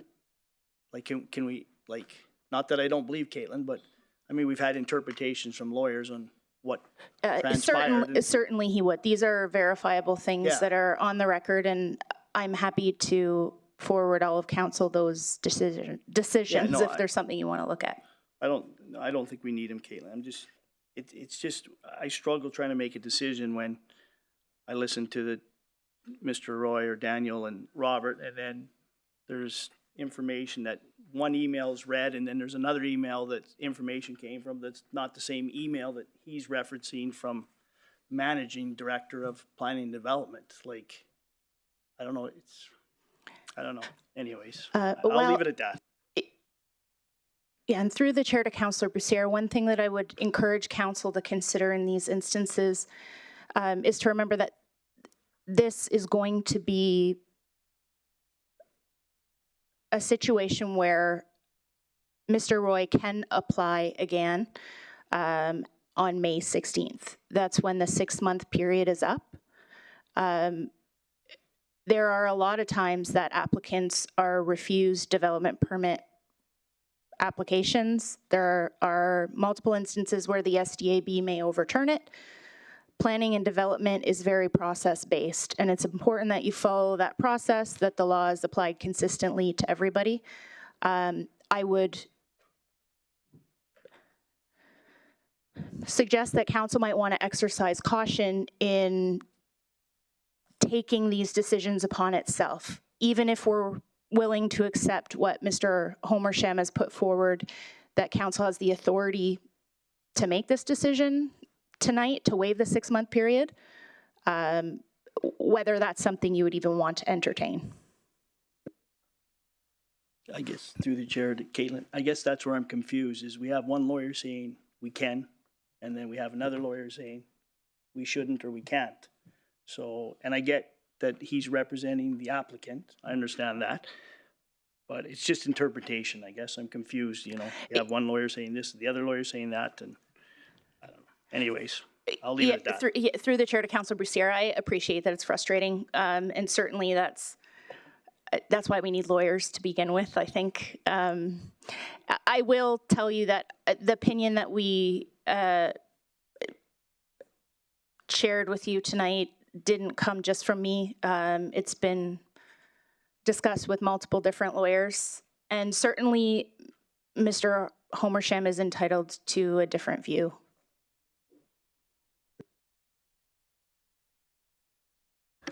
Councillor Cardinal? Thanks. I did want to reiterate the fact that Planning and Development Administration didn't do their job, and you want us to believe them now when they couldn't even have this other stuff in place at the HEP liquor store, and it's been operating for 10 to 15 years, and now you want us to believe what you guys are saying. I think it's important that we know that the council are the ones that make the decisions here, and I feel that this, like I said before, this man deserves a chance, and we're able to give him that chance. And I don't want to rely on administration's. Okay.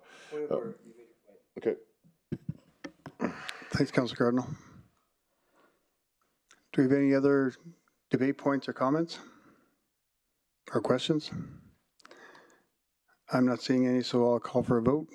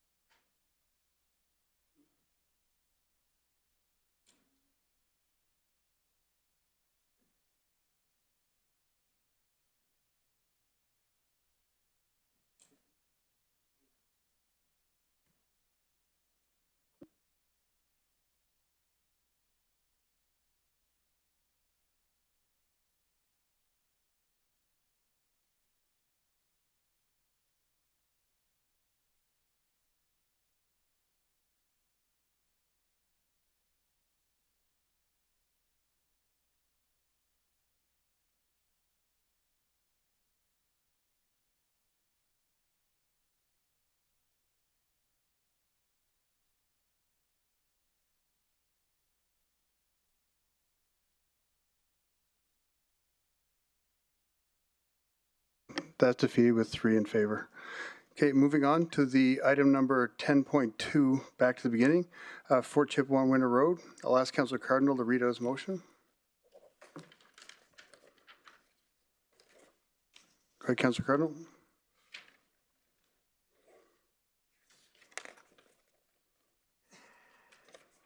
It's on page 12, Kendrick. That administration review the Firebag Winter Road north side crossing and provide information to council on potential future updates to address safety concerns, including but not limited to signage, grading, etc.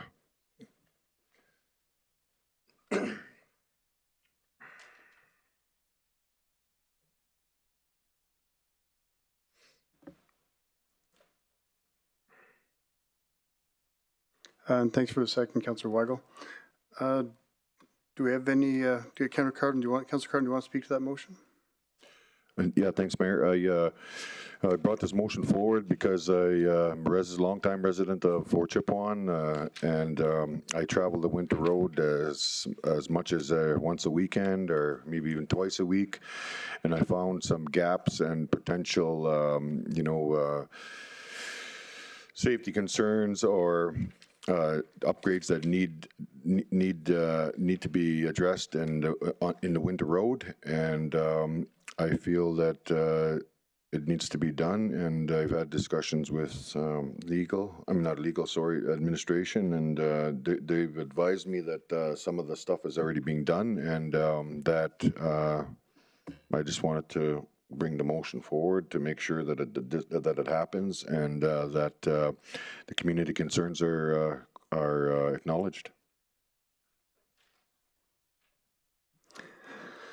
Thanks, Councilor Cardinal. Do we have any delegates to this item? We have no registered delegates for this item. Thank you. Does council have any questions or debate points you want to bring up? Not seeing any. I'm definitely in support of anything that's safety on that road.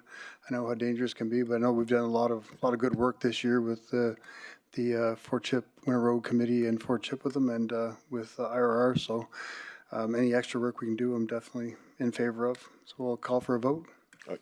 I kind of wanted to have. Can I maybe just Dennis would like to add a couple things, if that's possible. Kendrick said Dennis wants to add a couple things.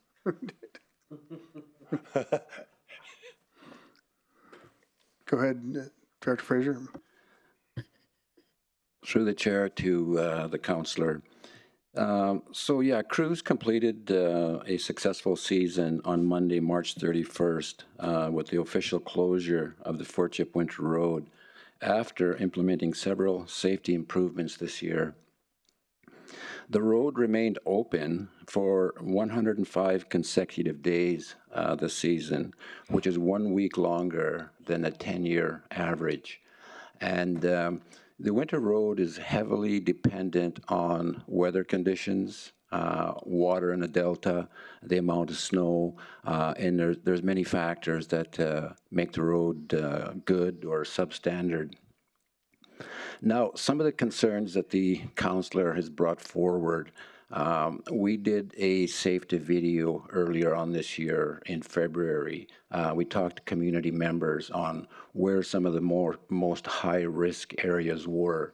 And at that particular time, they gave us 4 areas. And one, starting from the north, there needed to be some signage at the north gate advising motorists on what the road was like. And then the next area where there was a lot of traffic, vehicles going into the ditch, was right around Grayling Creek. Now, you're coming southbound, and the road goes over a hill, and there's a sharp corner to the left, and a lot of vehicles hit the ditch there. So we installed, based on feedback from the community, we installed larger signs there about a dangerous curve. And that helped out a lot.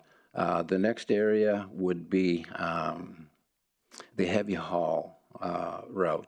There was, you get just north of the Firebag River, if you go to the right, that's where the heavy haulers go, and it's a longer sloping road where they don't spin out, as opposed to that shortcut going up over top of the hill where some of the vehicles have jackknife in that. So that point right there, there was a barrier, the line of sight, there was a barrier, there was a lot of trees that had overgrown. So we've got that all cleared back, so you got a line of sight. Now, we will be working on some signage in that area, because there is some signage, but it's too small and not really available. So we will be putting some signage probably before the Firebag River, and letting traffic know, heavy haulers, to go to the right and that long sloping area. And also, if the road is that bad in certain areas, they're supposed to use chains. So there are a number of things that there's still an education process to be made. And another area of concern was at the south gate, because you get people coming off the winter road, you get that straight stretch, and they shoot right on through there. There's an outhouse there, a rest area, and there was concern that at some point in time there was going to be an accident there. So we put in some more extra stop signs, big stop signs, to warn traffic to stop in them areas. And also looking at Bylaw, having Bylaw take a look at that area and have more visibility there. So, and I guess the last piece that I'll talk about is we've got an advisory group in Fort Chipewyan that is composed of local residents. And right now there's 3 of them, and we're looking at a 3 to 5 person group, and they advise us. I've met with them several times, talked to them by phone, and we will be meeting over the course of the summer, and looking at how we integrate some of the engineering, what we do now, and local knowledge, local Indigenous knowledge. And so we'll be taking a look at that too. So we've got a number of steps that we're taking, and we'll continue to do so to make that road as safe as we can for the wintertime. Thank you, Dennis. Thank you, Mayor, and thank you, Director Fraser there. So in review of the notice of motion here, I would ask that, is there something more specific that you would wish administration to be looking at?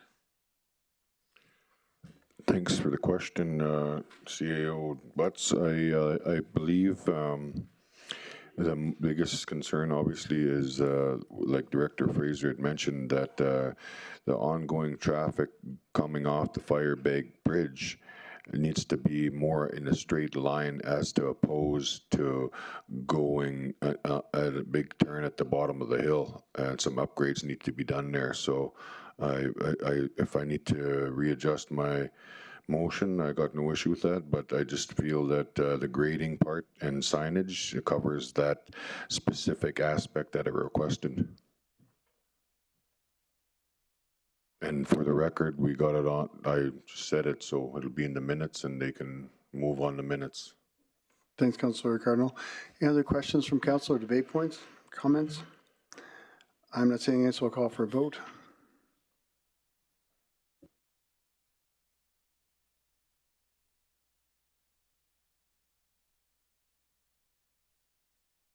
And that's carried unanimously. Thank you. Item 10.2, Chipewyan Winter Road. I'll ask Councillor Cardinal to read out that motion.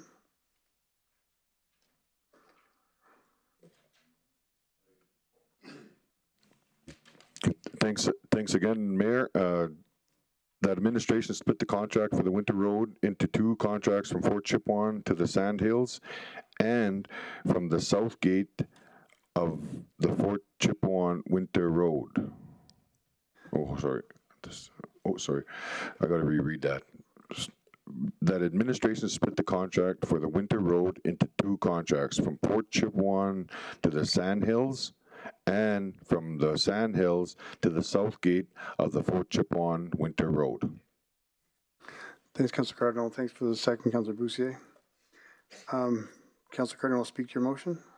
Thanks, Mayor. I just wanted to acknowledge the local contractors that are in Fort Chipewyan from day one when Michael Cardinal and the Delta Rough Riders pushed the Winter Road to Fort McMurray. It was Fort Chipewyan residents that built that road, and it's about time we start to give it back to the community of Fort Chipewyan, because they were the ones that actually done the work to have the Winter Road, and we just took it over, which is great as well. But I just feel that the locals are not getting the bang for their buck when they're the ones that opened the Winter Road.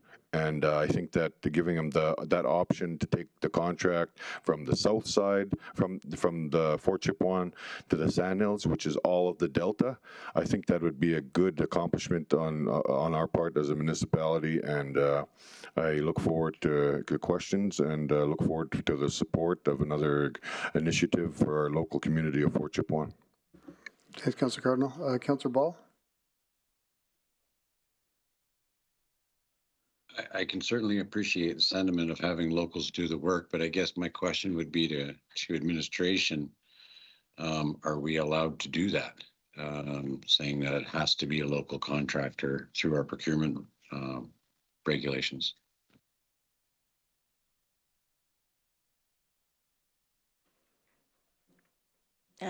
Through the chair to Councillor Ball, that's in contravention of our trade obligations under various trade agreements. So the answer to that is no. As I suspected. Thanks, Councillor Ball. Does any other council have any questions? Comments, debate points? Councillor Benjoko. Oh, thank you, Mayor Bowman. So, Councillor Cardinal, so the purpose of the sole reason why you want the roads to be split into two is for contract.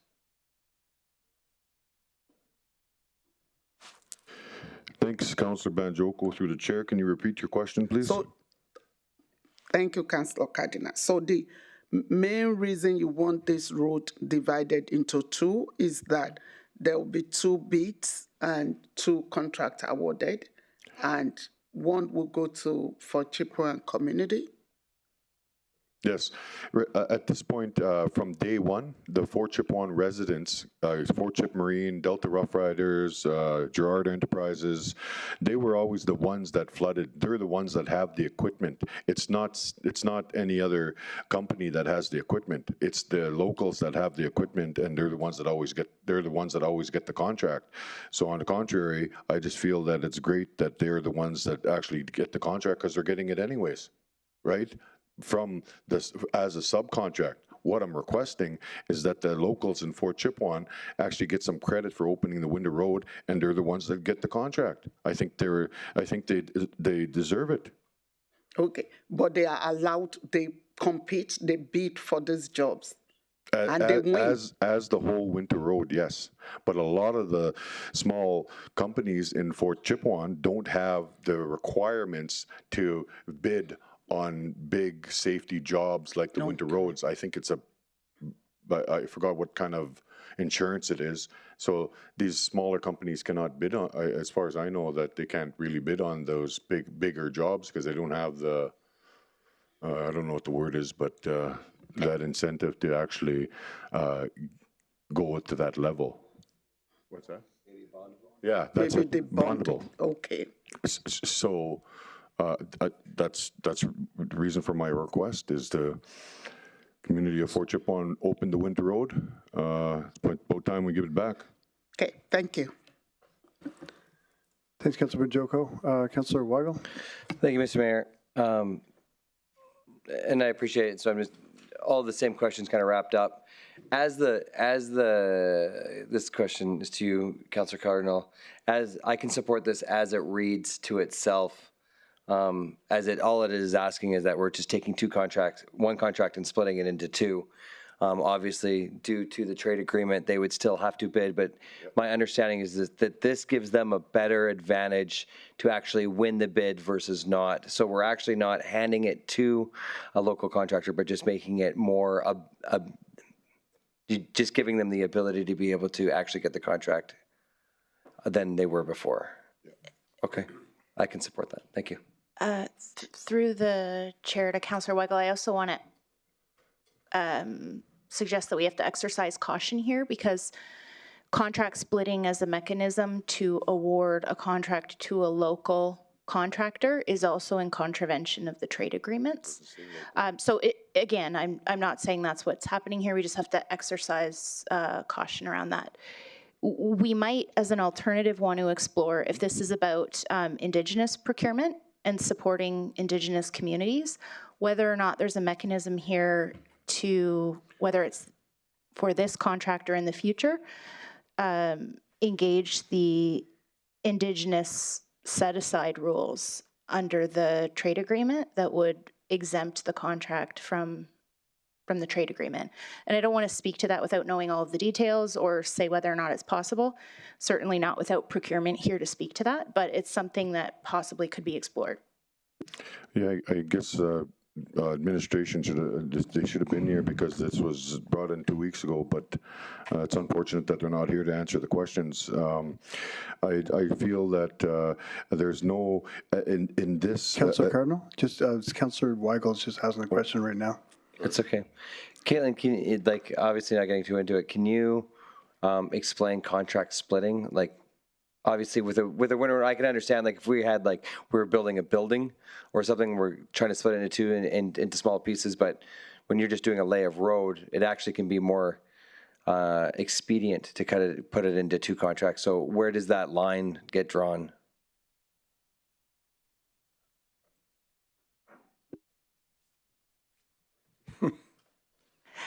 Through the chair to Councillor Weigel, it really comes down to the reason for splitting the contract.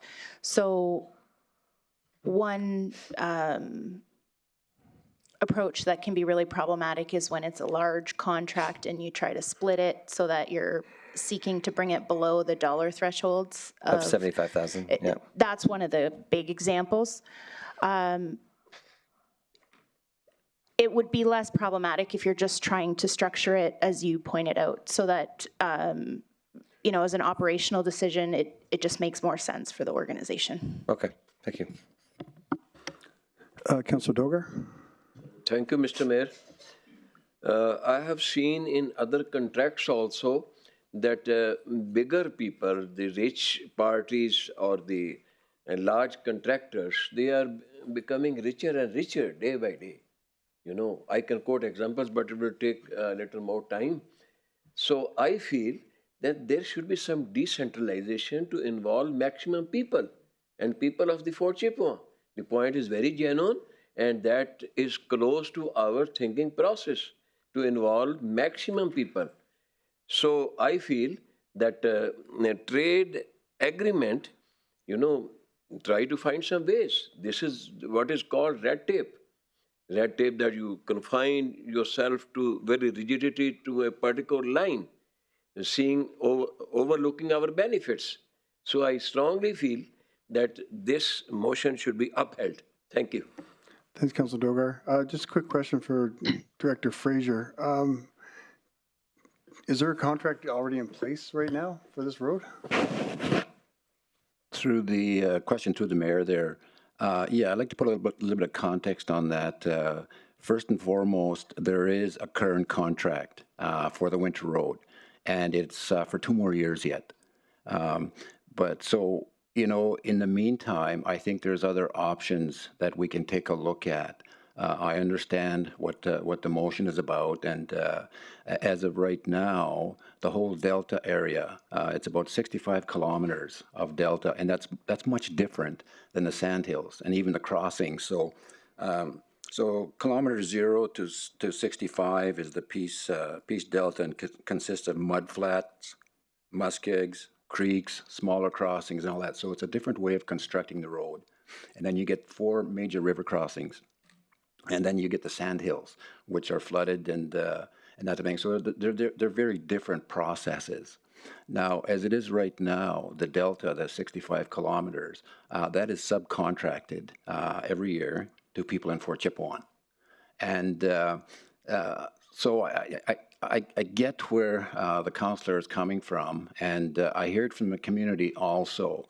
And I think it's something that requires a look at when the contract comes up, taking account the trade agreements, as well as Indigenous procurement and set-asides and that type of thing. And we can certainly have them conversations, work with procurement, and given economic reconciliation and some of our calls to action, would flow into some of that process. Thanks, Dennis. So passing this motion today would actually be for a contract in 2 more years' time, the new contract going out, and we can look at even the treaties. If you want to fight the trade agreements, that's what we're going to fight them, that's what you do. Councillor Ball? Yeah, I guess this is to Kendrick, with all those things brought to light, with the fact that we're already engaged in a 2-year contract, should this not be potentially revised, that administration look for alternatives to delivering the winter road versus, you know, the terminology where you say split the contract, as we've been notified, that's just against our trade rules. So I'm just wondering if we can change the way this is worded so that it's about what do we do in the future once the current contract expires versus giving that direction today. Yeah, I thanks for the question, Councillor Ball. I just I agree with Director Fraser, where I guess you're right. I guess we can make an amendment because it is not for 2 more years, and after 2 more years, that's when I would like this contract to be split, because Director Fraser made it clear that it's the actual delta it's the actual delta 65 kilometers that our local residents of Fort Chipewyan specialize in, and they've been doing it for 30 plus to 40 years. You and I both know that I've been on it numerous times. The Delta's an adventure some days. So, yeah, no, I just don't like terminology split. I think we define 2 different scopes of work, and we have 2 different contractors and 2 different bids. But I think that's something that maybe administration come back to us in, you know, in the future. It doesn't have to happen today. I got a question about a trade. procurement, it would have been nice if procurement was here because your legal is saying that it goes against the trade rule. Are you talking to me? Contract splitting, you can't do that. No. So through Yeah. the chair to Councillor Cardinal, what goes against the trade agreement is structuring a procurement with the goal of obtaining local contractors. So if you're doing it in a way specifically to procure services of local contractors, that's where it's problematic. No, read the motion. It doesn't state that.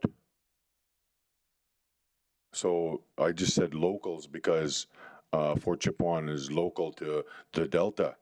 This motion doesn't specifically identify locals, and you're saying it does, and it doesn't. No, through the chair to made the Councillor mistakes. Cardinal, I apologize. My goal wasn't to put words in your mouth or assume that you had any intention. It was just to sort of throw that flag on the field so that council was aware. I guess my question to administration, legal, if you don't mind, Councillor Ball, is can we start the process now to separate the contract in 2 years? I don't want to wait 2 years to start getting the work done. We could do it now, and we got 2 years to do it. And please let me know that it's possible that this council can do it.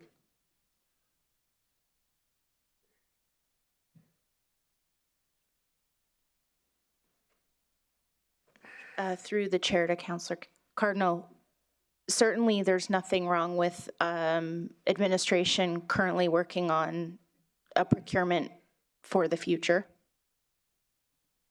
And the procurement department can start working with Dennis's team and with Public Works and engineering to structure the procurement so that 2 years from now it can go to market in that way. And just to clarify, I don't. Oh shoot. I guess I'm wondering if I might have to make an amendment to my motion then. You could amend it to say at the completion of this contract. That's what I mean. But to start, can I have administration, Jade, to start the process now and then it to be ready for when the finalization of the existing contract?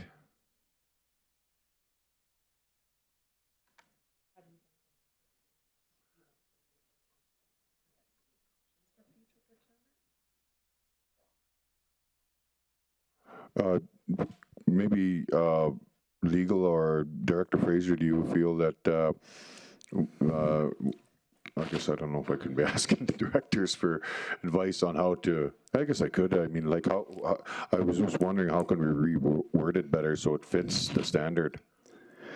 Through the chair to the councillor, yes, two things is I know that we've got trade agreements and things like that, but there's something else that is available out there or that we're exploring in regards to Indigenous procurement. And we've got a working group on that. So I'm positive about some changes coming up in regards to that area. Now, in regards to language surrounding this, my suggestion would be to tie it into Call to Action 92. Which talks about economic reconciliation, and there's a piece in there that would fit. Thank you very much.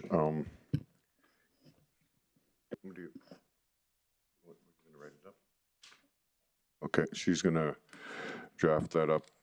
You want to take 2 minutes there, Mayor? Okay.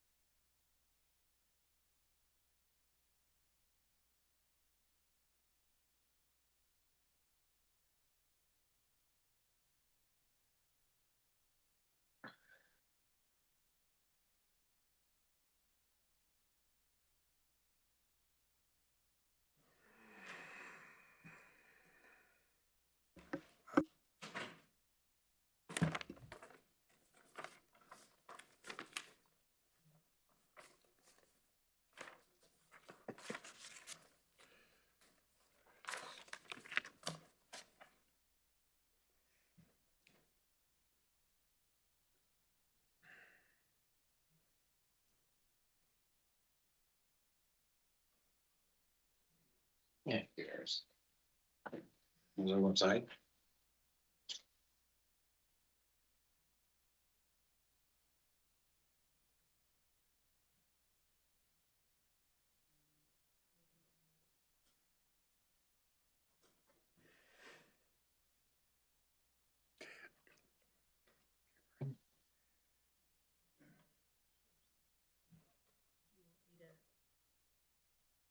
Huh?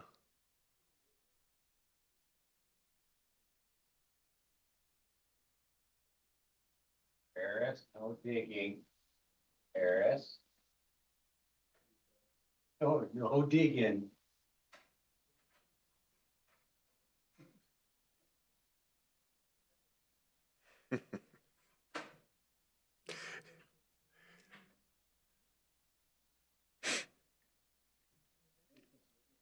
Where's the motion? I can share it. Well, shouldn't it come up here? It will. Okay. Good. All right, I'd like to withdraw my motion, and I'd like to withdraw the motion that I presented earlier and come up with a new motion that fits the standard of what we're trying to do for operations here. Okay, where is it?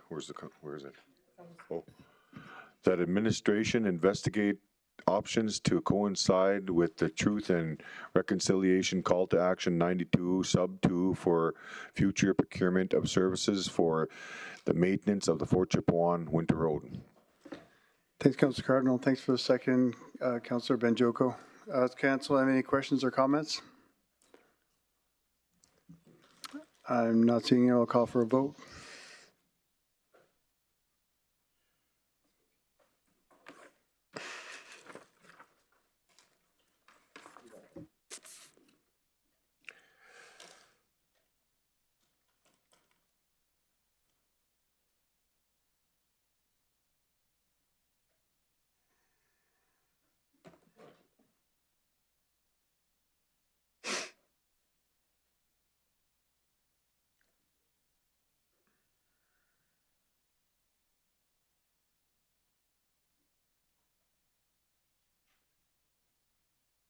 And that's carried unanimously. Thank you, everyone. Moving on to the next one, item number 10.3, Maui Hall for Chipewyan. I'll ask Councilor Cardinal to read that motion. Thanks, Mayor. That administration be directed to demolish the old daycare building located close to Mamwe Community Hall and report to council on the feasibility of future development that would include the expansion of the Mamwe Community Hall as part of the 2026 budget planning. Such report to take into consideration community needs, assets, and safety concerns. Thanks for the second, Councilor Boussier. Councilor Cardinal, want to speak to that motion? Thanks, Mayor. I know that a lot of us have attended the community hall in Fort Chipewyan, and after speaking with administration, we've created the motion to work in a double whammy format, I guess you'd call it, demolishing the old daycare, which is owned by us. It's infested and moldy, so we get rid of that, and then we expand the community hall to fit the capacity, hopefully for 500 people. It's the capacity now is 250, and when we have big gatherings, mayor comes to town, council comes to town, carnivals, talent shows, kids events. The community has grown enough, substantially enough to where it cannot hold the capacity of 250, more than 250 people now, and it just becomes a safety concern. It gets hot in there. The systems doesn't cool off the place enough. You know, kids are bumping into each other, elders are bumping into each other, and just there's no room to dance. There's no room to comfortably situate chairs and have a safe environment, and it's always congested. So I just feel that with our strategic plan, it coincides with that, as well as just providing that's a good, common, safe place for everyone to share stories and have fun together. So I kindly ask council to support my motion to have a bigger community hall and demolish the old daycare building. Thanks, Councilor Cardinal. Yeah, I think daycare building is well past, should have been torn down years ago. Do we have delegates for this item? Mr. Jay Telegdi. And Jay, you know, just say your name for the record. You have 5 minutes to present. Please remain on topic and remain seated for questions, please. Thanks very much. I'm Jay Telegdi, Senior Manager of Intergovernmental Affairs for Athabasca Chipewyan First Nation. Thanks for having me again. Like Councillor Kendrick said, this is an important meeting place for our community. There is really no other facility in town like it. There is one other spot. It's the Charlie Voyager Conference Center, but it's focused more towards sort of traditional events. It doesn't hold the wide variety of events that Manway Hall does: weddings, funerals, dances, parties, these kind of things. So it is important, and it's really central to the community. So many precious moments of the community members' lives have played out there, and so it is definitely a need. And it's been a wonderful building for a very long time, but we've grown and it's running out of room. And so we definitely need to improve upon it. Especially like Councillor said, it gets very hot in there, and you can't open the doors in summer because of the bugs. It's just, you know, it would be too uncomfortable. So another thing we could consider is in this redesign, if you added some smaller rooms. There used to be smaller rooms that you could use for like maybe a smaller birthday party or a meeting, something like that, so you wouldn't have to rent the whole hall when you don't need all that space.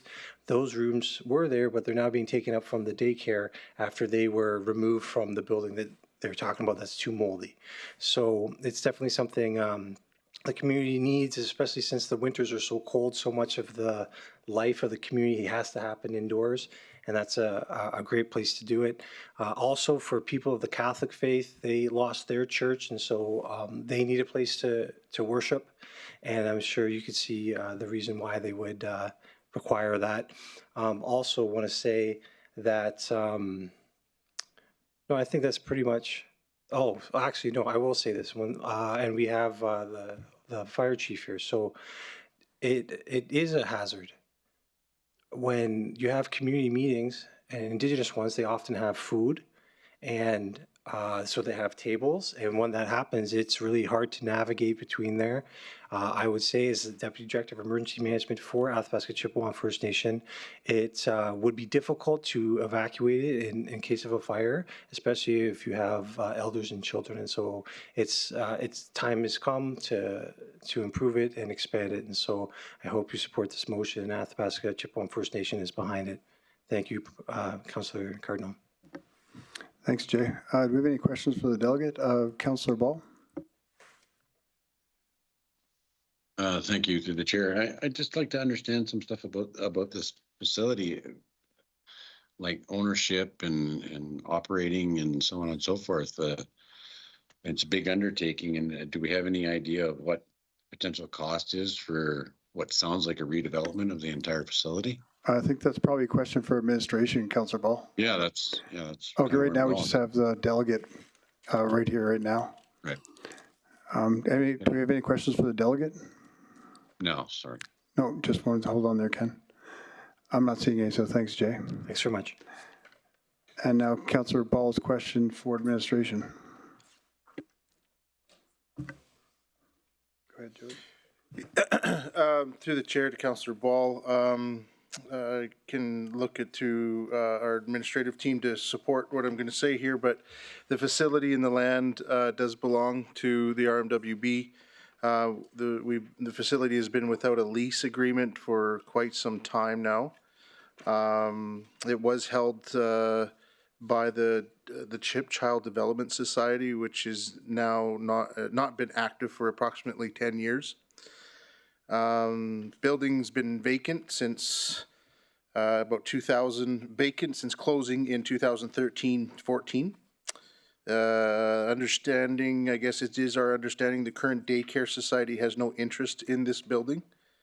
And we get into some costs. You know, there's a conditions assessment, a hazards assessment, but the rough demolition is between $150,000 and $200,000 for a demolition there. So, and then obviously, as the motion would state, I'll just read it verbatim here.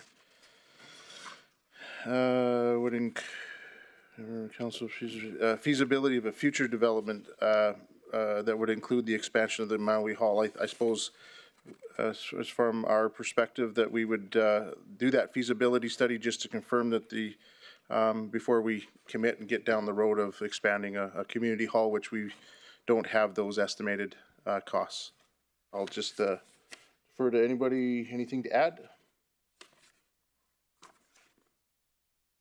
To the chair, to sort of the question, I guess when you get into feasibility plans, you look at the community needs, and that kind of sort of tends to dictate future costs associated with capital, building costs, and eventual operational. So it will take time to figure that out. And timelines are appreciated. I think he said something along the lines of bringing something forward for the 2026 budget season, and it seems that we can bring something forward to have, you know, logical conversations associated with that, if not earlier. So am I to understand by that you can complete a feasibility study between now and our budgeting for 2026 when you'll have a new council in 2025? Because it would be approved in less than what, eight-ish months for a capital project for consideration in the 2026 capital budget. Through the chair to the question, through the experience that we've had with sort of community gathering buildings, they require a certain level of engagement with the community to decide how much space is necessary. You can prescribe a size to short circuit the feasibility process. You can simply say, we need to double the size of this current building and move on. We can use costing associated with other buildings we've done in the past. I guess the answer to the question is it depends. I hate to say that, but we can do an internal quick analysis to say it's going to cost you approximately X million dollars to do this. Or we can go further and bring in a consultant, do consultation with the community, figure out what the community is looking for, bring it back to council, and have lots of conversations. The first option is the quickest. The other option does take time, and we wouldn't be able to do that effectively by September, October, when we have to have things ready for budget. Yeah, that's my point. And the way we normally do these things is exactly that way. We go into community consultation, find out what the community wants, and we move forward. And typically we approve some sort of a budget for doing the feasibility study, which isn't included in this motion. It's not that I don't support the idea. I think the timelines are just wrong. Fair. So if Councillor Cardinal be willing to amend this to be at least 2027 before we look at construction, and potentially feasibility in 2026 makes more sense to me, because it allows you the time to do the work. Otherwise, it's too much pressure on administration right now.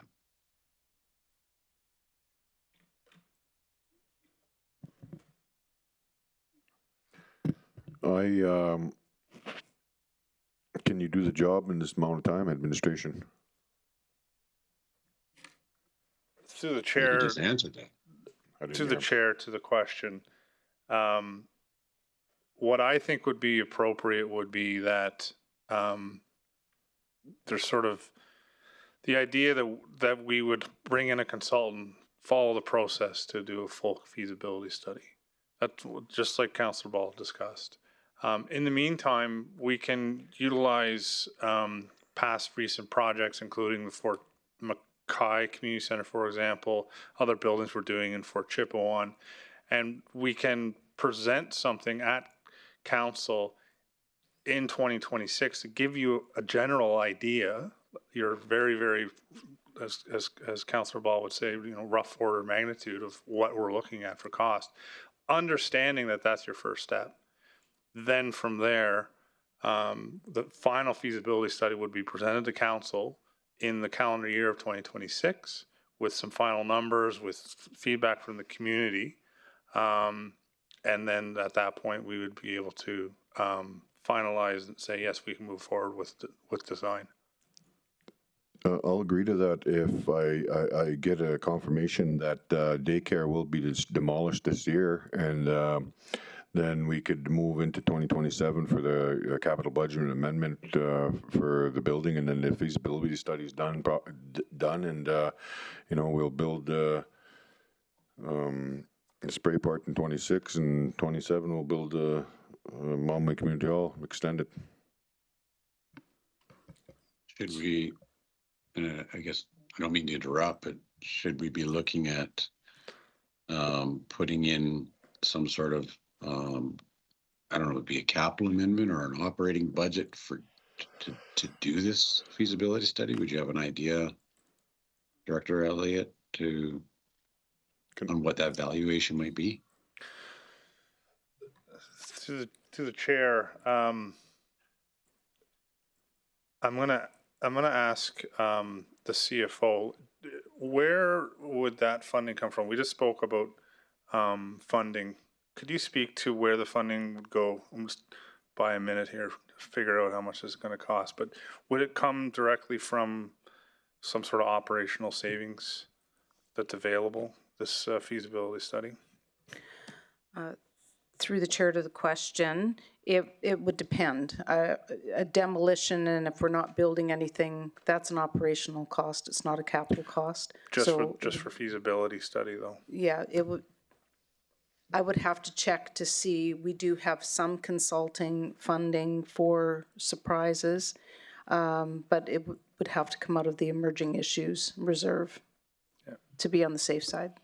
Okay. Right, and I can appreciate that the demolition of the existing structure and the feasibility of the future, whatever you want to call it, expansion, those are two very separate entities. You could run those as two different projects. So, yeah, I kind of wanted to request if I could actually separate them. Then, if that's gonna cause an issue, I just feel that I could ask specifically that the daycare be demolished on its own.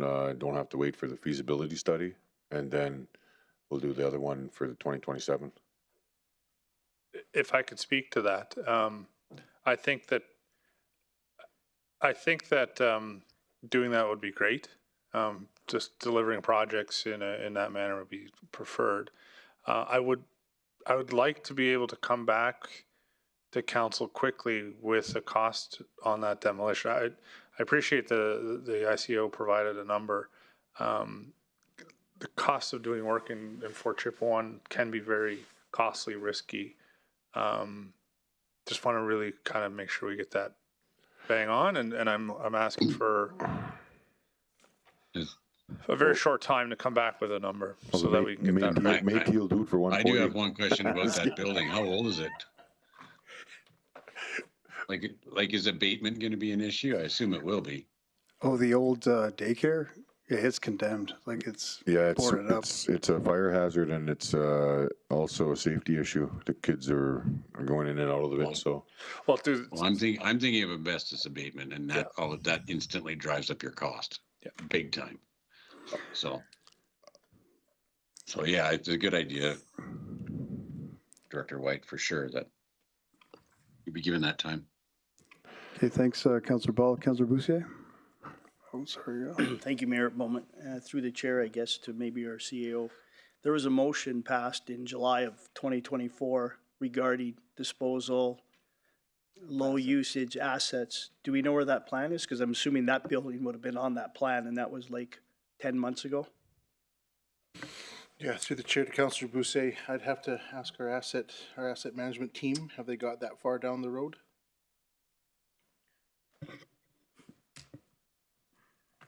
Through the chair to the question, we provided a list of assets that were identified for disposal.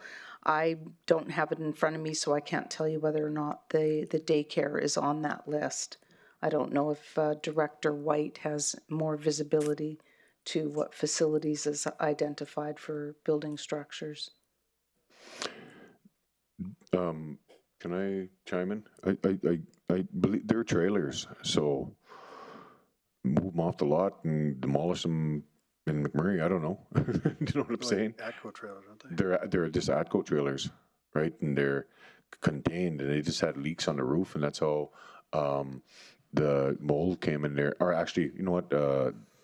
They just had a bunch of mold, and it was repaired, and now it's just condemned. So, and there was issues with the daycare society. So the building is ours, and if we make it happen that way, Elliot, I got no issue with doing that as well. Do the feasibility study on the daycare, then the other one. So do you want me to? I guess I can make those amendment again, which is okay. We can make it work. A lot to unpack here, so just give me a second. Through the chair. My mic's not on. My mic's on. Mike's on. Through the chair to Councillor Cardinal, we have had some conversations on this building recently with safety codes. And one of the things that they're prepared to do is do an out-of-scope inspection on this building. And they're waiting to see what the outcome of direction from council is here. You are correct. They are modulars. And so they would be able to go up there on the 26th of this month to, so we all have a better idea of what's there, be it mold, what would that would look like. And it would give us some kind of clarity on what it would take to demolish that building.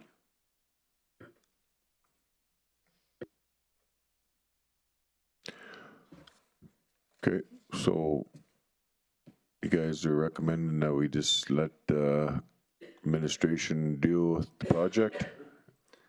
So I think we're kind of back to Councillor Boussier's question was if they were on the list, and it sounds like what Dennis is saying they are identified as something they're looking at.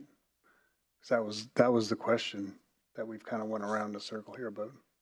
Well, yeah, I was just follow up on this. I mean, I'm assuming that building would be on that list. Yeah, it's what it is. It's like behind Maui Hall. It's like about four ATCO trailers. Something it's a bunch like of some ATCO trailers that are just kind of 11 ATCO trailers. Okay, it's bigger. 11 ATCO trailers. They're boarded up. They're pretty much condemned. They are condemned, actually. They are. Yep. Okay. Nobody's been in there for 10 to 15 years. Okay.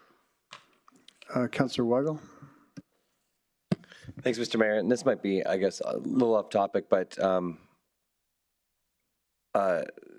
the fact that this was a municipal asset and then got to this point, I would assume that the new capital asset team that's going through this to watch it would prevent this from happening in the future.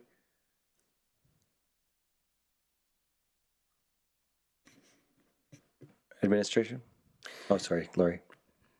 Through the chair to Councillor Weigel, the intent is for us to be working very closely with all of our asset owners to be able to identify when they're coming to end of life or where they need major rehabilitation.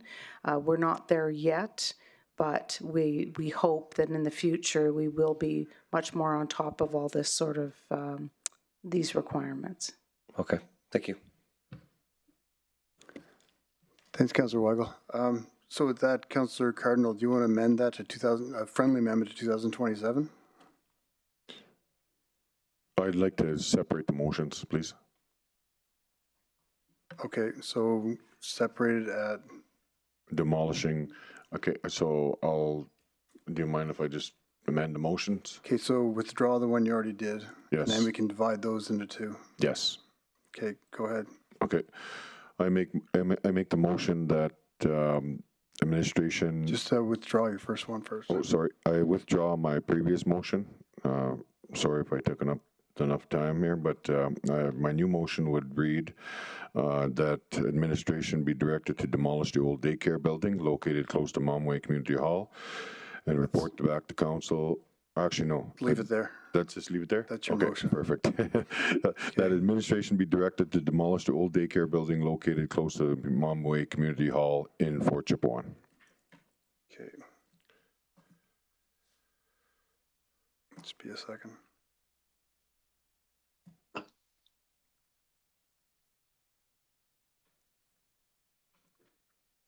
And thanks for the second, Council Benjoko. Call for a vote.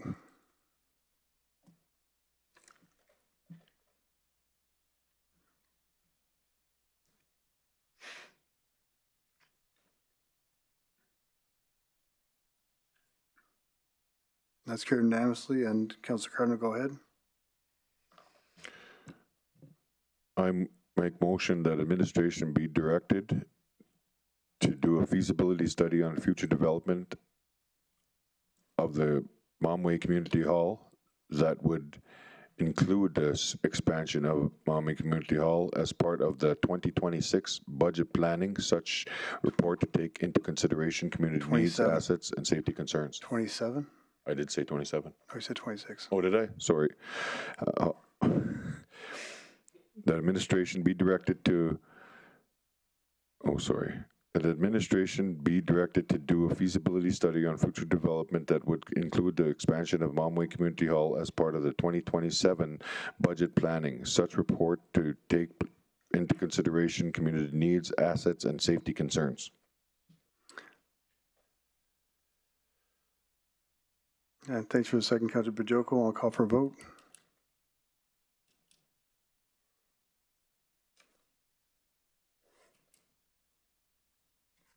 And that's carried unanimously. Thanks, everyone. And with the respect of time, Councilor Dogar, we're going to go to 10.6, and then I'm going to ask Council if we can defer the other two motions for the next Council meeting, because it's 12:15 right now. If there's no objections, we'll do 10.6, and then we'll defer the other two motions. I don't see any objections. So Councilor Dogar, moving on to item 10.6, organizations receiving community investment program grant funding. I'll ask Councilor Dogar to read your motion.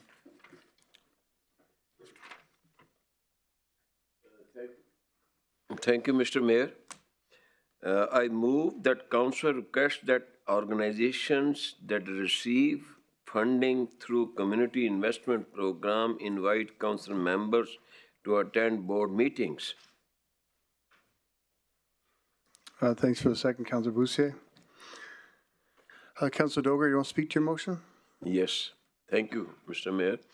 From the very first term, this has been my point, that wherever our dollar goes, wherever our taxpayers' money go, we should follow it. Follow doesn't mean physically follow it, but we should know how the expenses are done.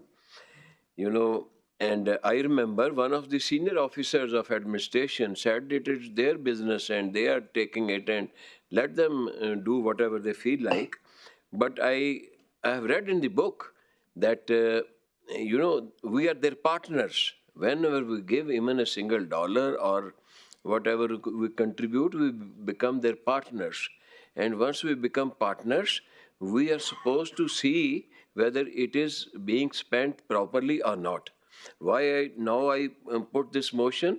A few weeks back, one of the residents asked that Heritage Park, how much was spent? And the honorable member said that I am now the member. So this reply is not, you know, expected. Wherever the money goes, wherever the dollar goes, we should know it. And there should be an invitation. Okay, if we are not proper members, we are not proper voting members, we should be invited. and maybe mayor, if not mayor on his behalf, some of the members should go and see how the things are happening. You know, whenever we give, contribute to any of the non-profits, it becomes their certification also that municipality is giving them something. So they demand from province also, from federal also. So I feel this is a very simple motion. It should be approved. Thank you. Thank you, Councilor Dorgar. Do we have any delegates to this item? Ron, the first one. Mr. Pelche online? Yes. And Ron, you know the evening. process. If you could say your name for the record and you have 5 minutes to present, and please remain on topic and stay online afterwards for questions, please. Yes, good evening. Can you hear me? Yes, go ahead, Ron. Yes. Hi. Hello, Council. My name is Ron Pelche. I'm a citizen of Fort McMurray for over 20 years. Before I speak, I want to make sure you all know that I am not on the board of any of their organizations, nor am I an employee of any organizations receiving funding through the Community Investment Program. I'm just a citizen. I used to be a chairperson of the Wood Buffalo Library Board many years ago, so I'm drawing from that experience why I'm speaking tonight. I have first initial concern about this motion, about the interpretation of the motion. It reads that council requests organizations to invite council members to attend board meetings. So the interpretation I have is it intended that organizations must send the invite to every one of their board meetings to council, or is there a specific number of board meetings in mind? That's not clear. It's not clear how many board meetings council is interested in attending. And et cetera, or who's going to be attending, if it's anybody from council or just specific picked representatives. So that interpretation needs to be clarified. My bigger issue with this motion is that I think this is a really big, unfortunate, big brother government overreach of their powers to private organizations. I understand the notion of the interest of council to ensure that organizations who receive grant funding actually apply those funds appropriately according to their grant applications, and that the funds are dedicated to the programs and services that the applications actually state that they will do. Now, this, as council probably knows, is an annual process. Every year, these nonprofit organizations provide applications for funding to a committee, a municipal committee, council-appointed committee. The committee reviews all the applications and to ensure that the applications follow the appropriate policies and procedures. And the entire applications that state what these organizations do, where the funding is going to go, is totally available to all council during their annual review of the applications, and they're also available to the public. And of course, administration is responsible for ensuring that to audit all these organizations through various reporting measures, that they spend this funding appropriately. Now, if I put myself in the shoes of these organizations. Now, many of them are very tiny organizations. They're nonprofits. They're mostly charities. They're maybe 3 or 4 or 5 person operations. Most of them don't even have boards. Okay, most of them don't even have meetings. Okay, so more bigger ones would have. So in practical sense, most of these organizations could not impossibly comply to request to invite council members to so-called meetings that do not even occur. So that's a concern. But my bigger concern is, if I was a chairperson of a board receiving some sort of correspondence from council or administration that you must send invitations to council to your meetings. I would see that as intimidation. I would see that intimidation as in terms of, if I don't agree to this, doing this invitation, will my funding be cut? Will any other negative ramifications happen? I'm sorry, but I don't think that's an appropriate use of council's time and powers.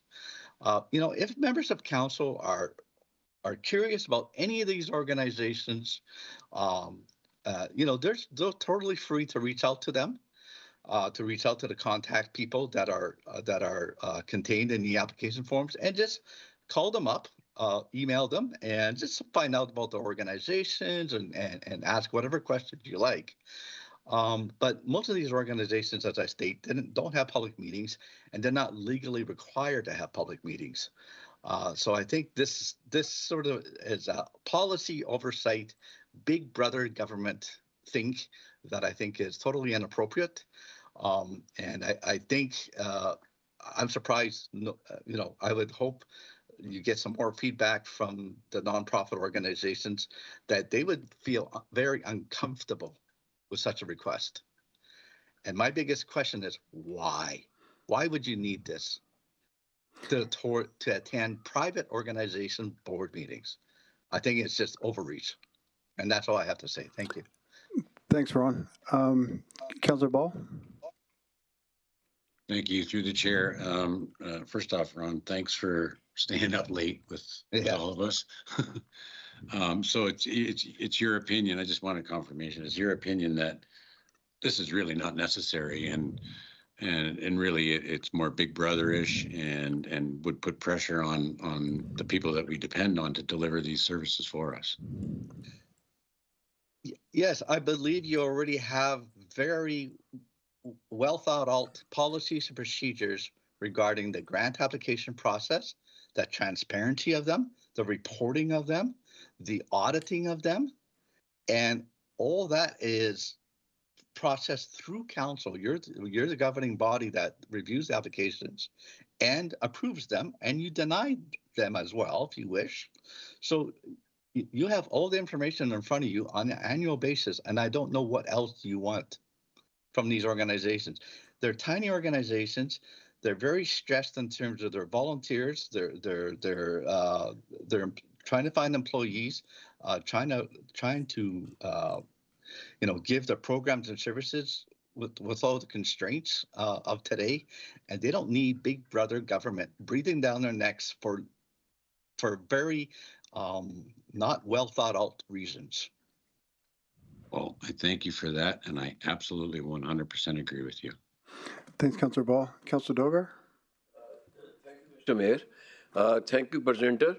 Very nice of you for coming and adding to our knowledge. What all you said, thank you, big brother. You use the word brother. So big is nothing bad about it. Council, mayor and council and the municipality, helps and serves the entire community. So brotherhood is always good. Member would be going not as a police officer to sort out the thing, just to say hello, hi. I tell you, I have gone to 14 organizations and mostly they were good. And I've seen 2-3 absolutely no good. And I tried to contact them, 2-3 organizations, nobody was picking up their contact. Councillor Dogar, you have a question for the presenter? Huh? A question for him? Okay, I was replying to his statement. Anyhow, I have said what all I wanted to say. Yeah, and you can bring that up in debate and comments too. Okay. Thanks. Councillor Cardin, you have a question? Yeah, thanks, Ron. Appreciate your comments. And I guess my question would be, are you familiar with some of the committees that council actually do sit on?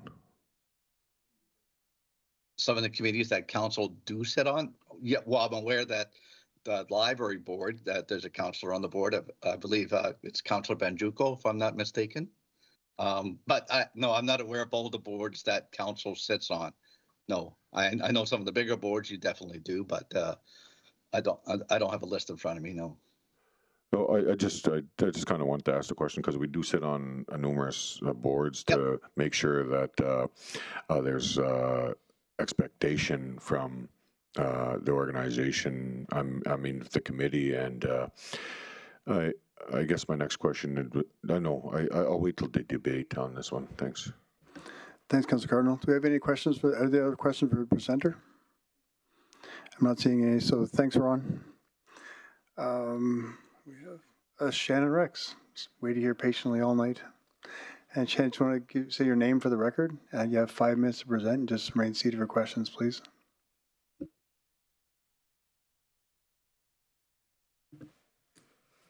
Good morning, Mayor and Council. My name is Shannon Rex, and I'm the Executive Director for Fuse Social. Fuse Social is a registered charity and social profit organization dedicated to strengthening and building the capacity of our local social profit sector through leadership development, board and governance training and supports, and by championing community volunteerism. I'm here this morning to speak against the motion as presented. I'll echo some of Ron's sentiments with regards to needing some additional clarity as to the end goals of having council members potentially attend board meetings. And I also want to flag that the motion as presented has the potential to cause some logistical challenges for organizations and potentially for council. As you may know, nonprofits, charities, social profit organizations are governed by a unique set of bylaws, which are internal rules and regulations that guide its governance structure, decision-making processes, membership, as well as outline specific provisions regarding participation of outside individuals in board and/or membership meetings. Assuming that the spirit of the motion is to support and increase engagement of elected officials, that's appreciated. However, it is very likely that the bylaws of certain organizations would actually not allow them to have external people attend their regular board meetings.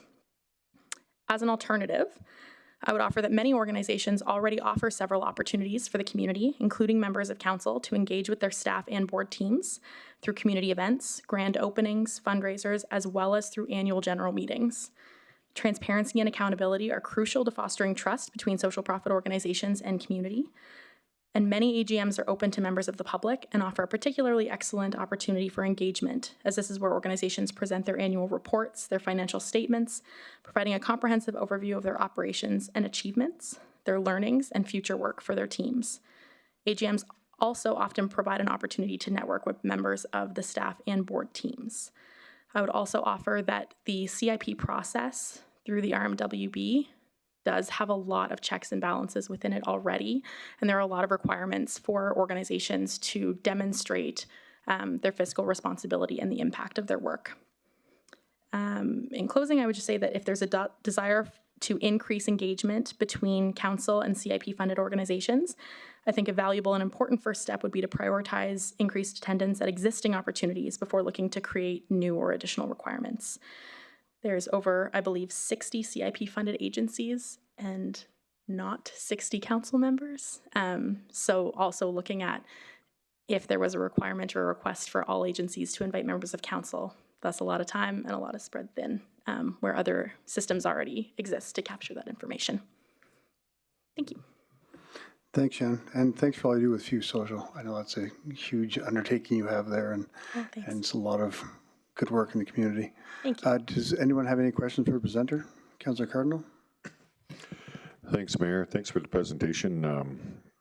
Discussions with you earlier, and appreciate all you do. Do you find that there's any barriers right now with some of the not requests, processes that you got going on, and you would need a counselor there? Processes like the specific operations of a board of directors? Yeah. Actually, for what you're doing, do you find that there's any barriers at this time?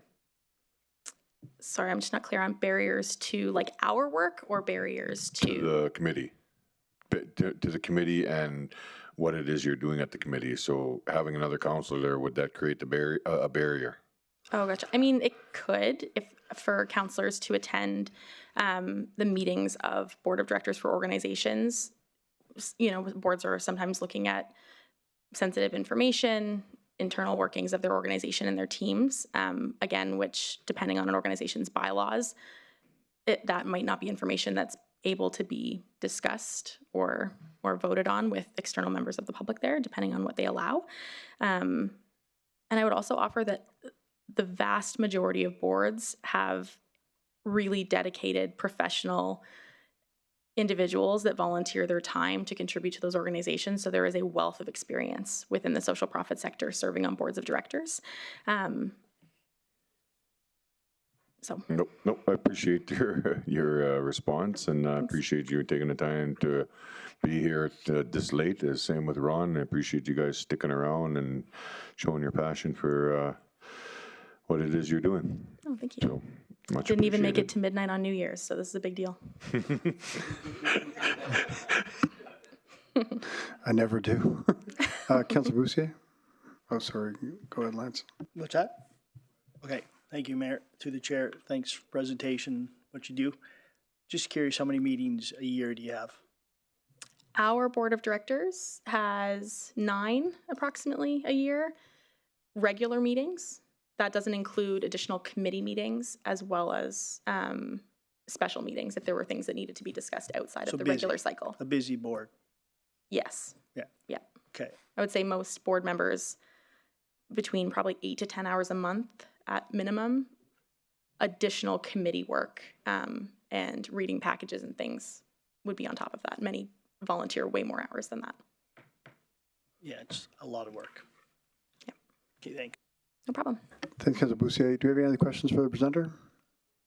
I'm not seeing any. Thanks, Shannon. Thanks. The last delegate, Michael Ferrer. And just, Michael, just want to say your name for the record. You have 5 minutes to present. Please remain on topic and just remain seated for questions, please.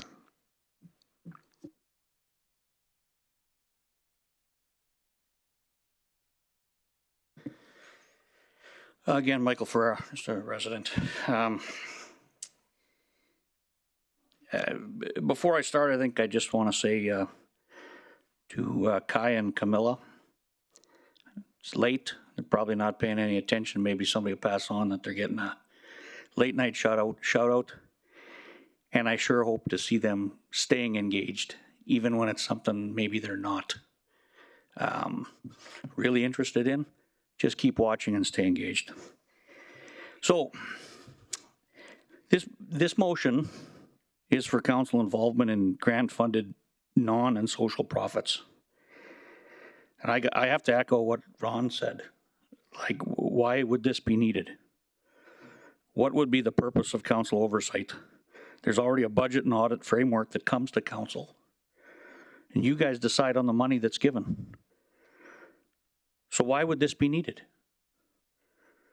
I mean, I don't even know if it's legal. Maybe it is, maybe it isn't. They got their own boards, bylaws, whatever.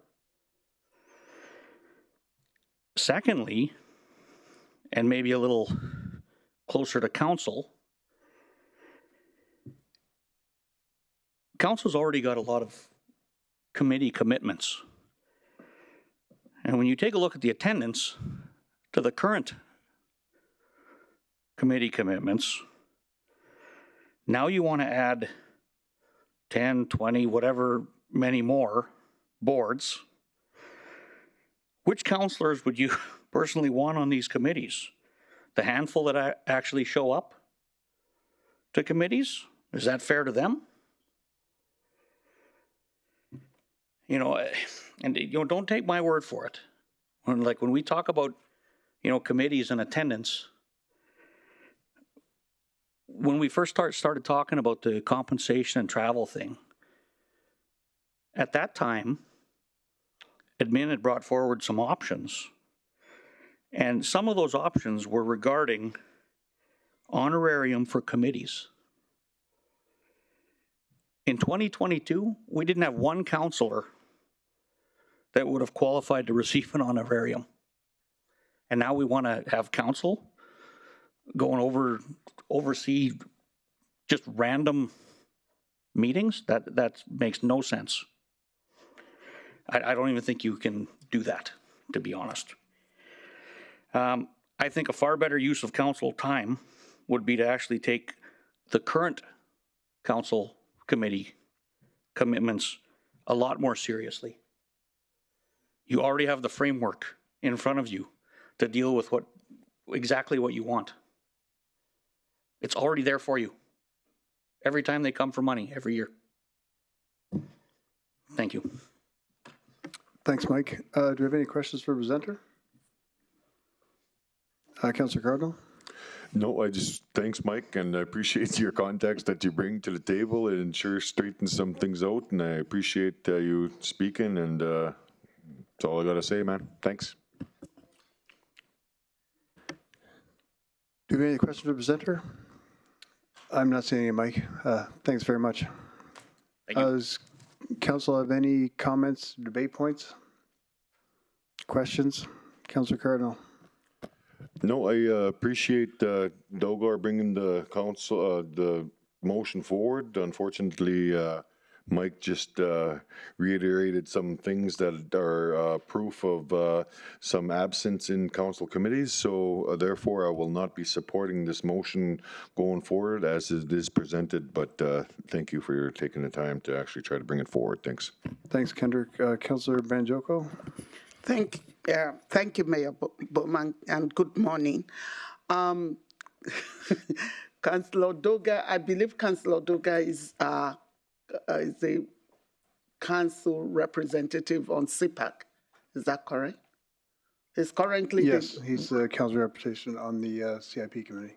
So is this as a result of your observations, or is it from your experience with the CIP grant committee that you came up with this, or?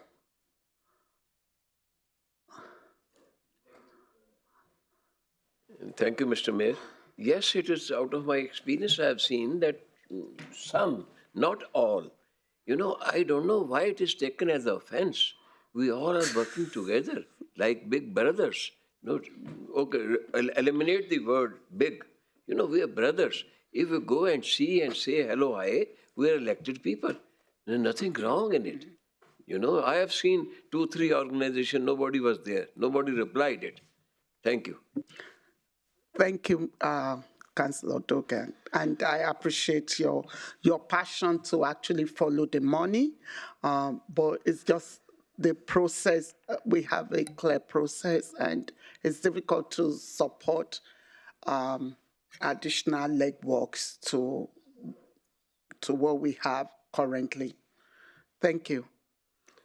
Thank you, sir. Thanks, Councillor Banjoko. Councillor Cardinal? Are we debating? Yeah. Oh, thanks. I just wanted to mention that I think that there's ways that we could support each other when it comes to these specifics, Councillor Dogar, and if there's any way that you need any help for trying to ask questions about certain committees, the paperwork's there, everything's in front of you, and if there's issues with the documentation that's presented to you as a council member, then it might be might be some discrepancy. But at this point, I just feel that you could utilize us for support, and we've tried to support you, and maybe sometimes it doesn't work, but I'm still there as a councillor to support you in moving forward, and I hope that we can find resolve and move forward. Thanks, Councillor Cardinal. So I'll call for a vote.